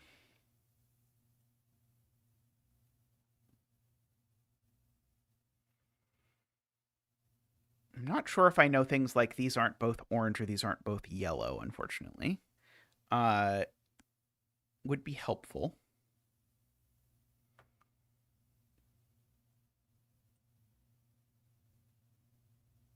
Let's see. If these are both orange, that's actually kind of interesting. If these are both orange, then it certainly forces orange to be green for whatever it's worth.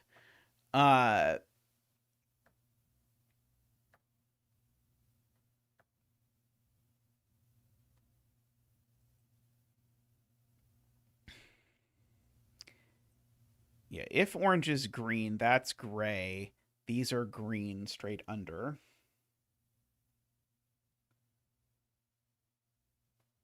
And that's gray. Doesn't what break the 4?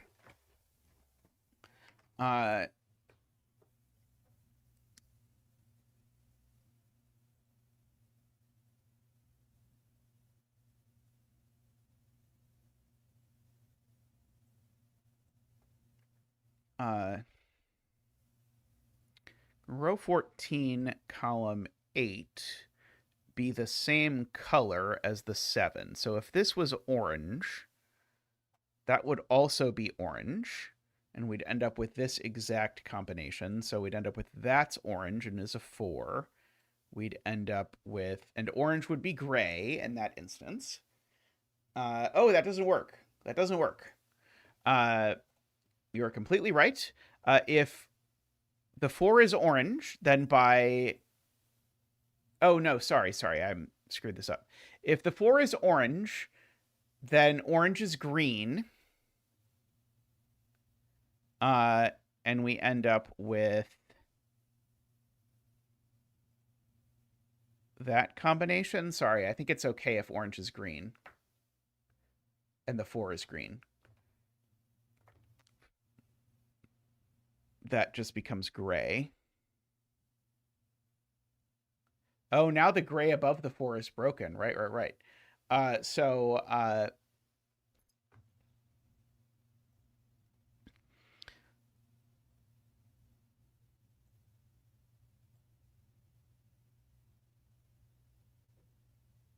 Right, because basically, if these are all green, that's gray, which now goes out through the 3, which then forces the 4 out here. So I agree, this is yellow. Uh,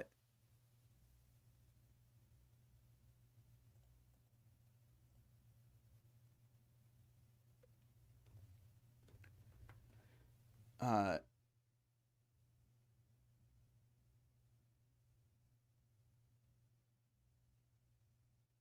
so sadly, this can never be a checkerboard. Uh,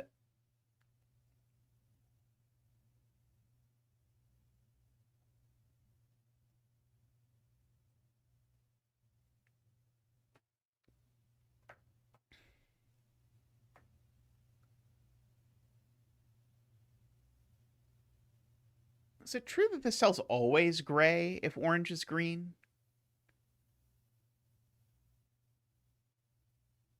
Maybe not. Row 14, column 6 is yellow as well. We're saying yellow can't just take these cells. If yellow were gray and it took... Oh, sorry. Yellow can't be gray and take these cells. So if yellow... Sorry, if orange is gray and yellow takes these cells, that's gray. And then green has to get out through the 3 and it can't. Okay, I agree. This is also yellow.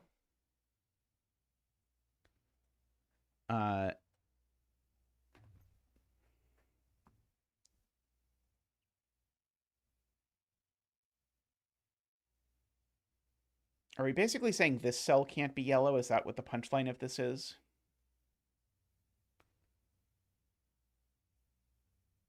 I don't know. Maybe not.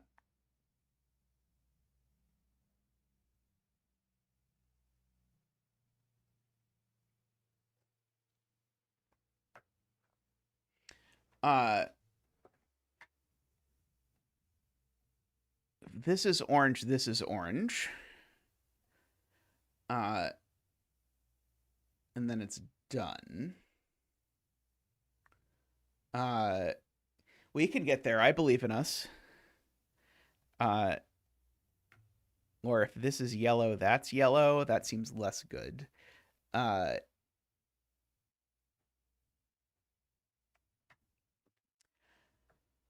uh,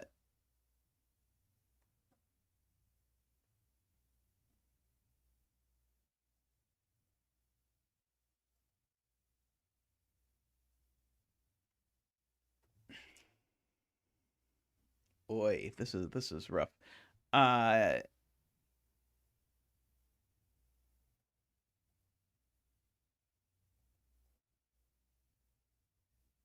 see. And I can't possibly make this a checkerboard no matter how hard I try. Uh,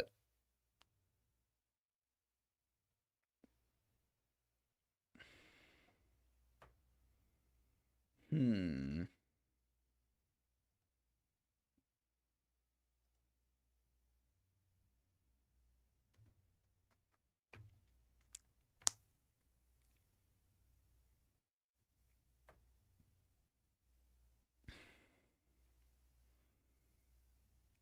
If row 9, column 8 is green, it's very forcing. Says Eckbert. We do get, if that happens, we do get some gray up here. Let's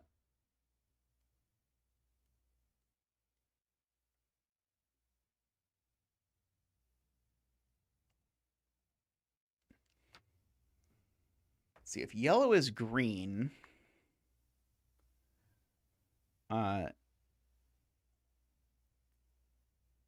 then this is wall. That's wall.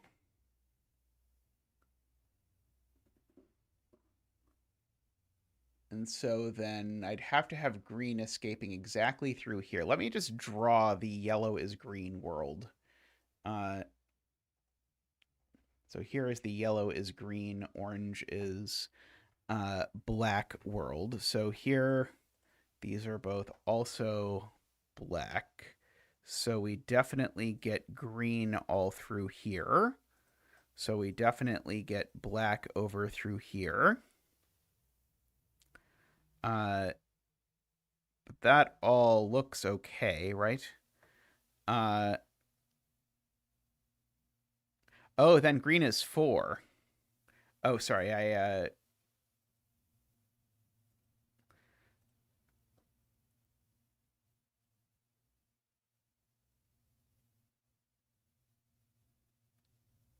but all I actually needed was these two to be green, right? And so if I actually counted correctly, it would look like that, right? And now everything is at peace. Unfortunate. That looks plausible. Okay, let's look at the orange's green world. And so yellow in that world is gray.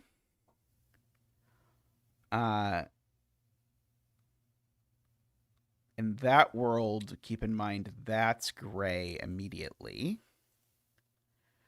But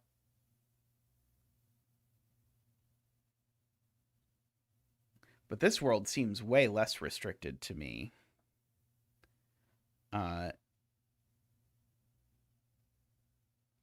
As best I can tell. This also looks possible.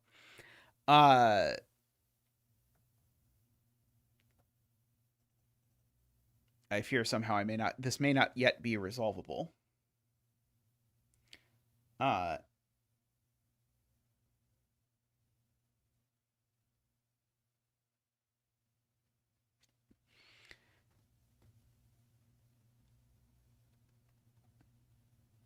Okay. Well, if that's not where we're supposed to look, what else could we possibly be supposed to be looking at? This 7 still seems tantalizing, but I don't know what to do with it. It's like the thing I keep seeing is that it works if this is green, and then I just get a gray 2x2 in here.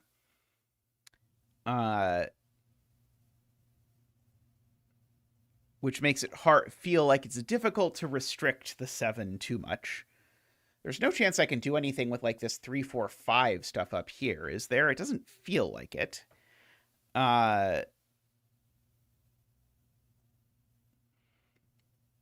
like this 5 over here.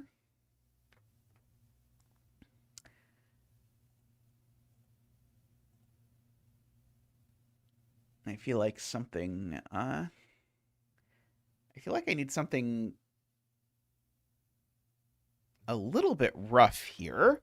Row 11, column 6 being green seems constrained.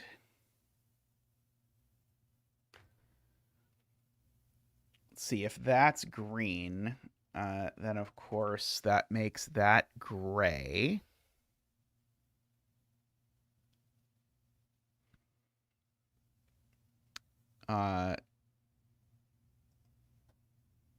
Does that resolve yellow, orange, or anything? Uh,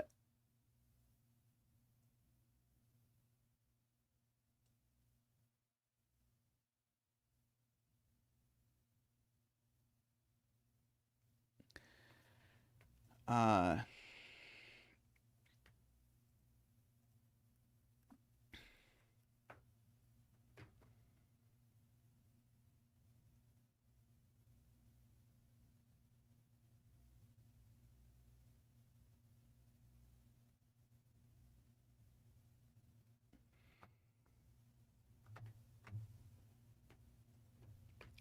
let's see. Is it somehow restricted if this 7 is yellow? It feels like that's okay. I could even take the 5 if I wanted, if the 7 is yellow. I could take 3 like this and then take the 5 or a couple other variations. Seems okay to me. Like the 5 is sort of only a little bit penning in this.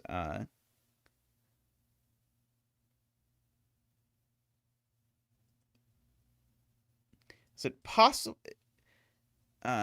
Row 12, column 4 needs to go left.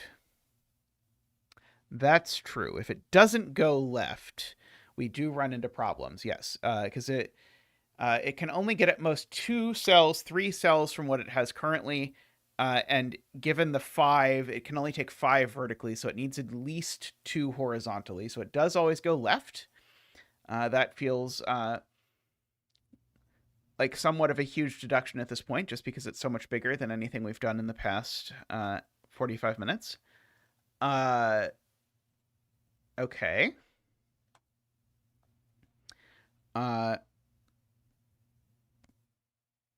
So given that,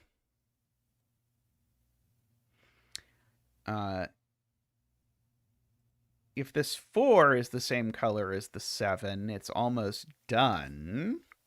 Question mark, question mark, question mark. I guess if the 7 is orange, we actually know it even goes one further. Is that somehow restrictive? It doesn't feel like it. Oh, that breaks. Can we elaborate? If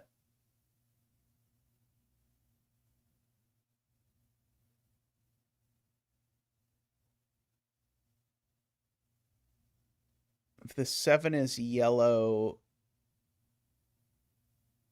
I agree that that does put... wait, the 7 is orange.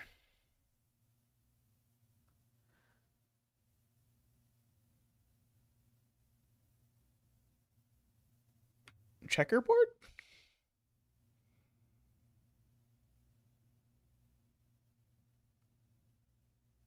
Yeah, so if the 7 is orange, the yellow comes up like this.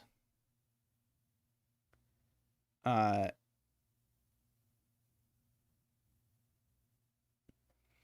let me find a fake orange. If the 7 is orange, then the yellow...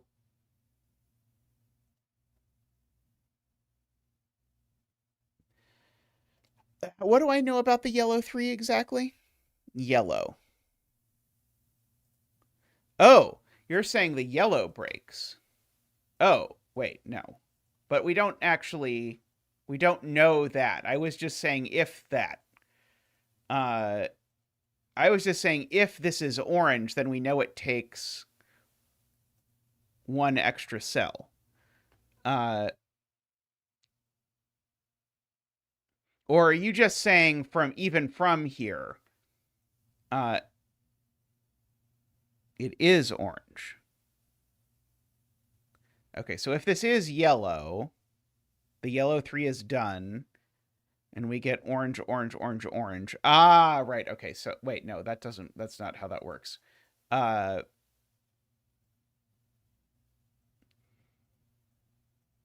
So if this is yellow, then we know this is orange, orange. Oh, right. That does happen. Yeah. So if this is yellow, these become orange, orange. And then by checkerboard, these become orange, orange. And now these 3s see 4. So this isn't yellow, it's orange.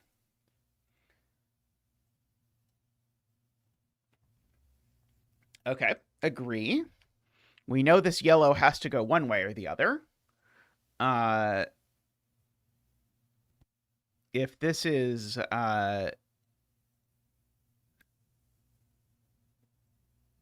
okay, well, now we know that it has to go one more left. because if it didn't go one more left, we'd be capped at 5. Yeah, that was what we were saying before. The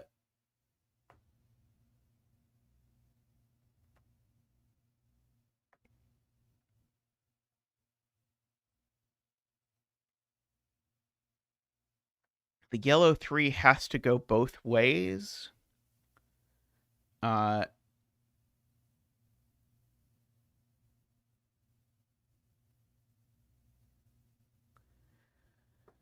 Is that true? Why is that true?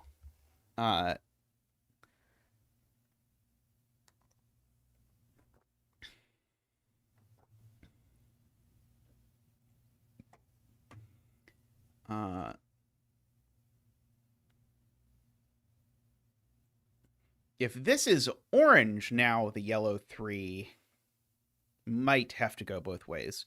Although I still don't even necessarily agree with that in that instance.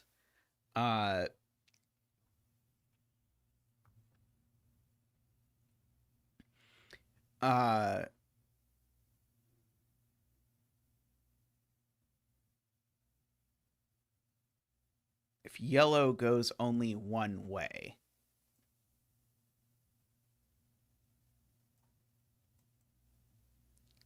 That's the point. Okay, yeah. So if yellow goes only one direction, then we know that we get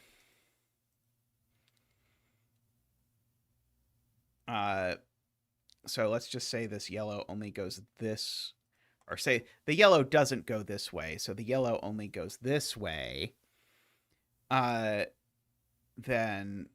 that is yellow, but now this is orange by checkerboard. Does that break? Oh, yeah, because of this orange, right? That also becomes orange, right. Okay, yeah, so the point is, as soon as I do this, I've created 2 checkerboards and the 3 breaks, and it works the other way as well. Got it, okay. So, therefore, the yellow does go both ways, which means that we do have oranges at both of these, which means this is yellow by checkerboard. Which means these are both orange by 3. That's orange by checkerboard. That's orange by checkerboard. This is yellow by clue. This is completely nuts. Okay, and now this is yellow, which now forces that... Oh, yeah, this is yellow, but this is also yellow. Because the 7 is actually, in fact, done.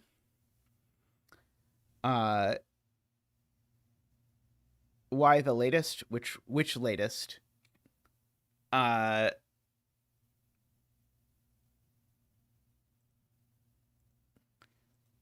This is yellow because there's already 5 oranges. So if it was orange, it would be too many oranges. And that the 7 is actually done, so we need to block it off. That was the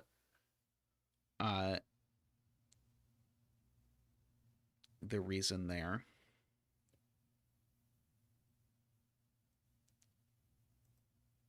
The cell above the 4. Row 13, column 9. Oh, right. Sorry, that's right. Yeah, I don't know whether orange, right. This could be yellow. I don't know. Right. Yes, you're right. That could be not yellow. These are still yellow, though.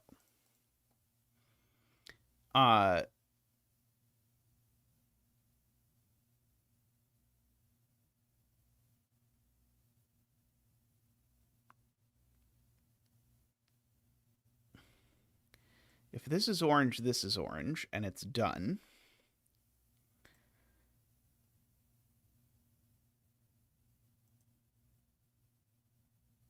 Don't really know otherwise.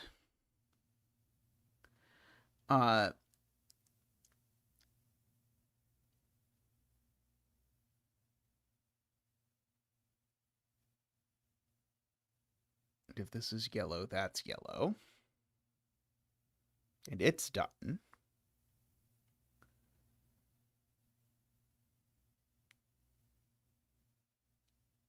which would make these double orange. It would. Uh,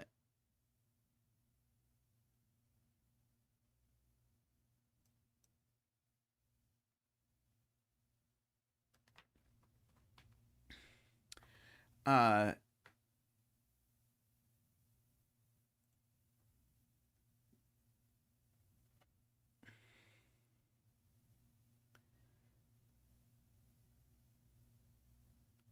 this is orange. Doesn't 4 break? Doesn't it work out to be exactly 4 if this is orange? Oh, no, it doesn't. It doesn't, right. If this is orange, then the 4 does just break per Jim. If this is orange, now this is orange by checkerboard, but now the orange sees 5. So this is not orange, it's yellow.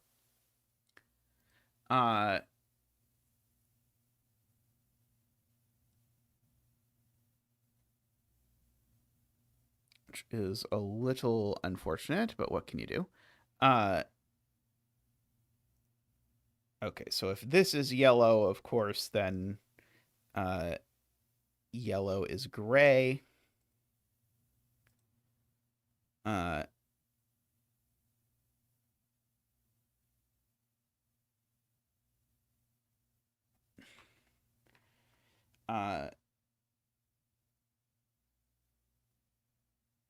I feel like there's some bizarre connectivity argument to be made, but I don't know what it is.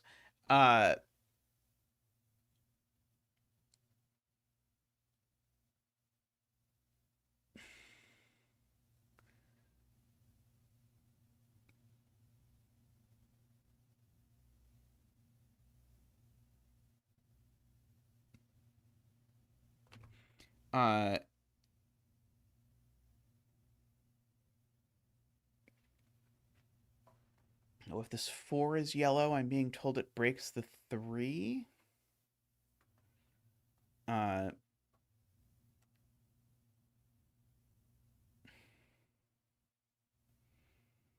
How so?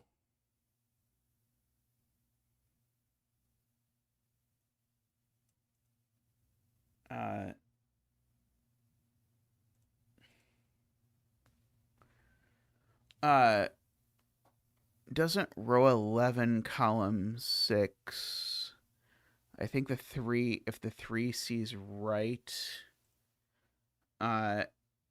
you trap green. So basically if this is yellow, but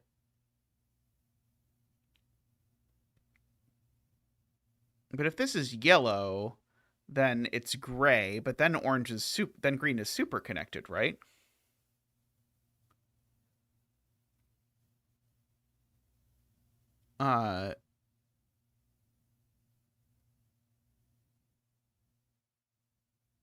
Then the green takes the 3. What 3? Breaks row 9, column 8. So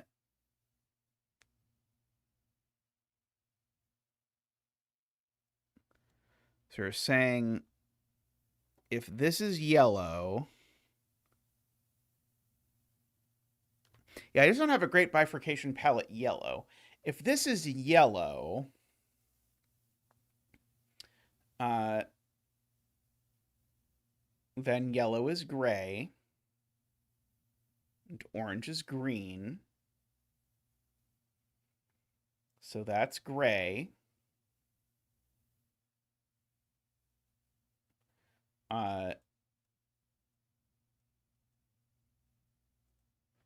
But now the 3 above it is gray. And now it breaks the 4.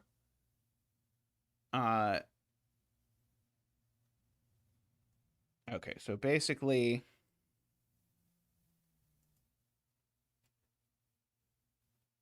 yeah, you're saying in the world where all of this is gray, all of this is green, and therefore that's gray. This is green as well in that universe. Now that green has to come through here. by connectedness. But don't we just do that and that? Isn't that fine?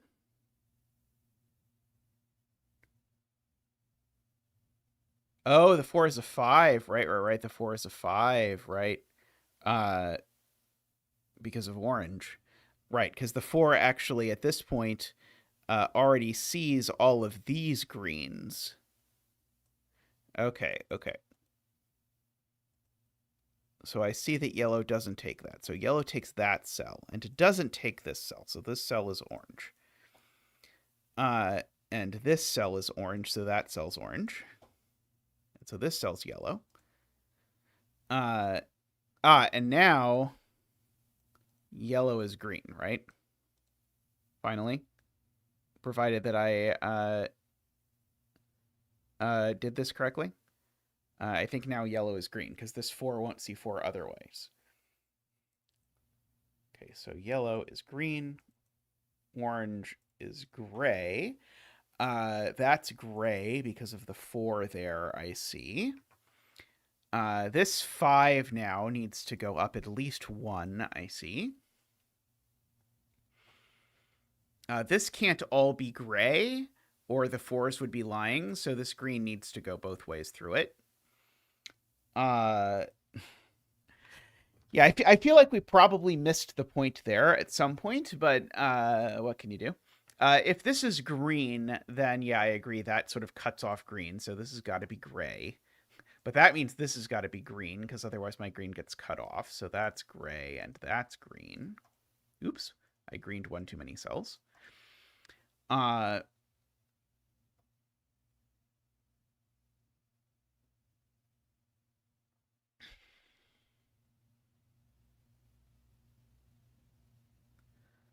Let's see.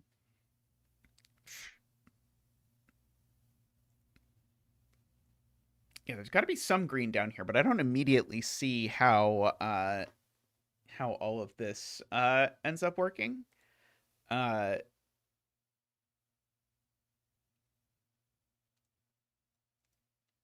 Yeah, let's see.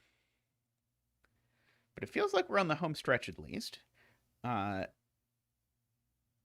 this is gray, we get one more gray. Let's see. Row 14, column 2. Carl this being gray breaks. Okay, yeah, so I think I see that. So if this is gray, then if we take this gray, then it's done. And now I've broken this 4, because this 4 is now green, and it doesn't see 4 things. So if this is gray, that's not gray. And therefore, what is it? Then it looks like this, except now we've cut off green, and so all of this is gray. It doesn't work. So this is green. Okay, and so if this is a green 4, we know what the 4 things are. Because it can only see 4 things, and we know what the 4 things are for this, namely it sees that. Okay. So we've got all of that happening. If this is green, all of this is gray. That breaks the 4.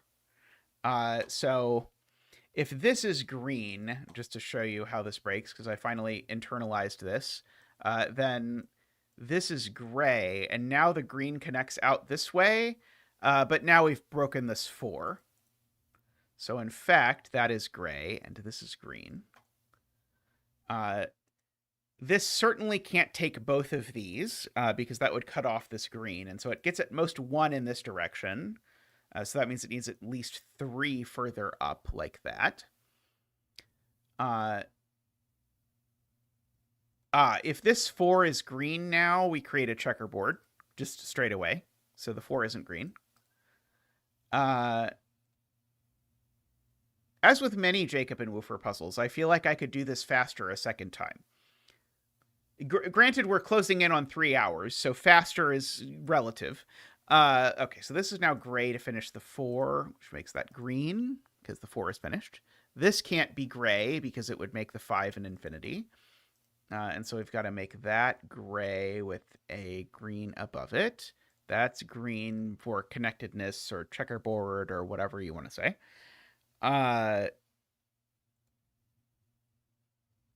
let's see. This 5 is not quite done, so it needs one more green and then a gray.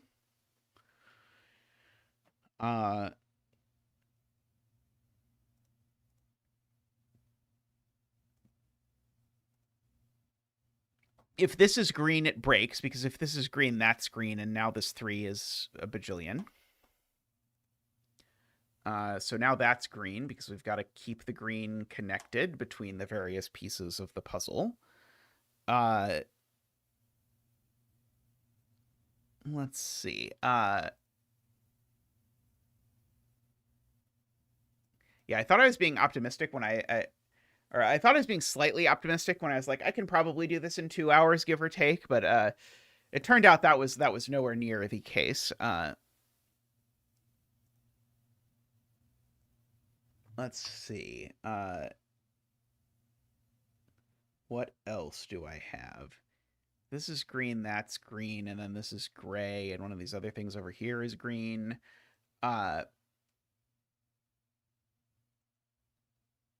If this is gray... Oh, if this is gray, does it break the 4? No. I end up going at least that far, but that's not so far that I end up in the 4. Movie length indeed, yes.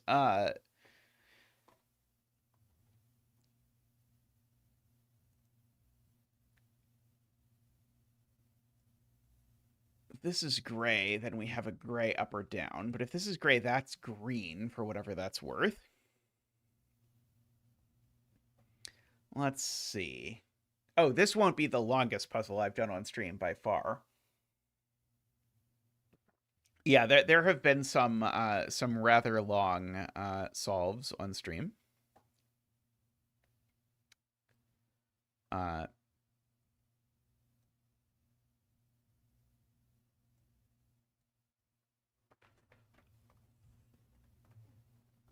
That seems okay. Unfortunately. Yeah, we definitely feel very close. Let's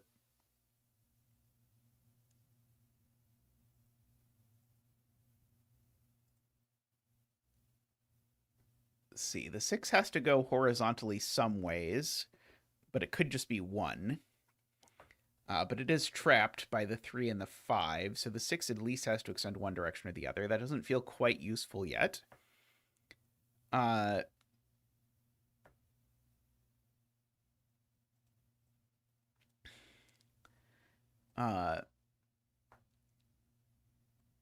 What am I missing now?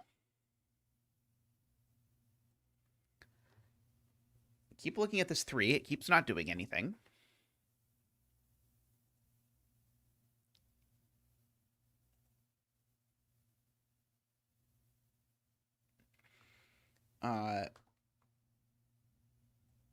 I am noticing that if I make this cell gray, the 6 is obligated to be gray.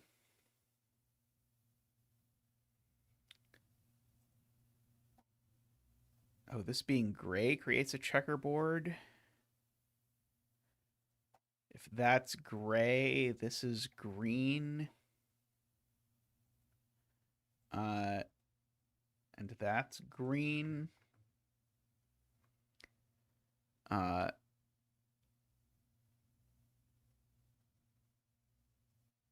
Yeah, now 6 is green, right?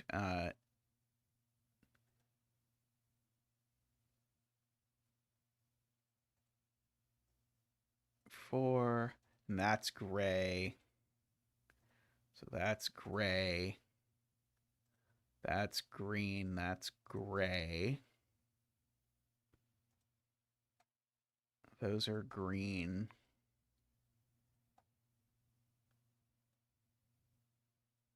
Sorry, that's green. Isn't this all okay? I think that'll be green. I feel like we've gotten quite far and everything looks okay to me, but it's possible I am missing something. But do we agree this looks okayish? Uh,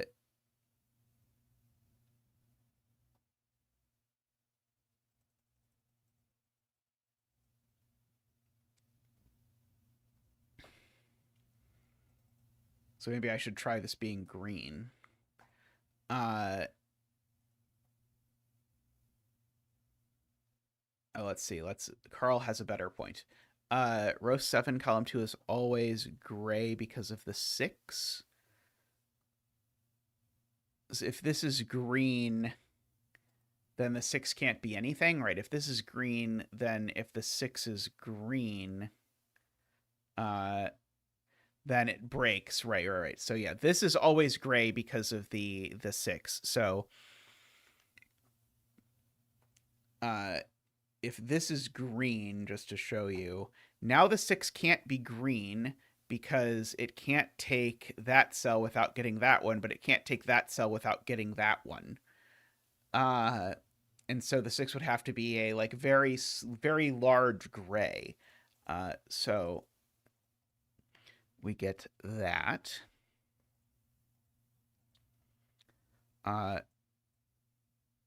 Okay, so if this is gray, if this is gray, we end up back in the position we were in before, I suppose. Uh,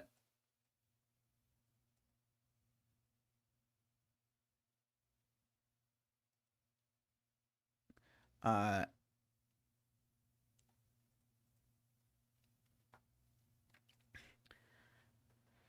okay.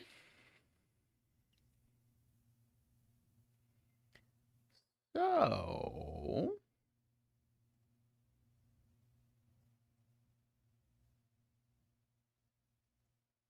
yeah, the other version is the one where the 6 is gray and now has to go 1, 2, 3, 4, 5, and 1.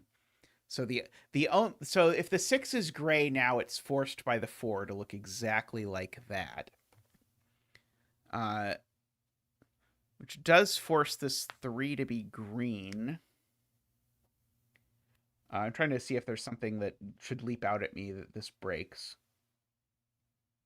Oh, that's 7. Sorry. You're right. That's 7.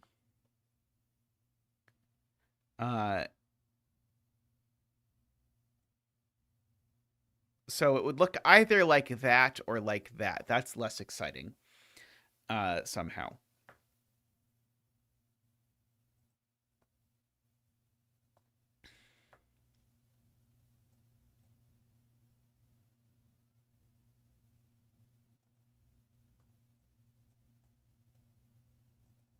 Maybe row 6, column 2 being green breaks because it also makes that green. Uh,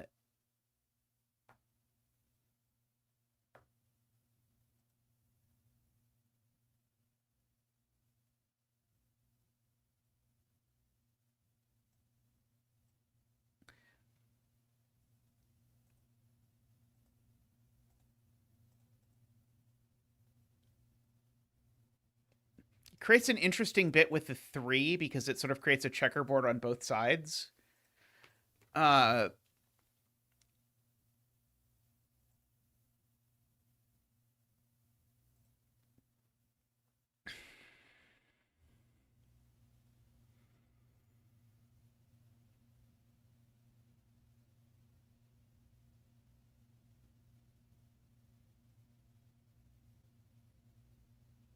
I do note if this is gray, it can't go up. If this is gray, it only goes that way. Because if this is gray and it goes up, it forces the green in a way that breaks.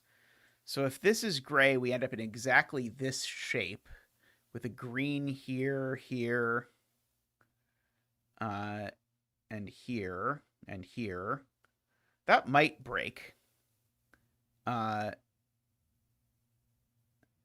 Let me just really quickly try that. So if this is gray, I said that can't be gray because it forces the green to do that.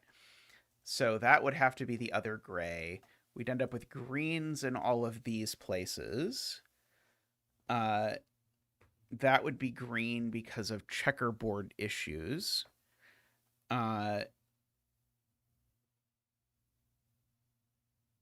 Unfortunately, I don't see this as breaking right away. Okay, let's look at Carl's point. The 3 in row 6, column 3 being green breaks. So if that's green, that's green.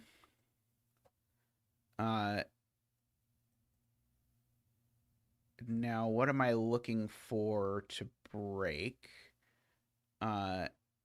That's gray now for sure because we can't get to this. Okay, so that's gray.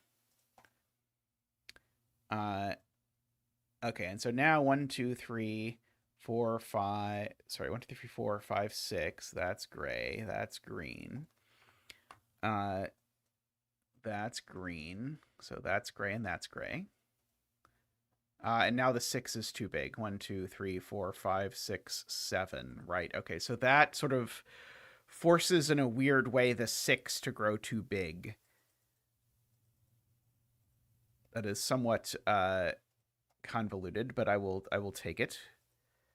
So that makes that green and that gray, which makes both of these green. Makes that green. There's probably a better way to figure that out, but also it is far enough in stream that my brain is dead enough that I'm just going to take it. This is green now, and that's gray to finish the 6. This is green because the green has to get out, which means that's also green. Oh, this 3 is done, so that's green. That 3 already sees 3.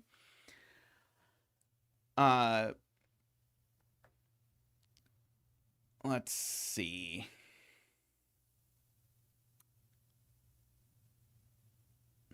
If this, yes, this 5 can't be green because, oh, no, sorry. If this 5 is green, it just makes both of those green. That is 5. Sorry, I was thinking that was 6. It is regrettably not 6. However, if this is green, that breaks. Because if this is green, sorry, no, if this is, oh, crap, no, it's fine. No, it's if this is green. This being green breaks. Because if this is green, that's green, and now the 3 is too big. So this isn't green, it's gray, which makes that green.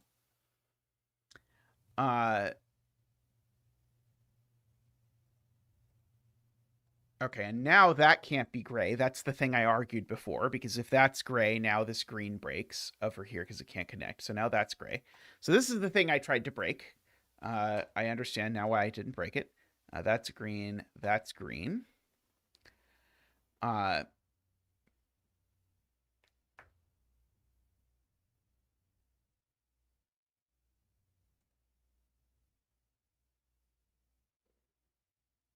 This is always gray now, because if this is green, it's done, so it makes that gray. And if this is gray, it's not done, so it makes that gray. So this cell's always gray, at least.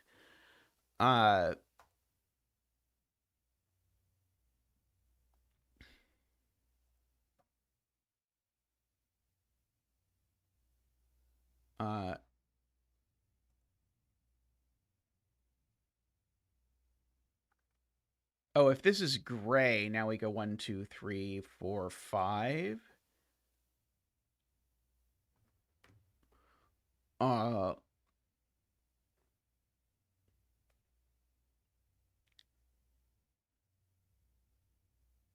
Why can't it connect over? Breaks the 3. Oh, right. This 3 becomes a 4 because of that turn, right? Yep, so this is green, which makes that gray. Agree. See, if that's gray, that's also gray for what that's worth. If this is green, that's also green. Is this always gray? Are we doing that again? This was a very neat puzzle, I agree. It may have bashed my brain in a bit, but it has been very neat. I will say Jacob and Wooper puzzles tend to exceed the difficulty that I am usually willing to do, but because they're so consistent, I know when I'm willing to do them. But I know that basically if I'm doing a Jacob and Wooper puzzle, it is going to involve use of the bifurcation palette. Ah, yes. If this is green, it instantly chokes everything off. So this is gray. And now this can't be gray because that would, I mean, it would, I guess, even immediately cut it off if you want. So we get grays up there and a green over here, which is going to make a green over here. Like that. So now this can't be green because if this is green, that's also green, and now that's a 6. So now that's gray, which makes this green.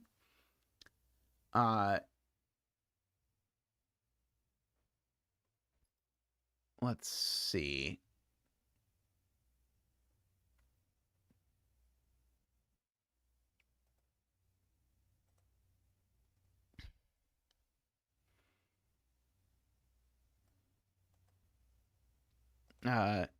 Within smelling salt distance. Yeah, it's true. It's true.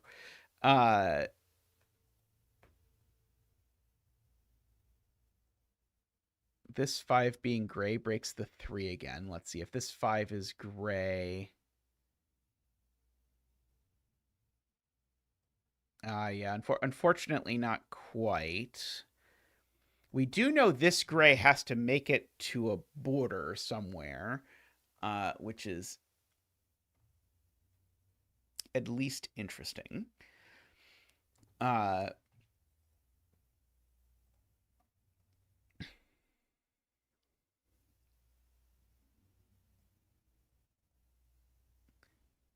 If this is green, we know that's gray. Otherwise, this is gray. In which case, we know it doesn't do that. It might do that, or something like that. If the 5 is green, it blocks the 3. We say the 5. Which 5 do we mean? Like this 5? If this 5 is green, then these are both green and this is gray. The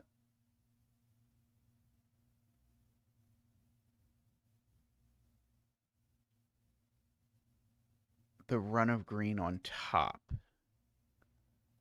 Okay, so you're saying if this is green, then that's green, and then we fill in that being black.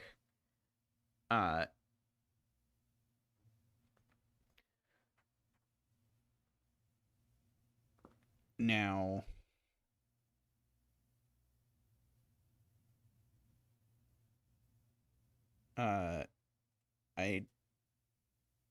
okay, so now that's black as well. So we get blacks over there. Yeah, that does break. Okay, yeah, I see that now. So now the problem is now this green needs to run out, and it runs way through the 3, right? Okay, that is the thing, and I was one hair away from seeing that in my head before when I was thinking about it, but I stopped just in time. Okay, so now this 5 can't be green, so this 5 is gray.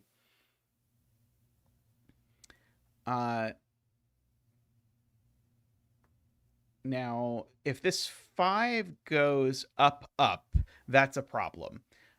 So because now the green needs to connect across here again, we can't do that. So the 5 needs to come at least one further this direction, regardless of what's going to happen with the 6. Let's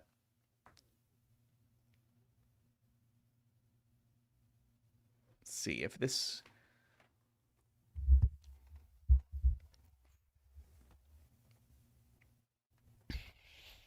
If the 6 is gray, the 6 can't be gray because of the 4.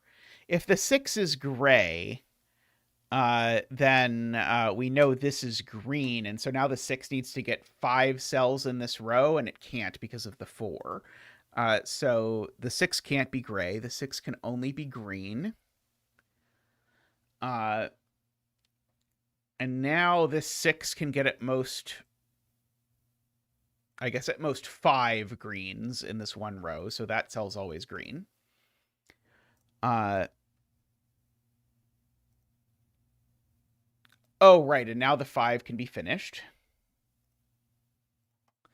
So we can sort of pull that out like that.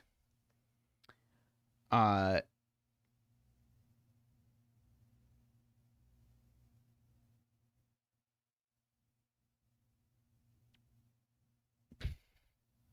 Now if this 4 is gray, it always... Oh, no, crap, there's one below there. Uh,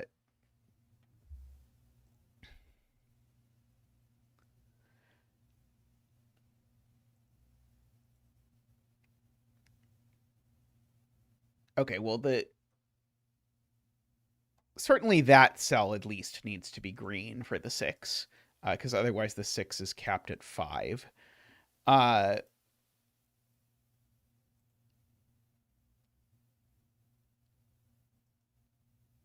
this being gray seems likely to be fatal. If this is gray, we can't take both of those, but we would have to take one of them, and we'd get all 4 of these across. Unfortunately, oh yeah, that doesn't work, right? This 5 being gray is fatal.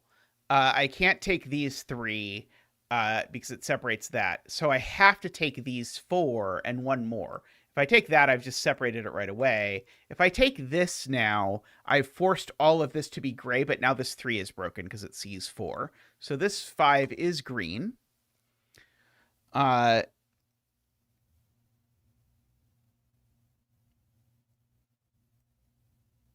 Right. Now the 6 can't take the 4. Right. Jim is right. Yeah, if the 6 takes the 4 now because of that green, now the 4 has actually become a 5. So the 6 can't take the 4.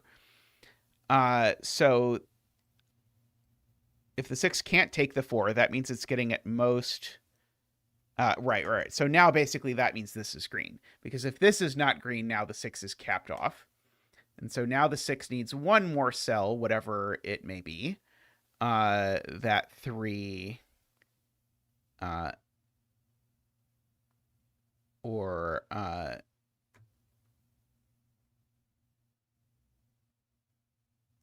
that cell.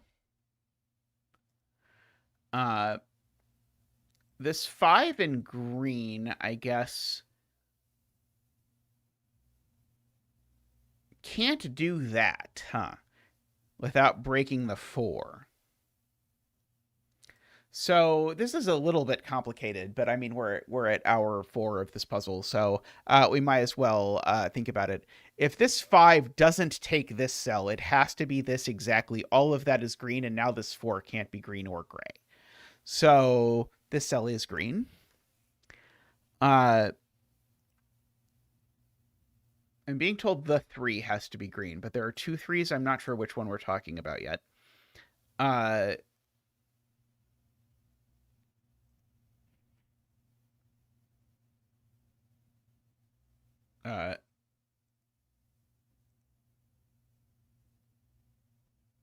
That 3. Okay, if this is gray...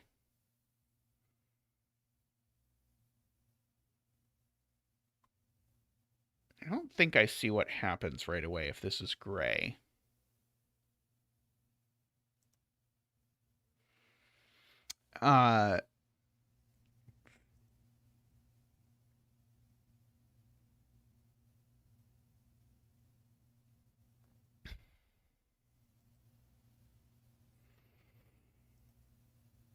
If this 4 is green, I know it looks exactly like this,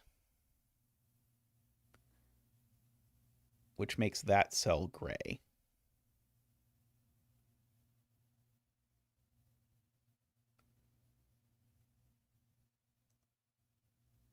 If the 4 is gray, it's got to look like that.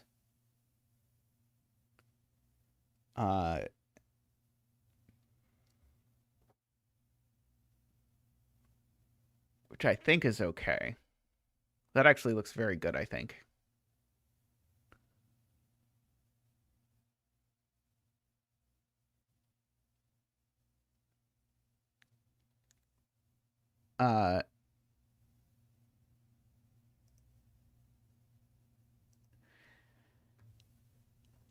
Okay, let's see. If this is green, what happens to the 4?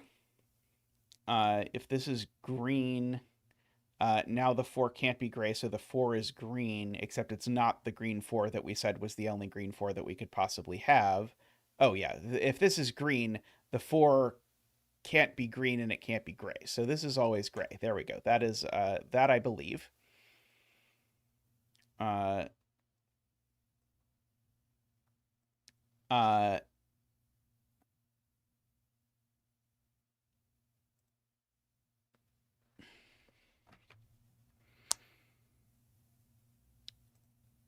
okay, and so now the point is now the 6 finishes. And so now the 6 makes that green, which now makes both of those gray.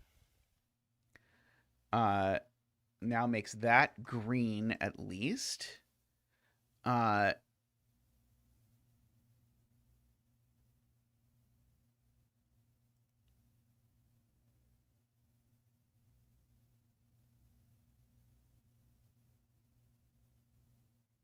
Okay, now I can't make this green, because if I make this green, I now do the thing with the 5, where I force the 5 to do that, and that separates everything. So this is gray. Which now means the 5 has to grow at least once in this direction, because otherwise it won't finish. And now the 4 can't be gray anymore, because now if the 4 is gray, it's capped at 3, so it's green, and we know what it looks like, which is that, which makes both of those gray. And now the 5 needs to see one more green, and now we're done. What a puzzle. Wow. I do feel like I learned a lot. I practiced a lot of visualizing skills from that. It was quite a neat puzzle. I did do a Jacob and Woofer Neurokabi off stream that I somewhat regretted doing off stream afterwards, because it ended up being a quite a funny puzzle. If you've not looked at that one, I would recommend it. I think it should be quite easy to find if you just look for the Jacob and Woofer Neurokabi. But yeah, that was quite enjoyable, quite an adventure to figure out. Also quite nice geometry there. We've got lots of interesting shapes. Yeah, stream length puzzle. I should have started it earlier in the stream, apparently. But anyway, huge thank you to everyone for hanging out today. Greatly appreciated. Always love seeing new folks around, by the way. Do definitely say hi. And if you're watching in the comments, say hi there too. Thank you to everyone who supports the stream. I really enjoy the no camels that I can see. This one, I guess if I had to pick a camel, I'd say this guy looks almost like a camel, but a little bit more like a turtle. But if you would like to support the stream, of course, hanging out here is a great way to do that. You can always subscribe as well if you have not done that. And you can always become a member if you haven't done that for as little as $5 a month, I believe. Last but not least, big thank you to the Turbines, Daniel, David, Franco, Nell, Nordy, Plonktime, and Tyson. Thank you so much. I'll see you all real soon. I'll be back on Tuesday with a guest. I won't be there at the beginning of the stream, but Tristan will. And then we'll be back. Oh yeah, that's definitely the kangaroo. Absolutely, the kangaroo. And yeah, that was a very fun puzzle. I enjoyed that a lot. All right, thanks everyone, and see you all real soon. Bye for now.